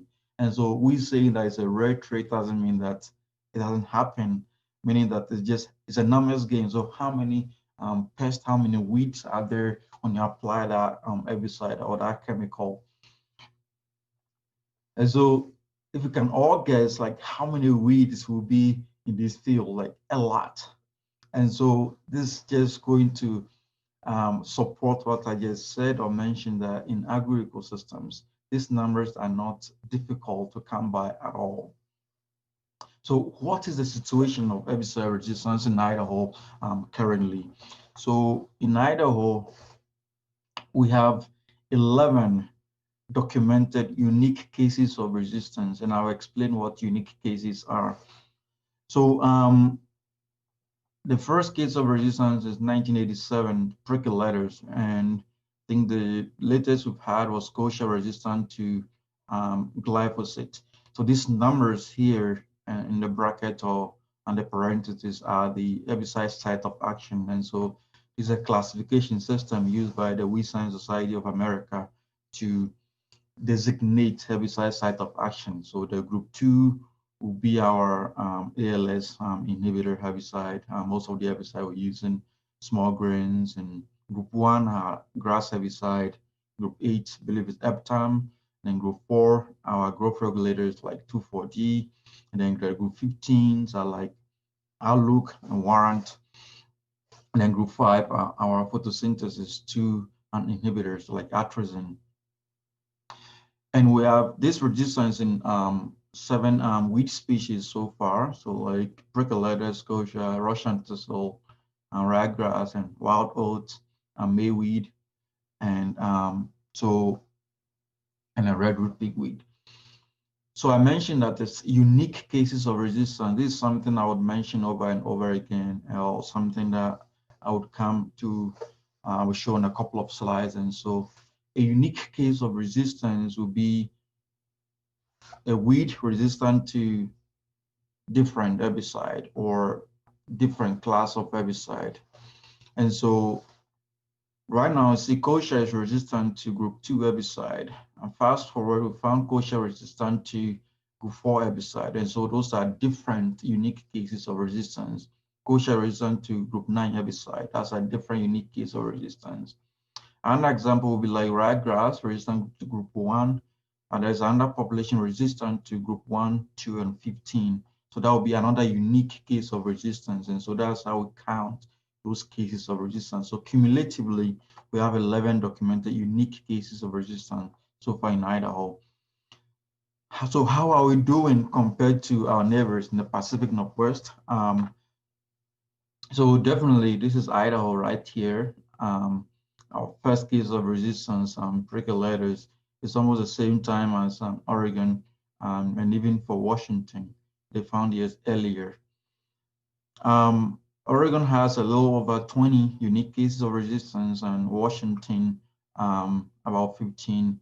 I was told that they have a few more weed resistance in Washington, so probably goes to say that maybe in Idaho we are not looking hard enough, and so maybe once we start testing, just like the coronavirus or the COVID-19, once we test more, you are likely to find more cases. And so that's one of the things that I've started doing this fall.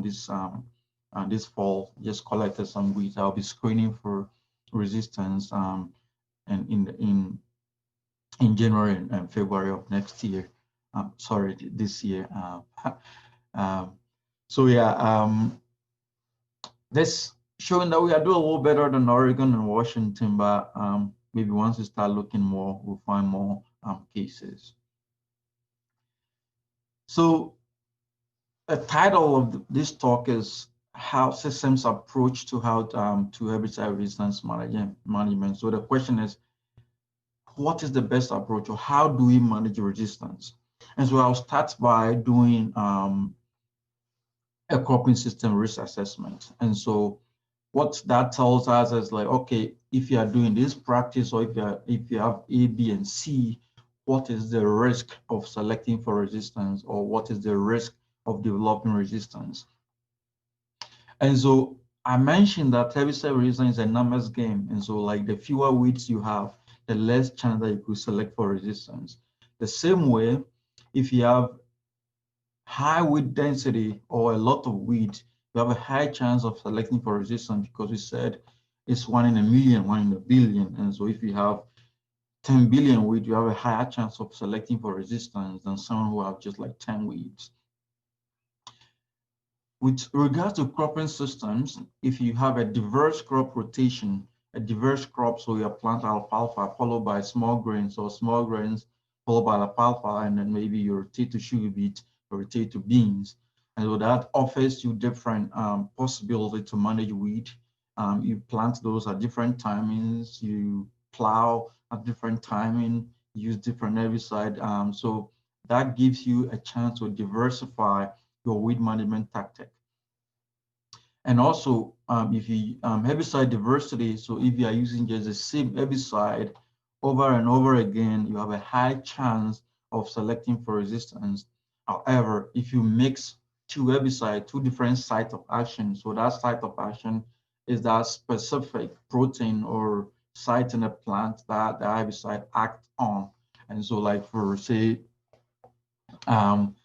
the Roundup or glyphosate would act on amino acid, and so that would be that site in the plant or that particular amino acid or biochemical process in the plant that this herbicide act on will be that site of action. And if you use more than two sites of action or different herbicide combination, you have a low rate of selecting for resistance. What that means is that if there is a weed that this site of action is not able to control well, then the second site of action comes into play to help manage that. So that reduces your chances of herbicide selecting for resistance. And one thing I want to point out is that we said you reduce your chances of selecting for resistance. We don't say that to prevent resistance. The only way to prevent resistance is when you don't use the herbicide at all. Once you are using the herbicide, there is that chance that you will definitely select for resistance at some point. So the best bet is to combine different herbicide weed control practices. So use cultural, so you plant at different timings, you harvest at different timings. You have some cover crops in there. You use some tillage once in a while to control some weeds, and use chemicals or herbicides in addition. Once you reduce that complexity of that weed management tactic, the higher the chance that you're going to select for resistance. So using chemicals only, even if you are mixing them up, as we mentioned here, you are just slowing down the process or how fast you develop resistance. You don't prevent that development of resistance at all. And so I would take these one by one to see how those work in cropping systems to manage resistance. And so I'll start with weed density. And weed density, I have here practices that will reduce the weed density, and also scouting. Scouting is a very important technique or practice when it comes to herbicide resistance management, and I'll explain in a few minutes. So practices that reduce weed density, there is a lot of interest now in cover crops. It's kind of a cycle. There will be an interest in something and it reduces, and then there will be a pickup interest. So now there's a lot of interest in cover crops, and that's because cover crops they don't really control the weeds, they just suppress the weeds. And so it just reduces the number of weeds that will be growing. And also because the cover crops are actively competing with the weeds, it reduces the size of those weeds at the time you're applying the herbicide. And so if the weeds are smaller at the time of application, you have a better chance of controlling those weeds.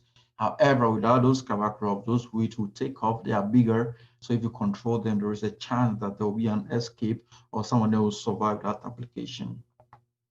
If you plant clean seeds, you don't introduce a lot of weed into the field. And also if you apply manure, make sure that that's weed-free. It's a hard thing to do. Make sure that once that is weed-free, you reduce the chances of introducing more weeds into your field. And also tillage reduces the number of weeds you have at the time that you're applying the herbicide. And so it's a numbers game. If you reduce the number, you reduce your chances of selecting for resistance. And scouting is very important before and after herbicide application, it's important to use drive around the field and see, okay, what weeds are there, because before you apply any herbicide, you have to make sure that that herbicide will control the weeds you have in the field. And so and if there is also a resistance issue, it helps you manage those small patches before they get out of hand. As I showed at the beginning of the presentation, it just started that's one plant. Those plants produce a lot of seed. They go into the soil, you go do your tillage, you drag them across the field, and then with time, you just spread it all over the place. And so like when you have a small patch that doesn't die, it's important to manage those small patches so it doesn't get out of hand. And also, if you apply herbicide and some don't die, if you scout, it will also reduce the chance that you have those weed escapes, because then you'll be like, okay, this is a problem. I have to manage this before it gets out of hand. So the second thing I'll talk about is crop diversity or crop rotation. And I must say that for any crop rotation to be effective at managing weed, it has to take into account that weed biology and ecology, which I'll explain in a few minutes. With biology, is like, okay, no, what kind of weed am I dealing with? Is it kochia? Is it common land cutters? Ecology, when they germinate, when they emerge, when they flower, and then that would help you select what crops would probably better compete with those weeds and reduce seed production. And so crop rotations are very important because, as I mentioned earlier, one, if you use different crops, that will allow you to use different herbicide site of action, different herbicide combination.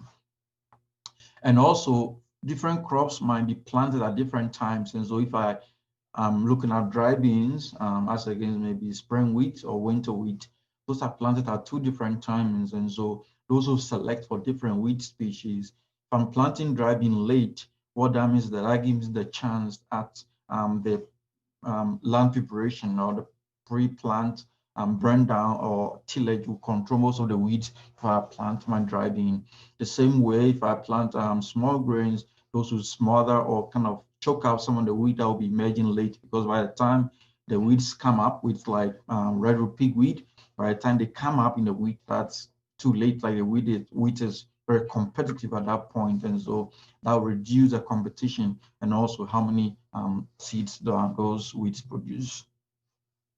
And plant are also harvested at different timings, and so say you have alfalfa in your rotation, you harvest that alfalfa multiple times, that will set the weeds back a couple of times, and so that would also prevent them from going to seed, or at least reduce the number of seeds they produce. And crops definitely differ in their competitiveness. So like sugar beet is not competitive at all with a lot against most wheat species. If you compare sugar beet against small grains, there's a huge difference in how competitive they are against different wheat species. So this is a figure I took from Elizabeth Mosqueda, a former PhD student in Dr. Andrew Kinesis' lab. And so up here, the small grains could be wheat or barley. Here's a sugar beet, dry bean, corn, and then comparing it to kochia. So kochia comes up. This was done for the Great Plains. So kochia will start coming up somewhere around March. And so if you are planting small grains, the small grains will be up around the same time, and so that makes them competitive against a wheat like kochia. If you look at sugar beets, are planted a little bit late, so by the time the sugar beet comes up, this kochia already up or having a little bit competitive advantage against the sugar beet.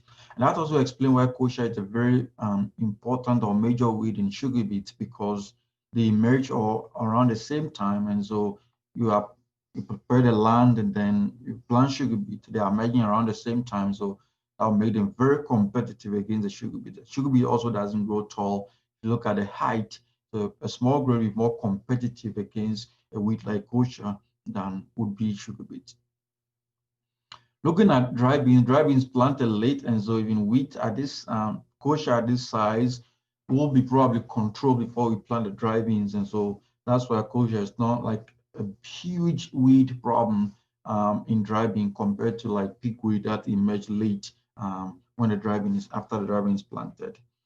And so is corn, though kochia might be a problem in corn, but then corn is very tall. And so like that also makes it more competitive against kochia compared to short crops like sugar beet. And so that explains why you must take into account not just the biology and ecology of the weed, but also what crop to select based on that weed problem to be able to better manage that weed, that particular weed. And as you can see, small grains are harvested earlier, mostly before the kochia starts setting seed or seed starts maturing. And so that also helps you manage the kochia or the weed before the harvesting. However, for crops like sugar beet, they are harvested after the seeds are already matured. And for corn, corn grown for grain, it's even worse because that time the kochia is all dried down. And so taking into account all those things, what is the weed phenology, like how long does it take to set seed, what time do I harvest my crop, taking all those into account help you better manage weeds with regard to crop rotation. So another data from Elizabeth thesis that I took, manuscript they are submitting. So I must mention that I wasn't, I just helped with this project. I'm not a co-author on the paper. So one thing she looked at also is just looking at the crop rotation sequence. So like looking at continuous corn. And so this is the kochia seed density in the square meter area. And with the continuous corn, we have like 3,300 seeds per just a square meter. So that tells you how many seeds these weeds can produce. If you have a corn and sugar beet rotation, it's even worse, as I mentioned, because sugar beet is a short stature crop. It doesn't compete well with kochia.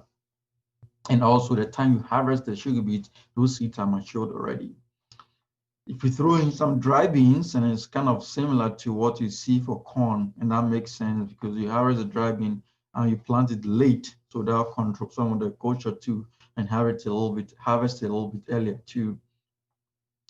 But what probably pay more attention here is the small grain. Once you throw in the small grain, and in this research, we use both barley and wheat. Once you throw in some small grain, that reduces tremendously, like the amount of seed the kochia is retained to the soil, just because small grains are very competitive. You plant them at high densities, they are very competitive against a weed like kochia. So that explains and also buttress the point where saying that you should take into account what kind of weed you are dealing with when you are selecting your crop rotation. And in the West, in Idaho especially, we are very lucky to have a lot of forage crops. And this is a research I did when I was in Wyoming, just looking at the forage crops and mixtures. And so here is the first year after establishment. This photo was taken in June, I believe. And you can see a lot of weeds, annual weeds there. But then after that first cutting, mowing, this is after the second cutting, I can see this clean field because we mow this twice, so harvesting twice, that take off the wheat seed head and then give the, because the forages are perennial, give it the chance to grow. And this shows the value of alfalfa as a rotational crop. And one of the things that I'll be doing this year is looking at the value of alfalfa as a rotational crop. The question you ask yourself is like, some of those weeds look like the seeds are already maturing at that point. So if you rotate to alfalfa, what happens? Like, do the seeds just stay in the soil and wait for the 3-4 years until you rotate it to an annual crop and then the weeds come up? Or is there a better way to manage the weed seed bank, what the weed seeds are doing in the soil at that point? Is there a better way to manage those weed seeds before you rotate to an annual crop? So now we talked about weed density and rotation or crop diversity. So let's talk about herbicide mixtures. And one of the things that most weed scientists are recommending is that you apply herbicide mixtures. Not just mixtures, but they should be effective mixtures. And so if you apply, say, run up and say 2,4-D on the grass weed, like maybe wild oats, 2,4-D is not going to do anything on the wild oats, not going to control the wild oat. And so it is important to make sure that if you are selecting the herbicide, both mode of actions or site of action that you have in the mixture are effective against the weed you are trying to control. And research done, a lot of studies have confirmed that mixes are very effective at delaying resistance or managing herbicide resistance. And there is one study in Canada that shows that mixes were as effective as not using herbicide at all in a 4-year study.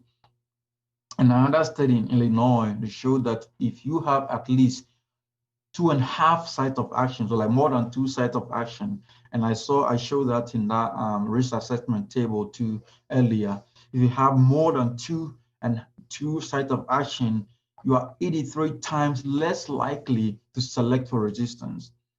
And you are 83 times less likely. That's huge. So like you at least delay the onset of resistance as much as you can. However, once you start mixing different herbicides, site of actions, there's a huge chance that that will be more expensive, and that explains why most growers don't even do it, because it's expensive. And also, if you mix different chemicals or herbicides, there's that high chance that most of the herbicides in that mixture are going to prevent you from rotating to certain crops in the following year. So that will have that longer crop rotation restrictions. And I will take you back to Elizabeth's data again, and what she showed that in this research, we also have herbicide treatment. And so we're dealing with kochia that was resistant to ALS herbicide or group 2 herbicides. And what she saw was that if you apply the ALS only to an ALS resistant kochia, definitely that's the worst thing you can do. Look at the number of seeds in the seed bank. If you rotate ALS herbicide and so you apply ALS herbicide this year, you don't apply, you rotate to a different herbicide, doesn't do much. And it's one thing that we scientists are not united in this front on your recommending practices. We still see this recommendation in a lot of extension publications that you should rotate your site of action. It doesn't work well for herbicide resistance management. Rotation doesn't work. And the best approach is to mix different herbicide sites of action for better resistance management. Once you apply ALS in a mixture with another effective herbicide site of action, you reduce that weed seed bank a lot. But one thing I should mention here is like 800 seeds per square meter is still a lot of seeds. But however, these are just those little hammers. Every small thing helps. And so crop rotation, herbicide. And so this also goes to say that not one practice does all the job. So you have to mix different things for a better result. So I'll take you to this previous slide where I mentioned that mixtures can be very expensive and also have longer crop rotation. And so one thing we did, we got funding from Western Sugar to come up with a decision aid that would take out the guesswork from selecting different herbicide site of action. And so this is a web app. And so what the model does is that based on what crop rotations you are using or herbicide you are using, the model would estimate the likelihood that you select for resistance. And also, we made this available through like a user-friendly web app, which I'll link, what I'll share in the next couple of minutes. And the app allows users to select the crops and herbicides over a 4-year period. And so we know that resistance management is not a 1-year thing. And so if you just 1 year, you might apply, you get good results, but it has to be multiple years. So you have to do at least a 4-year period to be able to get the results for the model. And currently, the model estimates the weed control, and we also added the cost of control, and also estimate the likelihood of you selecting or developing for resistance.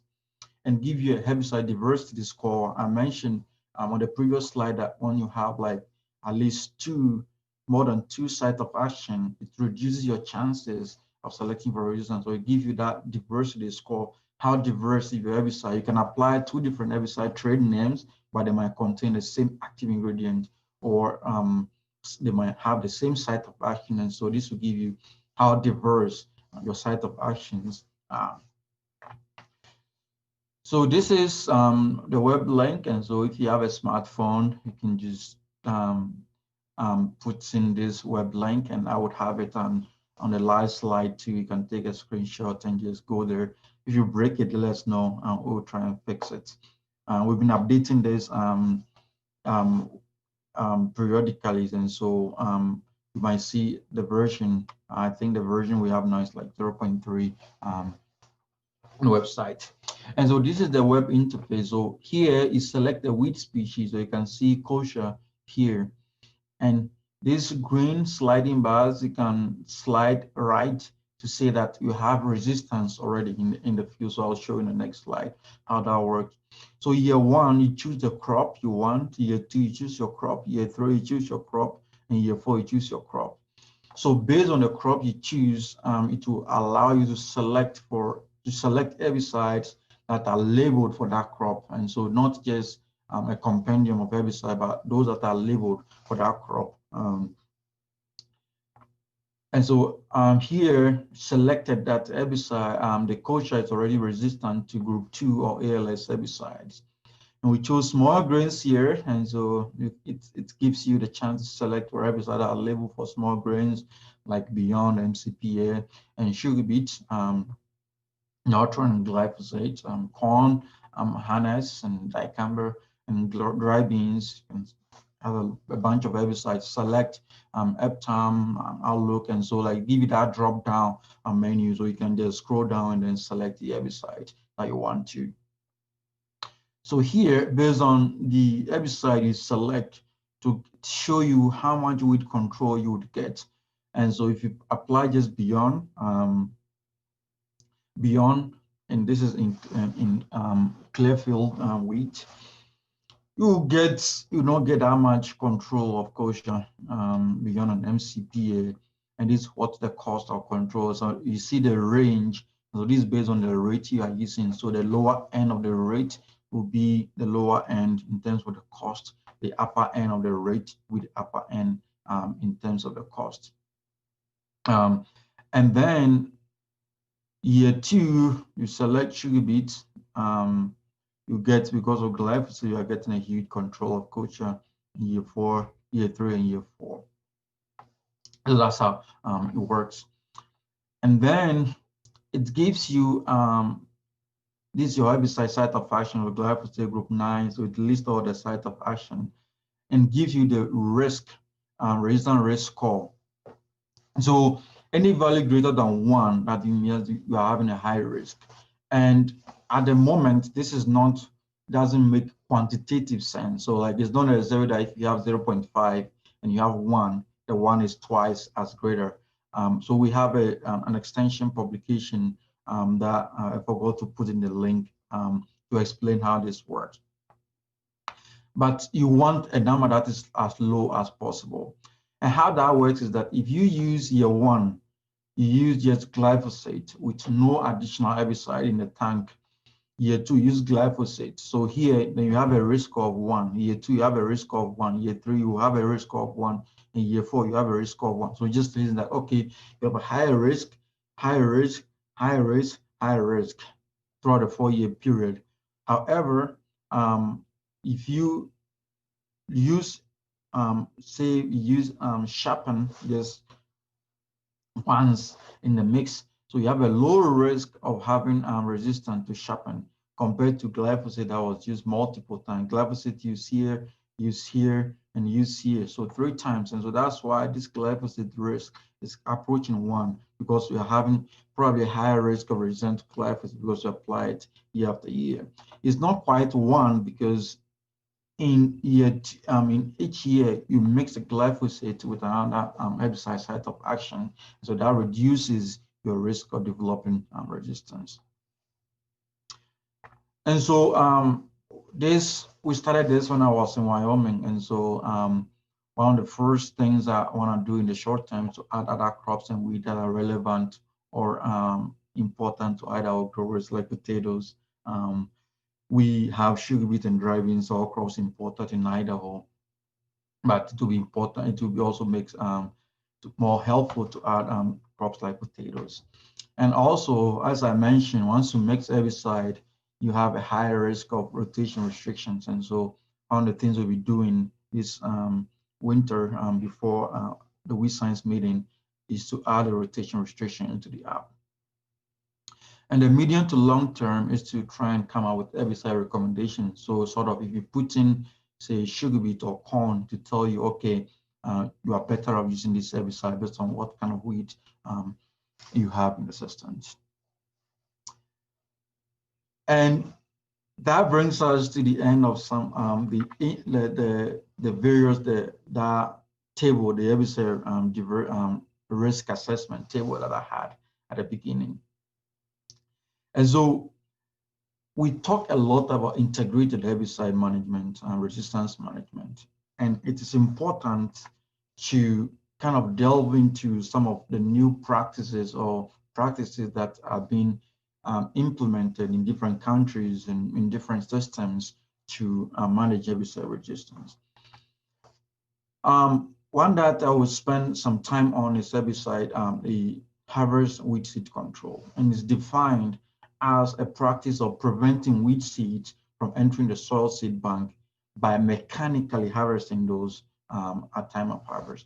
And this has to do with an implement or a tool that developed in Australia to harvest or collect weed seeds at the time of harvest. But there are a lot of things that you can do to control weed seed at the time of harvest, which is not captured in this definition. So when you harvest small grains, for example, you see a lot of chaff coming at the back of the combine. And that chaff contains a lot of weed seeds collected during the harvesting process. And so the idea behind the harvest weed seed control is to collect that chaff in a mill, in a grinding mill. And what that does, it grinds that chaff together with the weed seeds into a powder form so that it crushes those weed seeds that they are not viable. So though they are retained to the soil after grinding, that prevent them from coming out because they've been ground during the process. So this idea, so first when they started off, like the chaff just flows into this grinding mill, in ground, and returned to the field. But now they have the integrated seed distractor, which is an integrated combine, and so like it doesn't have to, the chaff doesn't have to flow into different units. Everything is done in the same cycle and is returned to the soil. And they have it that it destroys up to 99% of the weeds that are collected during harvest. And so it's some of the small things that we can do to at least reduce the pressure on herbicides. There are other things that are done, as I mentioned, for harvest weed seed control that I haven't mentioned here, but people are doing chaff lining, and so they just line up the chaff in rows that you can go burn them to destroy the weeds in that chaff rows. And other things that people are doing chaff cart, that the chaff just flows into a cart that is to be transported away from the farm so that you don't return that seed to the soil surface. But there are a lot of things to consider when you're trying to consider harvest weed seed control, kind of what are the things, the attributes of those weeds that will allow you to do that. And one of them is the seed maturation and retention at harvest. So for example, if you're harvesting wheat or small grains of barley, and at that time, like the weeds have not really set seed yet, you can do, maybe kosher has not set seed yet, you can do harvest weed seed control, but it's not really doing you any good because the weed, the seed has not been matured yet. Two, the seed height at harvest. So you want the seed to be, and the weeds to be almost the same height as the crop so they can collect them during the harvesting. So if the seeds are dropped before you harvest the seed, you run the implement, it doesn't do you any good. And also, if the the weeds are very small, and then they don't get picked up during the harvesting process. It doesn't do any good. And so these are one of the two important attributes that will help you implement harvest weed seed control in your farm.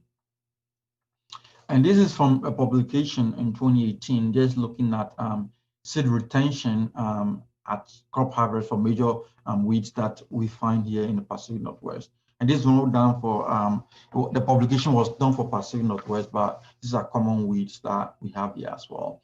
Goat grass, they say like it's almost 75% are retained at the crop harvest. And this is for small grains.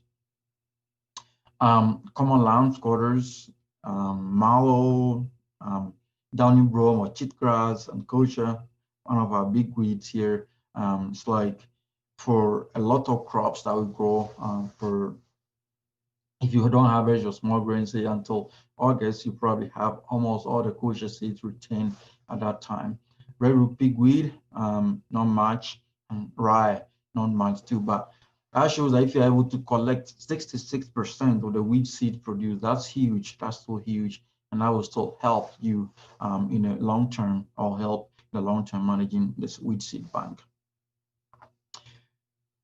And this is the efficacy of the impact mill or the grinding mill on different weed species.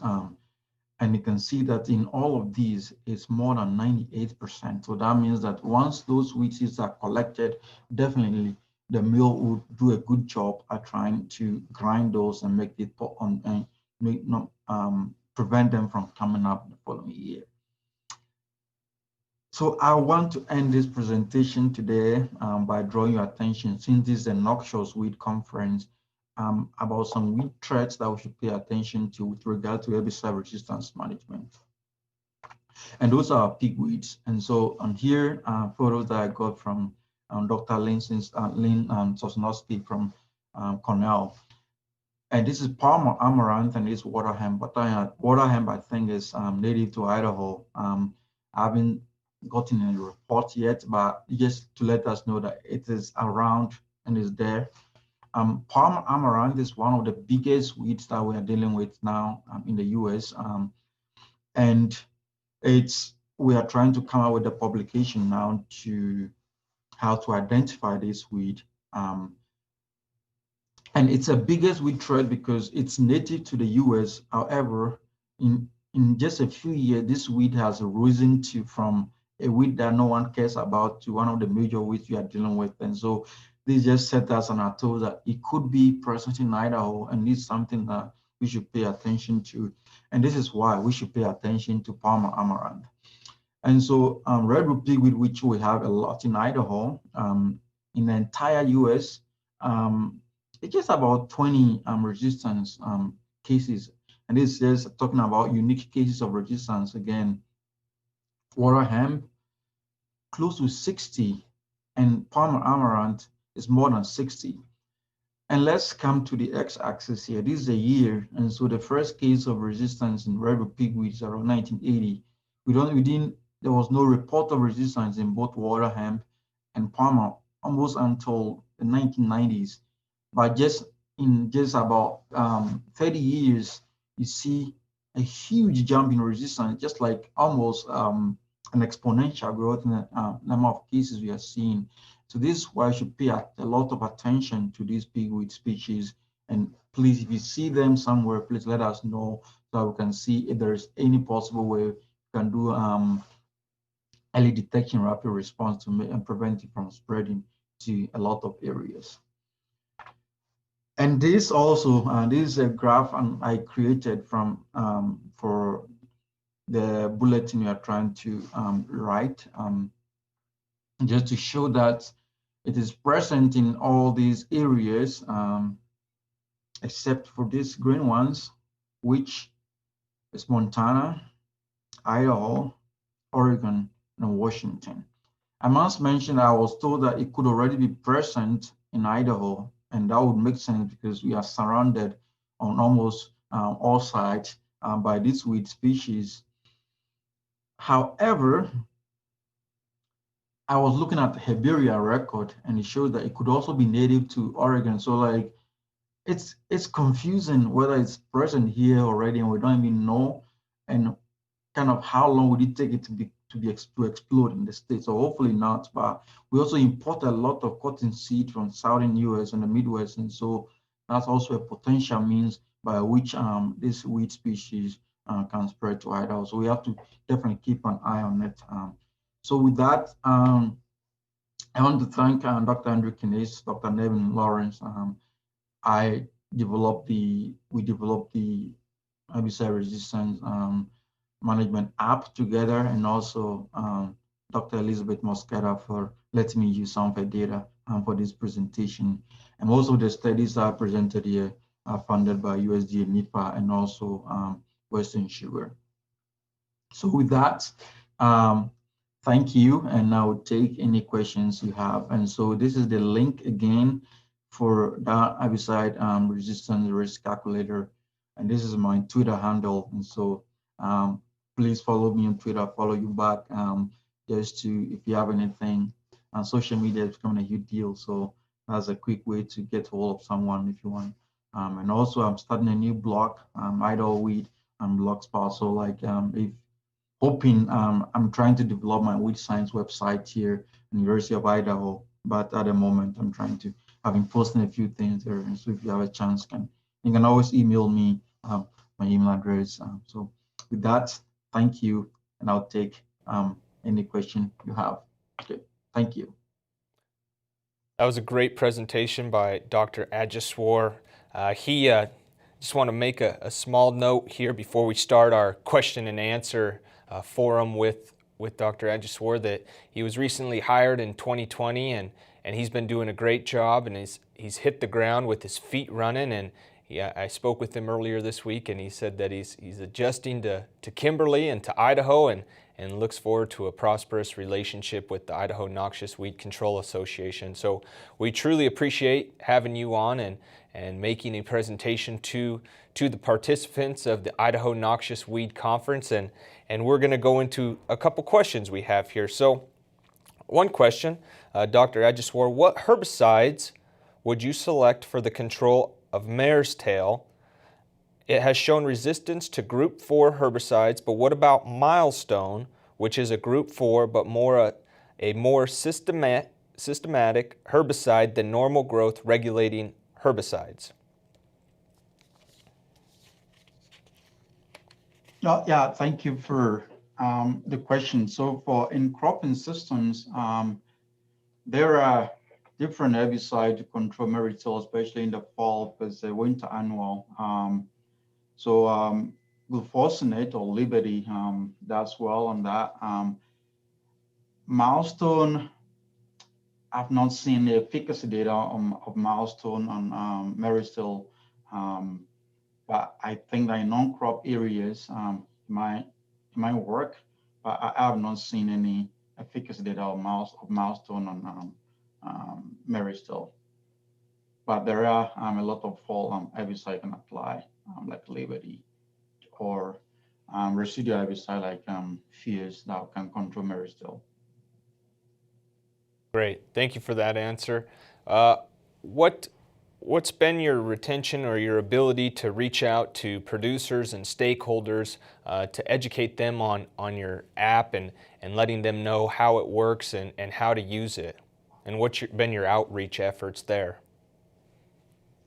That's a great question. So as you mentioned from the start, I started here in July of last year, and that's in the middle of the pandemic. So I haven't really had a chance to interact with a lot of people, but with a few community group meetings that I attended, I tried to draw attention to this app.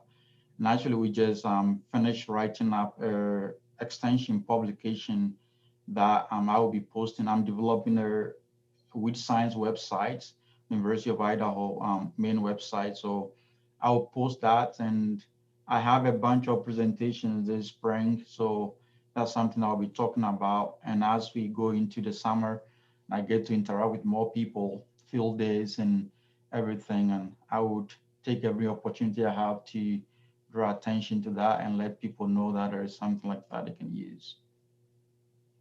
Great. Well, we appreciate you and your work that you've done and coming to Idaho to continue the pursuit of the eradication of noxious weeds and down the road. So, at this point, we if anybody has any questions, we'll leave it open for a little bit longer going forward in the comment box. What are your kind of projects and priorities moving forward into 2021 with COVID-19 restrictions in mind, but on the same front, trying to move things forward as well? Well, thanks. So I have a huge extension appointment. So one thing I want to point out is that everything that I am doing here should be to make sure I address the major concerns of growers and stakeholders. So on the first thing I'm doing, just talking to people to know what the problems are, to know the priorities, like what people actually want me to do. But that aside, I have a couple of trials planned for this year. And one of them is just looking at, so if we with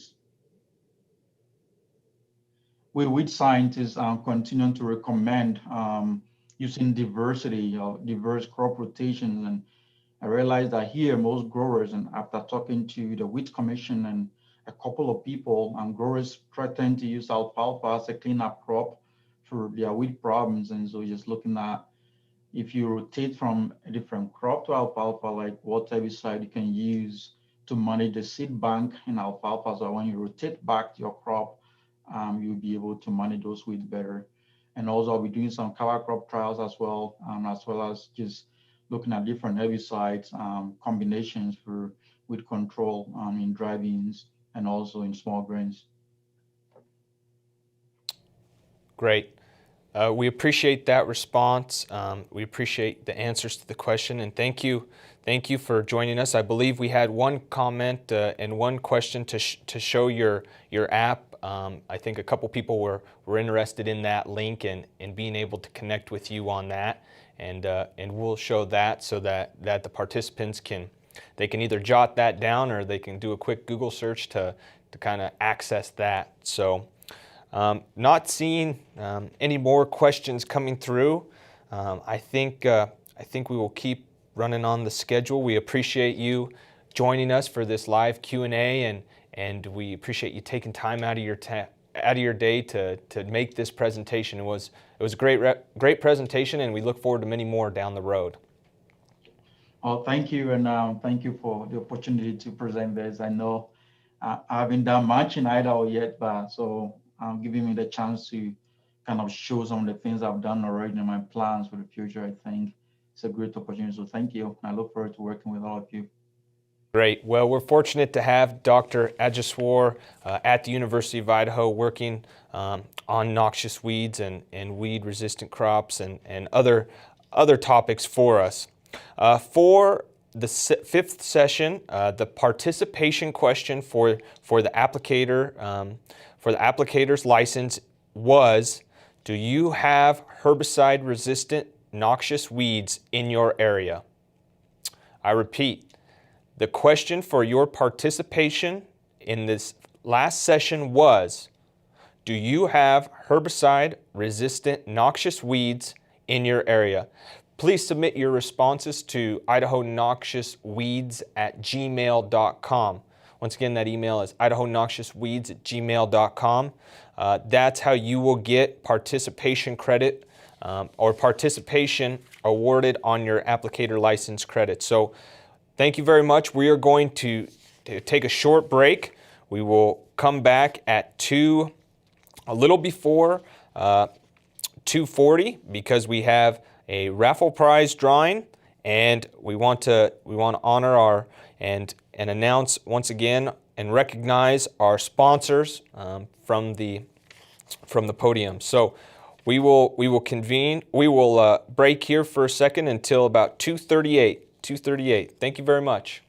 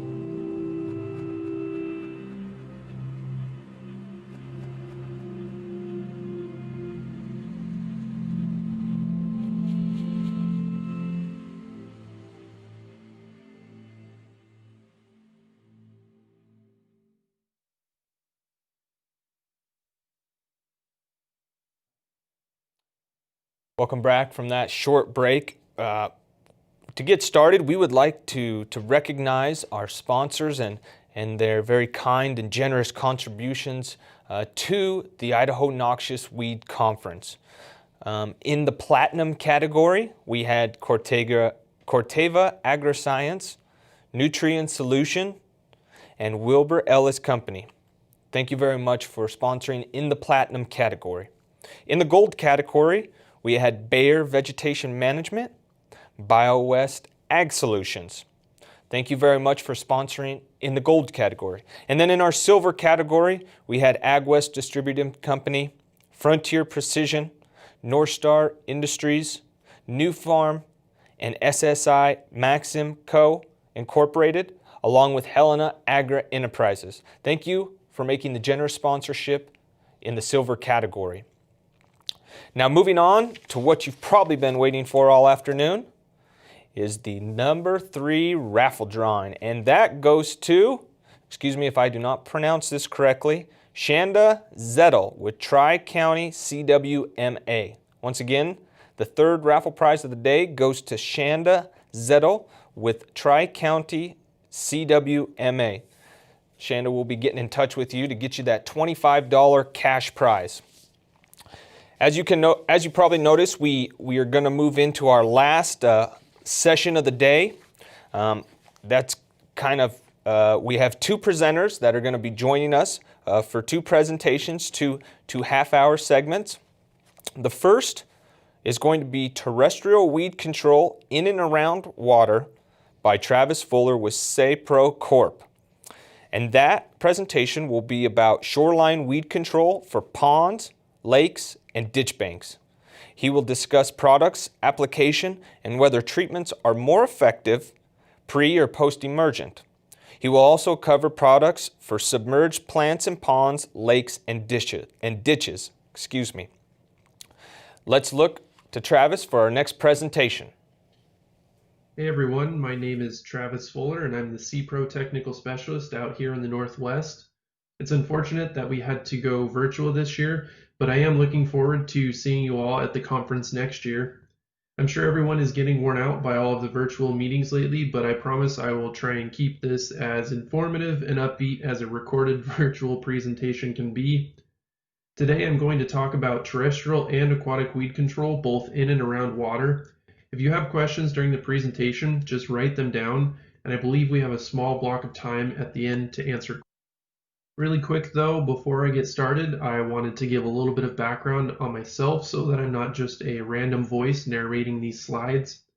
I've been with SayPro for a little over 3 years now as a technical specialist, and in that time, I've had the opportunity to work with a wide range of people from state and county departments to canal and irrigation managers, all the way to your average homeowner with a small pond. I've really had a chance to see a wide range of places and problems, and I enjoy working with people to come up with a solution. Before SayPro, I was an aquatic applicator for 5 years, dealing with and applying a lot of the products I will cover here.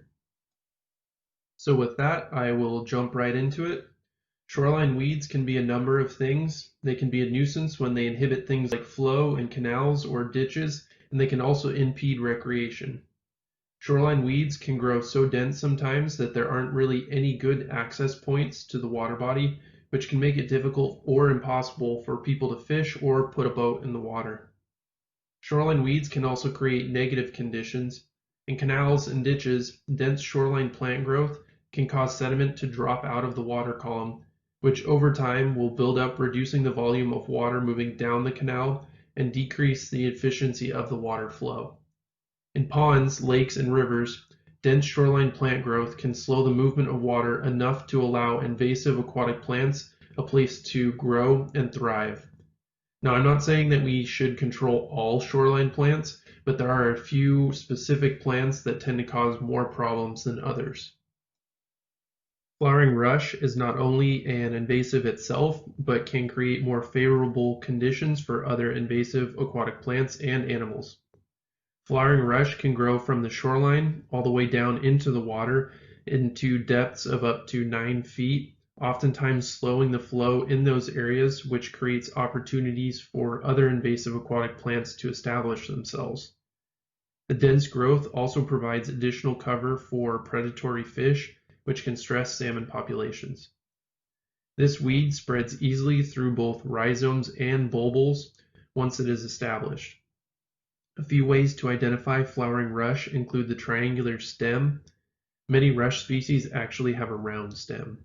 It can also be identified by the bright pink flowers that are visible in season between June and August.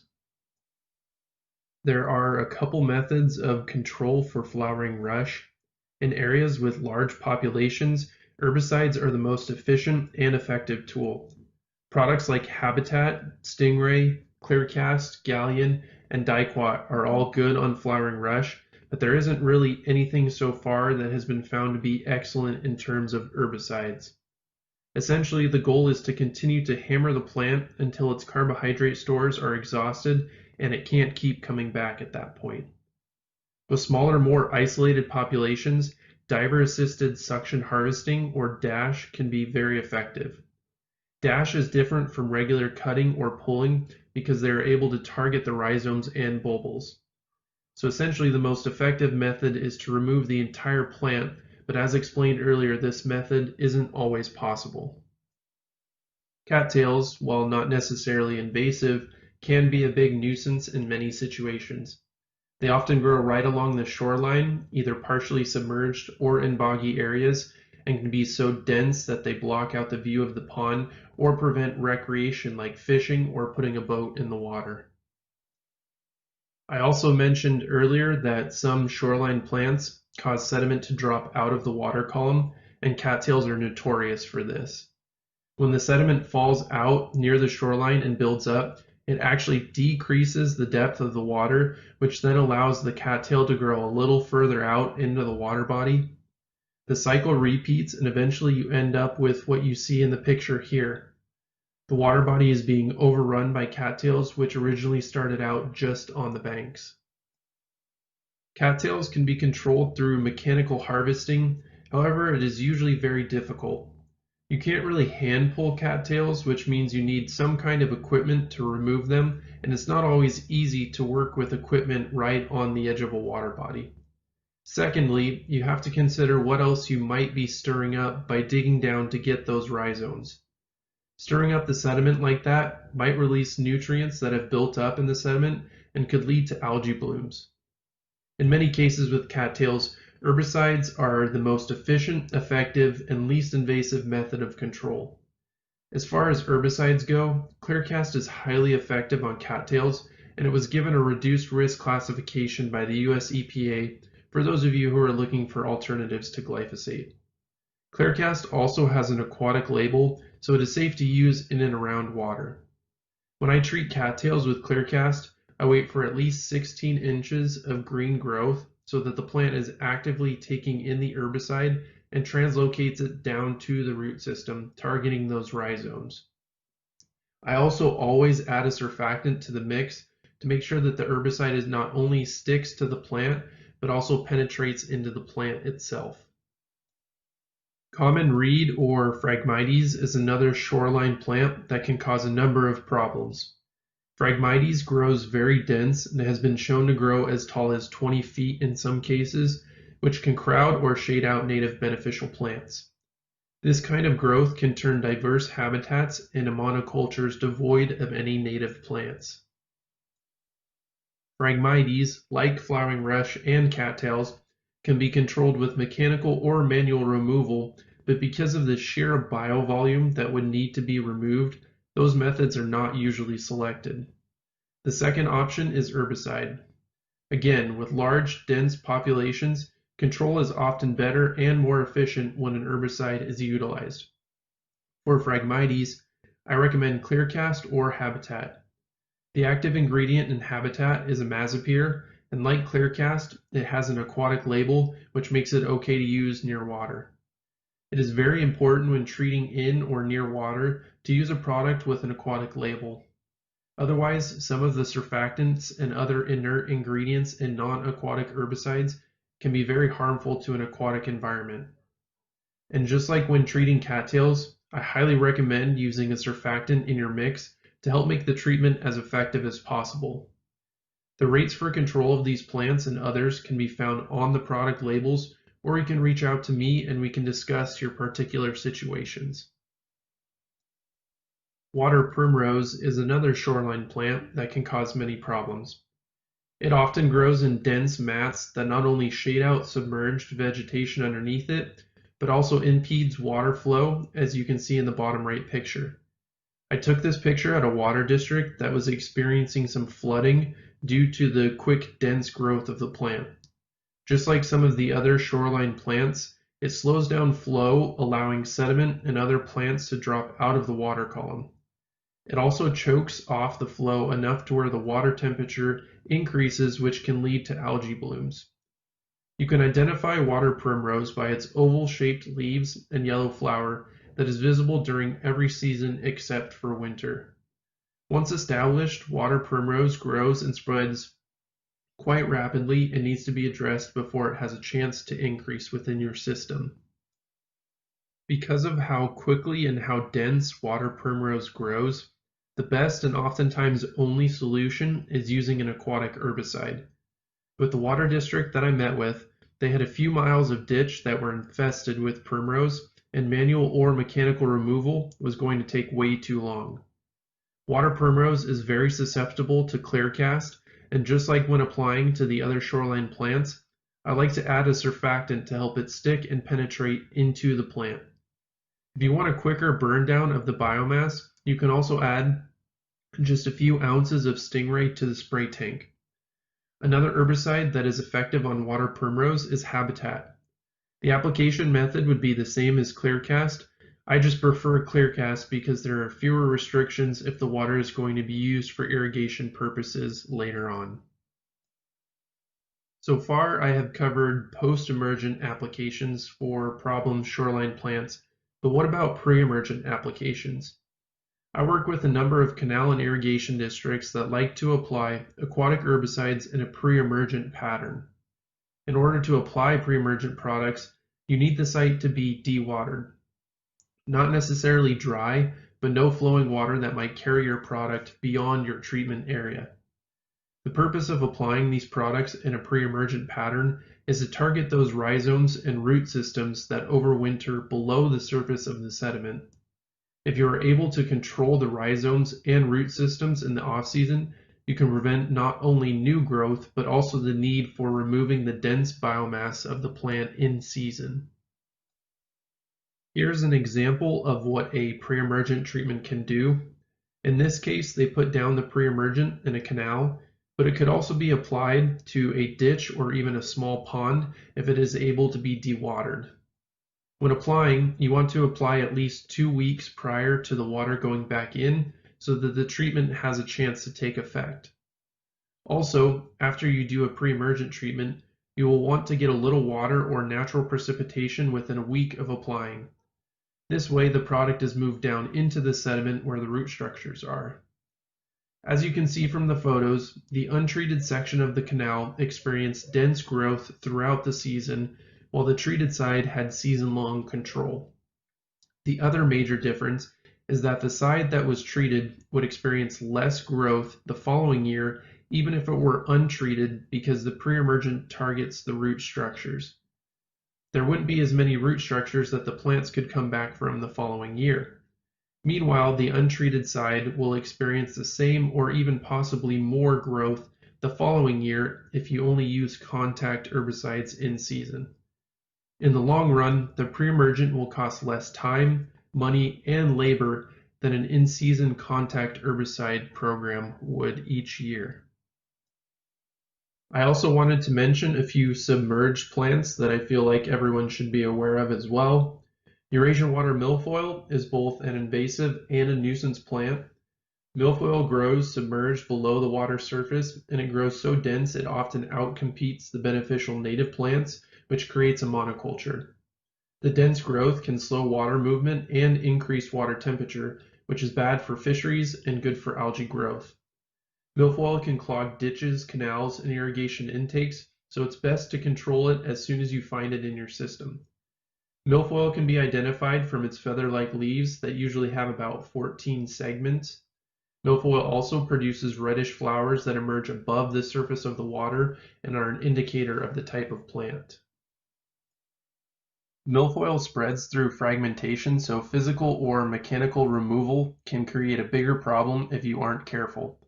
Milfoil is sensitive to a few different herbicides, and you can find herbicides that are selective specifically for milfoil. Persilicor can target milfoil while leaving the beneficial native plants in place, and it can do so with much less volume than older alternatives. Another effective herbicide for milfoil is Sonar 1 or another Sonar formulation. These photos show how Persilicor is selective for milfoil. In this experiment, they grew multiple native plants like American pondweed, Balsinaria, Illinois pondweed, and Elodea, all in the same tank, as a few invasive plants like Eurasian water milfoil and hybrid milfoil. The tank on the right was treated, and you can see the results at 4 weeks after treatment. The Eurasian water milfoil and hybrid milfoil have been completely controlled, and the native plants are still growing strong. Another case for the effectiveness of Persilicor is Coquilala Lake in northern Idaho that treated using Persilicor in 2019 and did not have to treat this past year for any milfoil in the lake. Curlyleaf pondweed is another submerged plant that everyone should be aware of. I believe that it is the second biggest problem plant behind milfoil. Curlyleaf is the first plant that takes off growing in the spring when things warm up. It grows quickly and forms dense mats which outcompete the native plants. It then slows down towards the middle of the season but comes back in the fall just as the other plants are senescing for the season. Curlyleaf overwinters very well, which gives it the head start the following spring. It also produces turions, which are a seed-like structure that can stay viable in the sediment for up to 7 years. This creates a huge problem because it makes it difficult to completely get rid of the plant without having to treat multiple years in a row. As you can see, curlyleaf has a distinct wavy edge along the leaves with a reddish-brown stem. And like milfoil, curlyleaf can also spread through fragmentation in addition to the turions. The most efficient and effective way to control curlyleaf pondweed is by using aquatic herbicides. Manual or mechanical removal might work for small areas, but it doesn't address the turion production, meaning that you will likely have to continue to remove plants each year. With the Sonar formulation, we can target not only the plants themselves, but also the turion production. This will help to break the cycle and whittle away at the turions that are in the sediment. Gallium is also an effective systemic tool for targeting curlyleaf pondweed. The best overall tool is time. If you can address the curlyleaf early, you may be able to stop the plant from producing turions and prevent future infestations. Now, I won't spend too much time on the submerged plants because I believe there is another presentation that may go a little more in depth, but I do want to talk about a process that I mentioned last year, and that is eutrophication. Eutrophication is the natural aging process of all water bodies. As water bodies age, they begin to release nutrients from the sediment that then become available in the water column. Normally this wouldn't be an issue, but in this day and age, the nutrients being released from the sediment are not the only nutrients making their way into the system. We have runoff from fertilized lawns or hard surfaces, stormwater discharges, and even precipitation that is carrying more nutrients. And when the effects are undesirable, eutrophication can be considered a form of pollution. Now we know that phosphorus is one of the nutrients being released from the sediment, and it is also making its way in from one or many of the other sources that I mentioned in the last slide. The reason phosphorus is the nutrient that we focus on is because it is the key limiting nutrient associated with algae growth. As you can see in the table, as the phosphorus levels increase, so do the prevalence of algae. Mesotrophic is the level that we would like to see most of our water bodies at, and at this level, algae growth is normal and needed for a healthy aquatic system. However, I would say 80% of the water samples I take come back well beyond the hypereutrophic level. Once the trophic status reaches hypereutrophic and beyond, the system changes and we can see an increase in the amount of harmful algae and cyanobacteria. This is because the cyanobacteria thrive off of the high phosphorus levels, and just like the invasive plants that outcompete the beneficial native plants, the cyanobacteria outcompete the beneficial algae types. So, we can be proactive in our approach to algae control, or we can be reactive. At this point, most of the programs I work with are just trying to catch up from a number of years of unchecked phosphorus inputs. The cyanobacteria aren't just outcompeting the beneficial algae, creating poor habitat for fish and other wildlife. Once established, cyanobacteria begin to produce toxins which can be harmful to pets, livestock, and humans. These green dots mark locations that have reported at least one harmful algae bloom in the last 10 years, and if we were to do a time lapse, you would see the frequency of green dots increase at a much higher rate over the last 4 or 5 years. Many of these green dots mark drinking water reservoirs or large public lakes that are used for recreation and that have tens of thousands of people living around them. Some of you may be familiar with the story from earlier this year where hundreds of elephants mysteriously died in Botswana, and they believed at first that somebody had intentionally poisoned a watering hole. But after a closer look, they found very high levels of a toxin that was produced by cyanobacteria. If cyanobacteria can produce toxins strong enough to kill hundreds of elephants, shouldn't we be a little more concerned about the cyanobacteria blooms in our ponds, lakes, and drinking water reservoirs? In 2017, a toxic algae bloom killed 32 cattle in Oregon, and over the last couple of years, Florida has seen huge blooms that have killed fish, dolphins, and manatees, so it's already occurring close to home.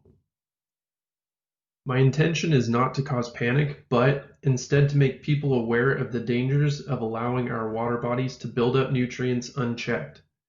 And there are ways to address the buildup of phosphorus, like using Phoslock, which permanently binds phosphorus, removing it from the water column and making it unavailable to algae. Phoslock is highly measurable, so we can target the phosphorus in a water body and help to bring it back to that healthy mesotrophic level that I talked about earlier. This will help you avoid the hypereutrophic conditions that are favorable for the cyanobacteria and instead to create conditions for healthy algae to grow at normal levels. Here's an example of Phoslock in action on Lake Lorraine in Washington State. After Phoslock was applied, they measured a 72% decline in the total phosphorus, and they went from having an annual algae bloom to no bloom in 2012. They also saw an increase in the Secchi depth transparency, which is a measure of how clear the water is. They went from only being able to see 8 inches down into the water to over 8 feet after the Phoslock treatment. The chlorophyll and algae levels decreased dramatically, which is why the top picture looks like the water is green and the bottom picture has a normal water color. Phoslock is fairly easy to apply. Many people choose to mix the Phoslock with water, which creates a slurry that then falls through the water column and evenly strips the phosphorus out. Phoslock is not a pesticide and can be used in everything from a small pond all of the way up to drinking water reservoirs. If you're interested in how much phosphorus your water body has, please reach out to me and we can collect water samples and see what trophic category your water body falls into. The last thing that I want to mention is the new technology that CPRO is developing called Utrizorb. This new product would filter out phosphorus from flowing water and essentially eliminate a few of the channels for phosphorus loading. CPRO is hoping to have it available by the spring of 2021. And with that, I will conclude my presentation. I want to say thank you all for bearing with me on another virtual presentation, and hopefully we will get to do this again in person next year. If you have any questions, my contact information is shown here. Feel free to send me an email or give me a call. I'm always happy to talk things through and help find a solution if possible. Thanks again, everyone. Thank you to Travis Fuller for giving us that awesome presentation on terrestrial weed control in and around water. Once again, that was presented through CPRO Corp. And we have Travis now with us on a live question and answer forum where we can take any of your questions and I can relate them over to Travis, and he would be able to answer those. So yeah, in that box, in that comment box below me, feel free to answer and submit any of your questions that you have. One question that I had that came to mind, Travis, the last product you talked about, the UtroSorb, can you give us any more information on that product and when, where, why we need to use it, kind of the volume, the intake that it can use, maybe just a few more details on that product that you guys are developing. Yeah, we're still working out the details on it. We think that we'll have it available by this spring, but the reason we want to introduce it now is because it does address nutrients in a water system. And as most people know, nutrients in your water body can lead to algae growth and other issues. And so if we can address those nutrients when the water is coming into your system, then we can kind of keep it from really getting out of control and having to kind of play catch up at that point. Great. And so still no questions that have come through at this point though, but are there any other products that you guys are looking to develop, and what kind of needs are out there in terrestrial weed control in and around water bodies? CPRO is always working to develop any new products that we can. We really listen to the people that we work with and try and take their input on what the needs are in the market and in the field. So if anybody has any good ideas and wants us to start working on something, feel free to reach out to myself. My contact information can be found at cpro.com, and I'm more than happy to help if you have any other questions. Awesome. Well, we sure appreciate it, and we do appreciate you joining us and giving us that informative talk on terrestrial weed control in and around water. I do have a couple questions on the same. Awesome. Oh, okay. We do have a couple questions coming, so that's great. We'll just take a second here to. Okay, here we go. Thank you, Mr. Michael Otley. When treating Phragmites, does ClearCast stunt or kill grasses? ClearCast, at the rate that you have to use it to kill Phragmites, will probably ding up your grasses. It's just inevitable at the rate that it takes to get Phragmites. But at really low rates, around 16 ounces to the acre with ClearCast, you actually can stunt the growth of the grasses. You won't kill it, but you can stunt it. But unfortunately for Phragmites, the rate that you have to treat at will probably ding up your grasses. Great, thanks for that. Connie Jensen Blythe, her question is, any research on backcountry lakes or on phosphorus and or invasion in those areas? I think the research is out there as far as nutrients. No matter what the water type is, if you have high nutrients like phosphorus, nitrogen, those are all going to lead to excessive plant and algae growth. And so if we can minimize those, we don't necessarily want to completely remove them, but if we can minimize them and keep them at a healthy range, it will definitely keep your system much healthier. And as you travel, maybe a question to build off that is, as you travel the Northwest, Oregon, Washington, do you see that phosphorus change in different geographic regions, and where is that, the concentration, and where is the need to address the problems at the most right now? I don't know if it necessarily varies by region. I think it is becoming more and more of an issue, though. We are noticing more harmful algal blooms, cases where pets or other things are dying when they come in contact with the water. And so really we want to be proactive in our nutrient management, and that all starts with testing your water, figuring out how much nutrients you have in your pond or your lake, and then going ahead and addressing those if they are at excessive levels. Perfect. Well, I do not see any more questions on my end. So once again, Travis, I want to extend a sincere thanks for providing this presentation, and hopefully in 2022 we see you in an in-person format, and we are not in this virtual capacity. So once again, thanks, Travis. We appreciate that. And so we're going to pivot and move to our next presentation during this hour, which is Optimize Your Cheatgrass and Medusa Control Program with Plateau. This presentation is provided by Jim Bean. And this presentation will review how to get the best performance from Plateau herbicide to control cheatgrass and Medusa head. We will review the correct timing, rates, and environmental conditions necessary for maximum performance. We will also directly compare the strengths and weaknesses of Plateau to Rejuvra. Thanks, Jim, for making this presentation, and we will turn to that at this point. Hello, my name is Jim Bean, Strategic Accounts Manager for the BASF Professional Vegetation Management Group. Today I'd like to talk about how to optimize your cheatgrass and Medusa head control program with Plateau. We're going to talk a little bit about rangeland wildfires, and then the history of Plateau, its properties and proper use, and then some tips for success. And I'm going to compare it directly to Rejuvra herbicide, Bayer's new product, and then provide some benefits of Plateau. So historically, rangeland wildfires occurred every 60 to 100 years, and they were fairly small in size. Today, they occur every 3 to 5 years, and they're much larger in size, in some cases hundreds of thousands of acres. In fact, the USDA Ag Research Station estimates that about 4 million acres of western rangeland burn every year. So when it comes to invasive weed management, we can prevent the invasive weeds from spreading on our land before a wildfire, or by using things like green stripping, where we minimize the incidence and size by creating basically fire breaks, or restoring after a wildfire, where we can release native plants using herbicides like Plateau, or in some cases where we have to plant or seed the native plant. So cheatgrass has infested more than 100 million acres in the western U.S. It's really common along roadsides and in pasture and rangeland. It germinates in the fall, takes root, and grows in the winter.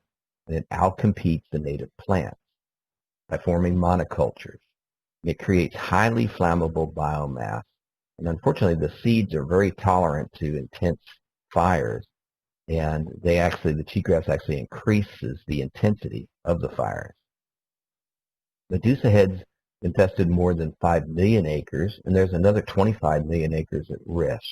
Just like cheatgrass, it germinates in the fall, takes root, and grows in the winter, and it outcompetes the native plants. In fact, it's been shown that it reduces the ability to support livestock by up to 80%. It also is very flammable, really dry, and it increases the intensity of wildfire if one burns through an area infested with Medusa head. So we have a long history of using these green strips to prevent wildfires, like this example in the Black Mountain Fire in Utah. So when it comes to Plateau, it was registered back in 1996 with the US EPA, and it received BLM approval in 2007. And at that time, the BLM set the common use rate to be 6 ounces per acre for both cheatgrass and Medusa head. And that was really a threshold rate, and it was a compromise between balancing the control with trying to have the minimal impact on the native plant. But what we found is that you can get a lot longer lasting control if you get your rates up above 6 ounces per acre. But we have 20 plus years of successful operations controlling both cheatgrass and Medusa head all over the West. So because of the Plateau label and the number of uses that it has, there's some misinformation, sometimes some misunderstanding about how to use it. One of the things I hear commonly is that it should be used in spring applications for cheatgrass and Medusa head. And that's really not the best time to use Plateau. You really want to use it in the fall. I hear that cheatgrass should be sprayed after it is greened up in the fall. That's completely untrue. You really want to spray it as a pre-emergent application. Also hear that you want to spray cheatgrass Medusa head very late into the fall or early winter. And that may be a little misunderstanding because there are other weeds that Plateau will control post-emergent. But for cheatgrass and Medusa head, you want it to be a pre-emergent application. Sometimes you hear that nothing will germinate following a Plateau application. That's completely untrue. In fact, Plateau is one of the most commonly used products for native grassland establishment and restoration. Also here, the Plateau can kill sagebrush and other woody native vegetation. It really has very minimal activity on woodies. It can burn the leaves, so generally that's one of the species or groups of species that you would want to spray, really late in the fall. And then also here sometimes that cheatgrass control is really poor with Plateau, and you have to spray it year after year after year. And that's really not true either. Our 20 years of experience shows that most people get 2 to up to 3 years worth of control with Plateau. So Plateau is an ALS inhibitor. It works on an enzyme that's only found in plants, so it's practically non-toxic to humans, other mammals, fish, and other wildlife. It has a caution signal word, and it's really unique in that it has both pre- and early post-emergent activity, and it's one of the few products that will take grasses out of grass. As I said earlier, it has minimal woody species activity, so it can be used to release many of those woodies that we're trying to release out west. And the primary means of controlling cheatgrass medusa head is a pre-emergent application, as I said. You want to get it before the cheatgrass or medusa head germinates. And if it has germinated, and once it gets more than about 1 inch tall, you're going to need to add glyphosate to burn down that vegetation that's already emerged. So the best activity you can get with Plateau is if you apply it to mineral soil. So it's actually, after a wildfire, is one of the best times to use Plateau. Since it's a soil active product, you need to have rainfall to activate it. And it's going to control many weeds post-emergent. So not only can you get pre-emergent control of cheatgrass and medusa head, but you will control a number of other weeds post-emergent. The chemistry of Plateau means that most legumes are going to be tolerant to Plateau, and there are many warm season grasses that are tolerant to Plateau, like big blue stem, little blue stem, and Indian grass. And it's used widely to release beneficial native and pollinator plants. I do a lot of work in roadsides and in solar farms, and it's one of the most commonly used products in those areas. And then the length of control is based on the rate that you use and environmental conditions. So the higher rate you use, the longer Plateau will stay in the environment. And Plateau controls many important invasive weeds: cheatgrass, medusa head, leafy spurge, Japanese brome, Russian knapweed, Dalmatian toadflax, and many, many others. So when it comes to controlling invasive weeds, the rate range for Plateau is from 2 to 12 ounces. So that's a broad rate range, and that's going to vary greatly by region. Again, for cheatgrass and medusa head, you want to use it as a pre-emergent application in the late summer. Anytime from mid-August through October is usually when is the best timing. And as I said earlier, best results are actually after a fire. And you can see some cool season grass injury, especially things like fescue, so you need to be careful. Your other option for cheatgrass control would be 5 ounces of Regerva. So here's a shot of Plateau at 8 ounces 1 year after application in Wyoming. And you can see the control on the left and then the non-treated area on the right. We actually did a study with Synergy Resource Solutions back in 2002 looking at the impact of cheatgrass control on flame height and flame spread and fire spread. The flame height can be reduced by up to 88% if you control the cheatgrass, and the spread can be lowered by as much as 95%. So that's why these applications are so impactful to reducing the impacts of rangeland wildfires. So here's just some data to show you. So this is native vegetation restoration. And so in the non-treated area, we had 67% cheatgrass prior to the application. In the plateau area, we had 84% cheatgrass. After the application, in the check, the cheatgrass actually spread. There was 75% more, but we had 100% control of the cheatgrass in the plateau treated area. And your native vegetation went from 33% to 25% in the check to from 16% up to 100% in the treated area with plateau. You can also see the impact on the native grass yield. So at 4 ounces of plateau, you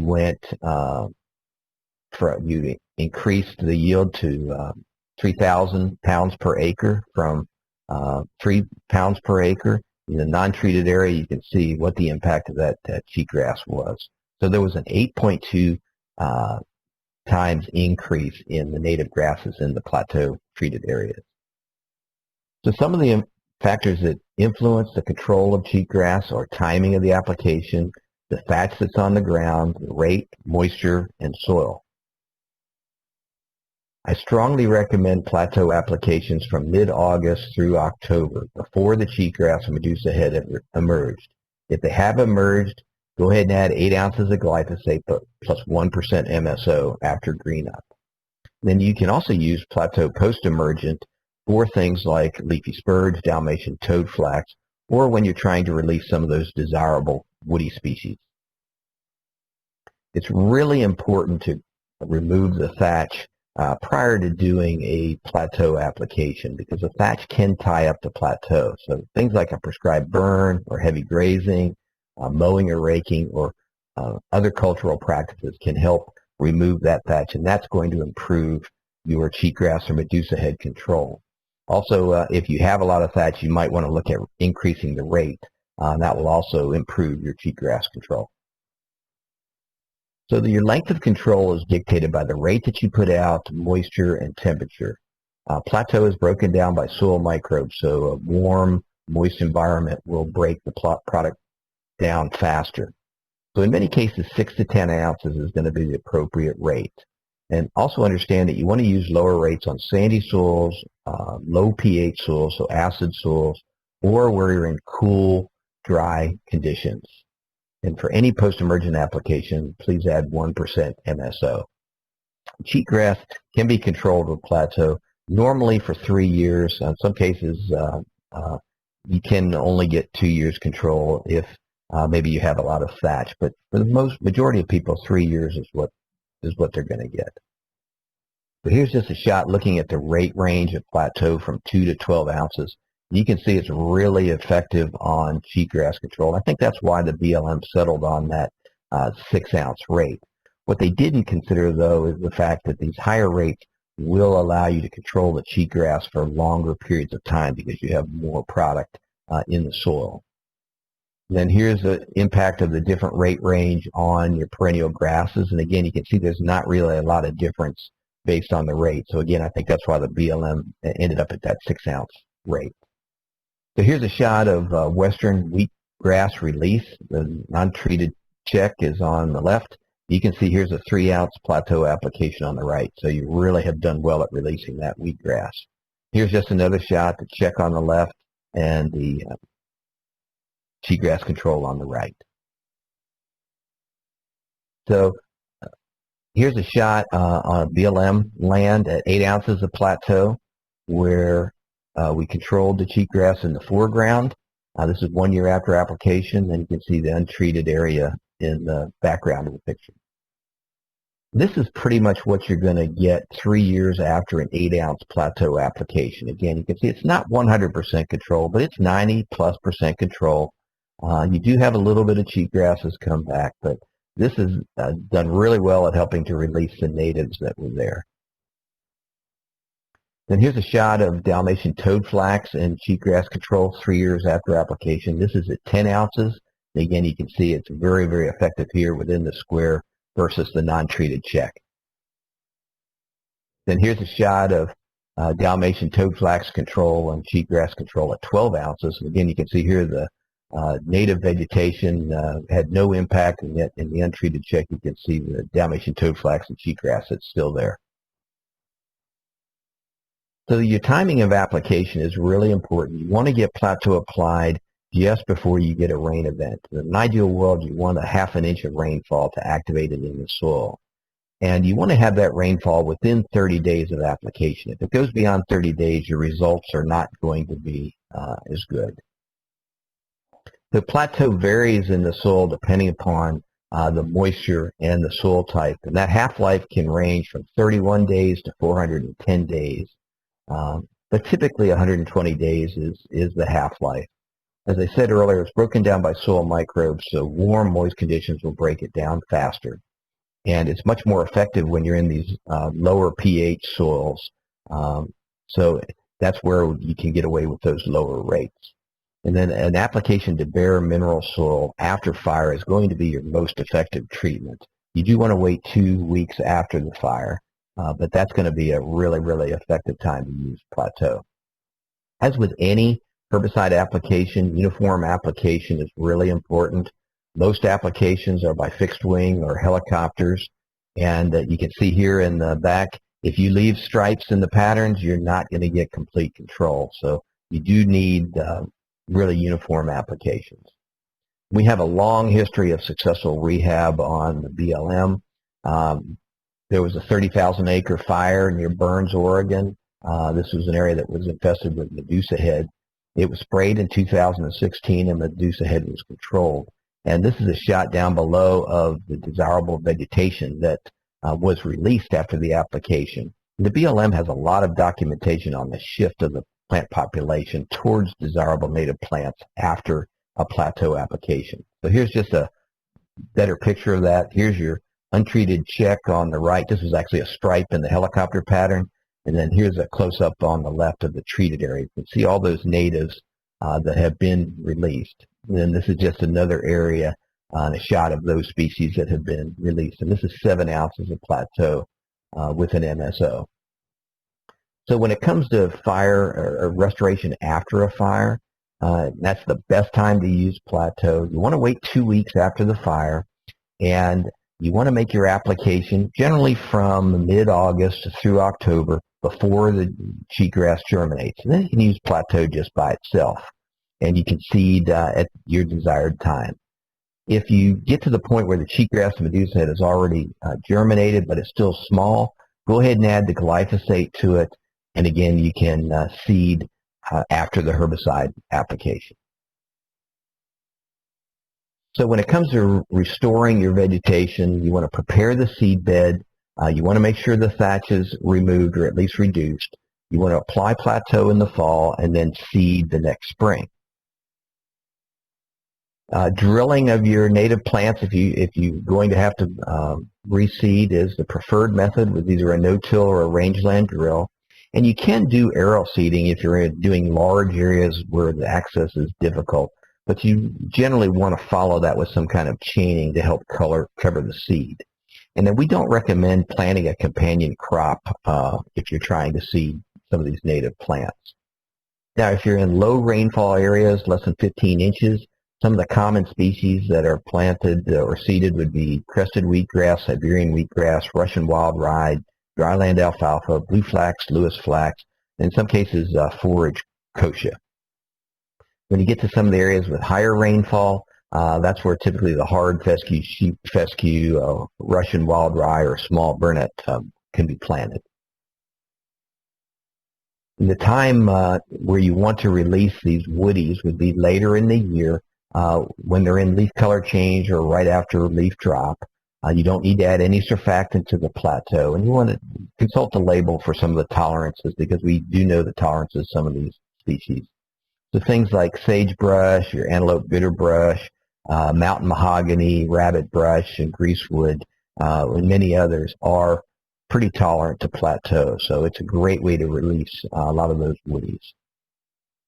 Mountain mahogany is one that I get a lot of questions on. Here's a shot of mountain mahogany release. This was actually a November application at 5 ounces of Plateau. You can see the treatment on the left, the untreated area on the right. You can see we went right over the top of the mountain mahogany with no issue at all. So some tips for success. A lot of people are concerned about what they're trying to control, the cheatgrass and Medusa head. One other question you want to ask yourself is, what is the tolerance of the species that you want to promote? Things like fescue are going to be much less sensitive to Plateau, so be careful. You want to reduce the thatch layer, and if you do that, you'll greatly increase performance. If you're doing a post-emergent application, go ahead and add 1% MSO, and if you want extended control of cheatgrass and Medusa head, use the higher rate range. Uniform application is critical, and most of these applications are aerial applications from 5 to 10 GPA. As with any long-term management plan, you want to monitor your results. You want to utilize competitive plant species, those that will take hold quickly and help to outcompete the cheatgrass. You want to consider the thatch implications and then make sure you spray your herbicide prior to planting your desirable plant. So now let's switch to a plateau comparison versus Regerva.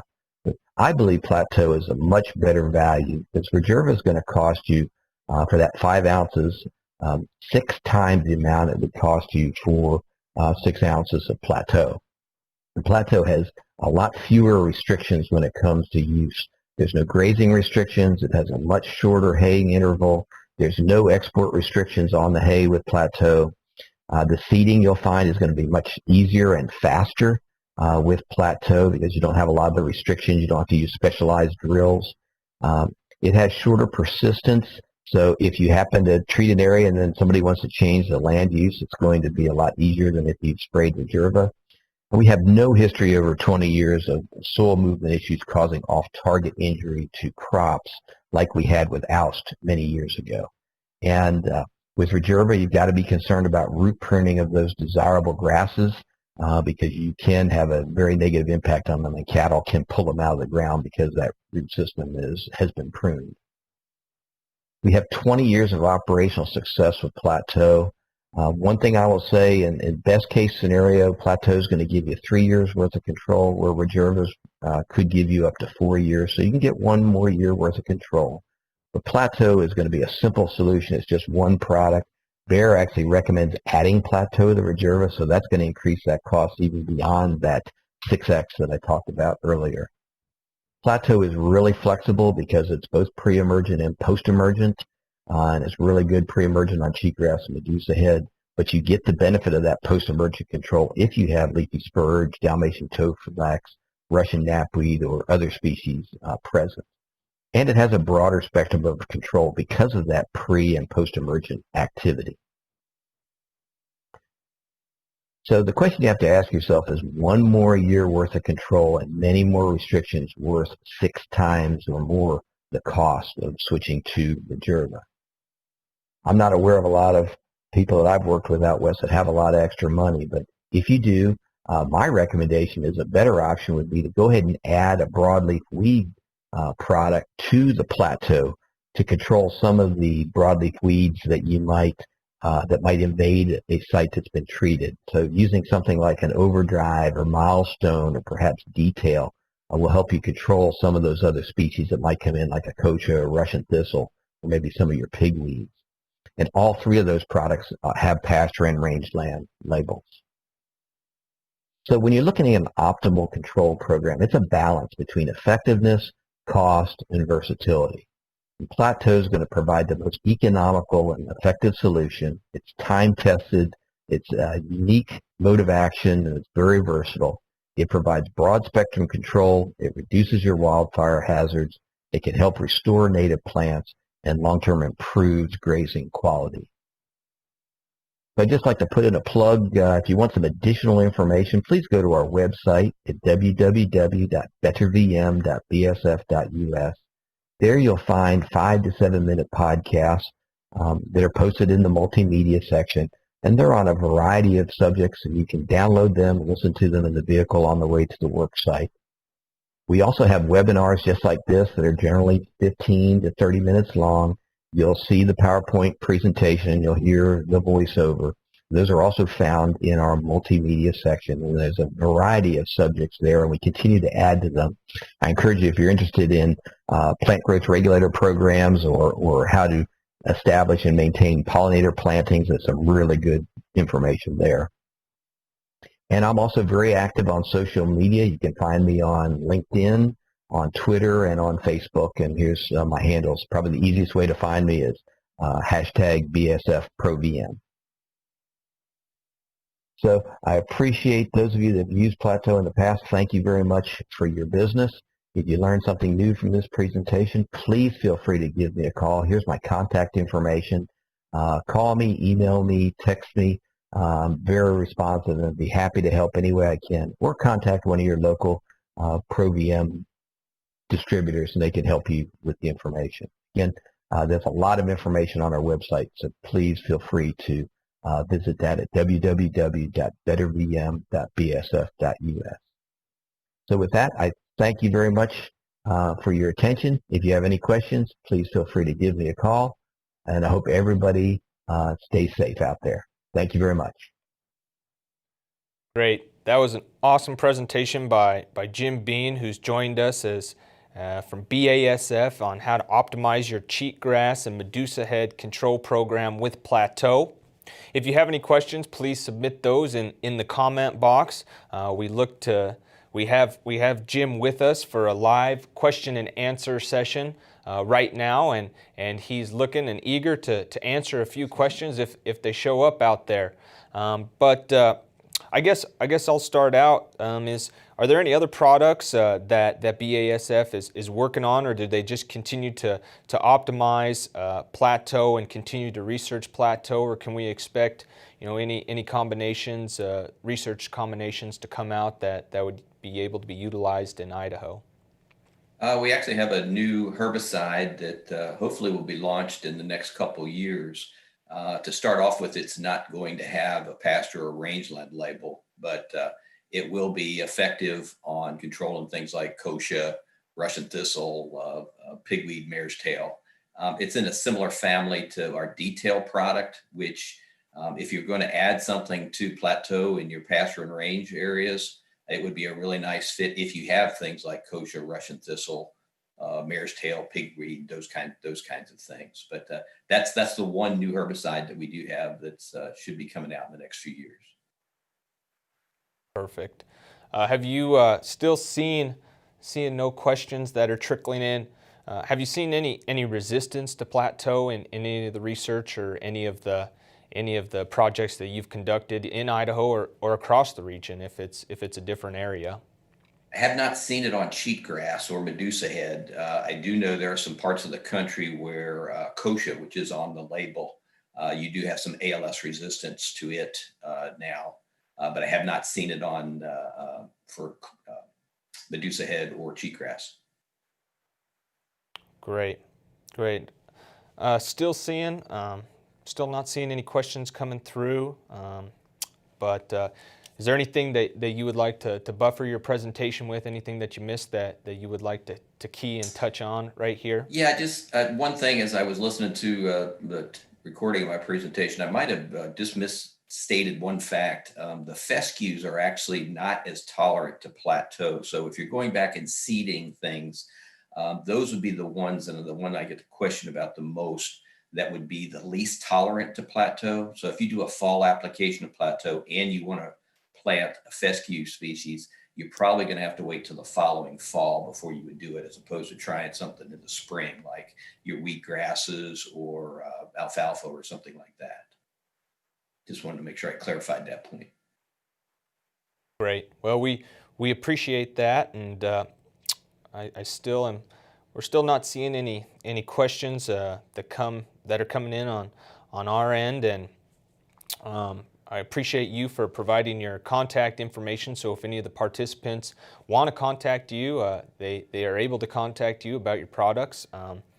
But I think with that, thank you for joining us. Jim's joining us from Raleigh, North Carolina, so on the other side of the country. But thank you for taking time to enter into this Q&A with us, and we wish you the best and hope to see you in person in 2022. Well, thank you very much. Those of you in Idaho, you're ahead of the game on most things when it comes to invasive weeds, so it's not surprising you don't have a lot of questions. But feel free to contact me if you do have any questions or need information, and hope everybody keeps safe, and we'll look forward to seeing you in the future. Thanks, Jim, and thank you for that compliment. And as we move into the end and wrapping up our presentation and conference for today, there's a couple things that we just wanted to touch on. First, the session question for the final session of the day was true or false. EDRR stands for early detection and rapid response. I repeat, the question for the last session was true or false. EDRR stands for early detection and rapid response. Please submit your answers to Idaho Noxious Weeds @gmail.com so that you can receive participation and get credits for your participation. Tomorrow, we will be joining you at 8 o'clock here again in the studios.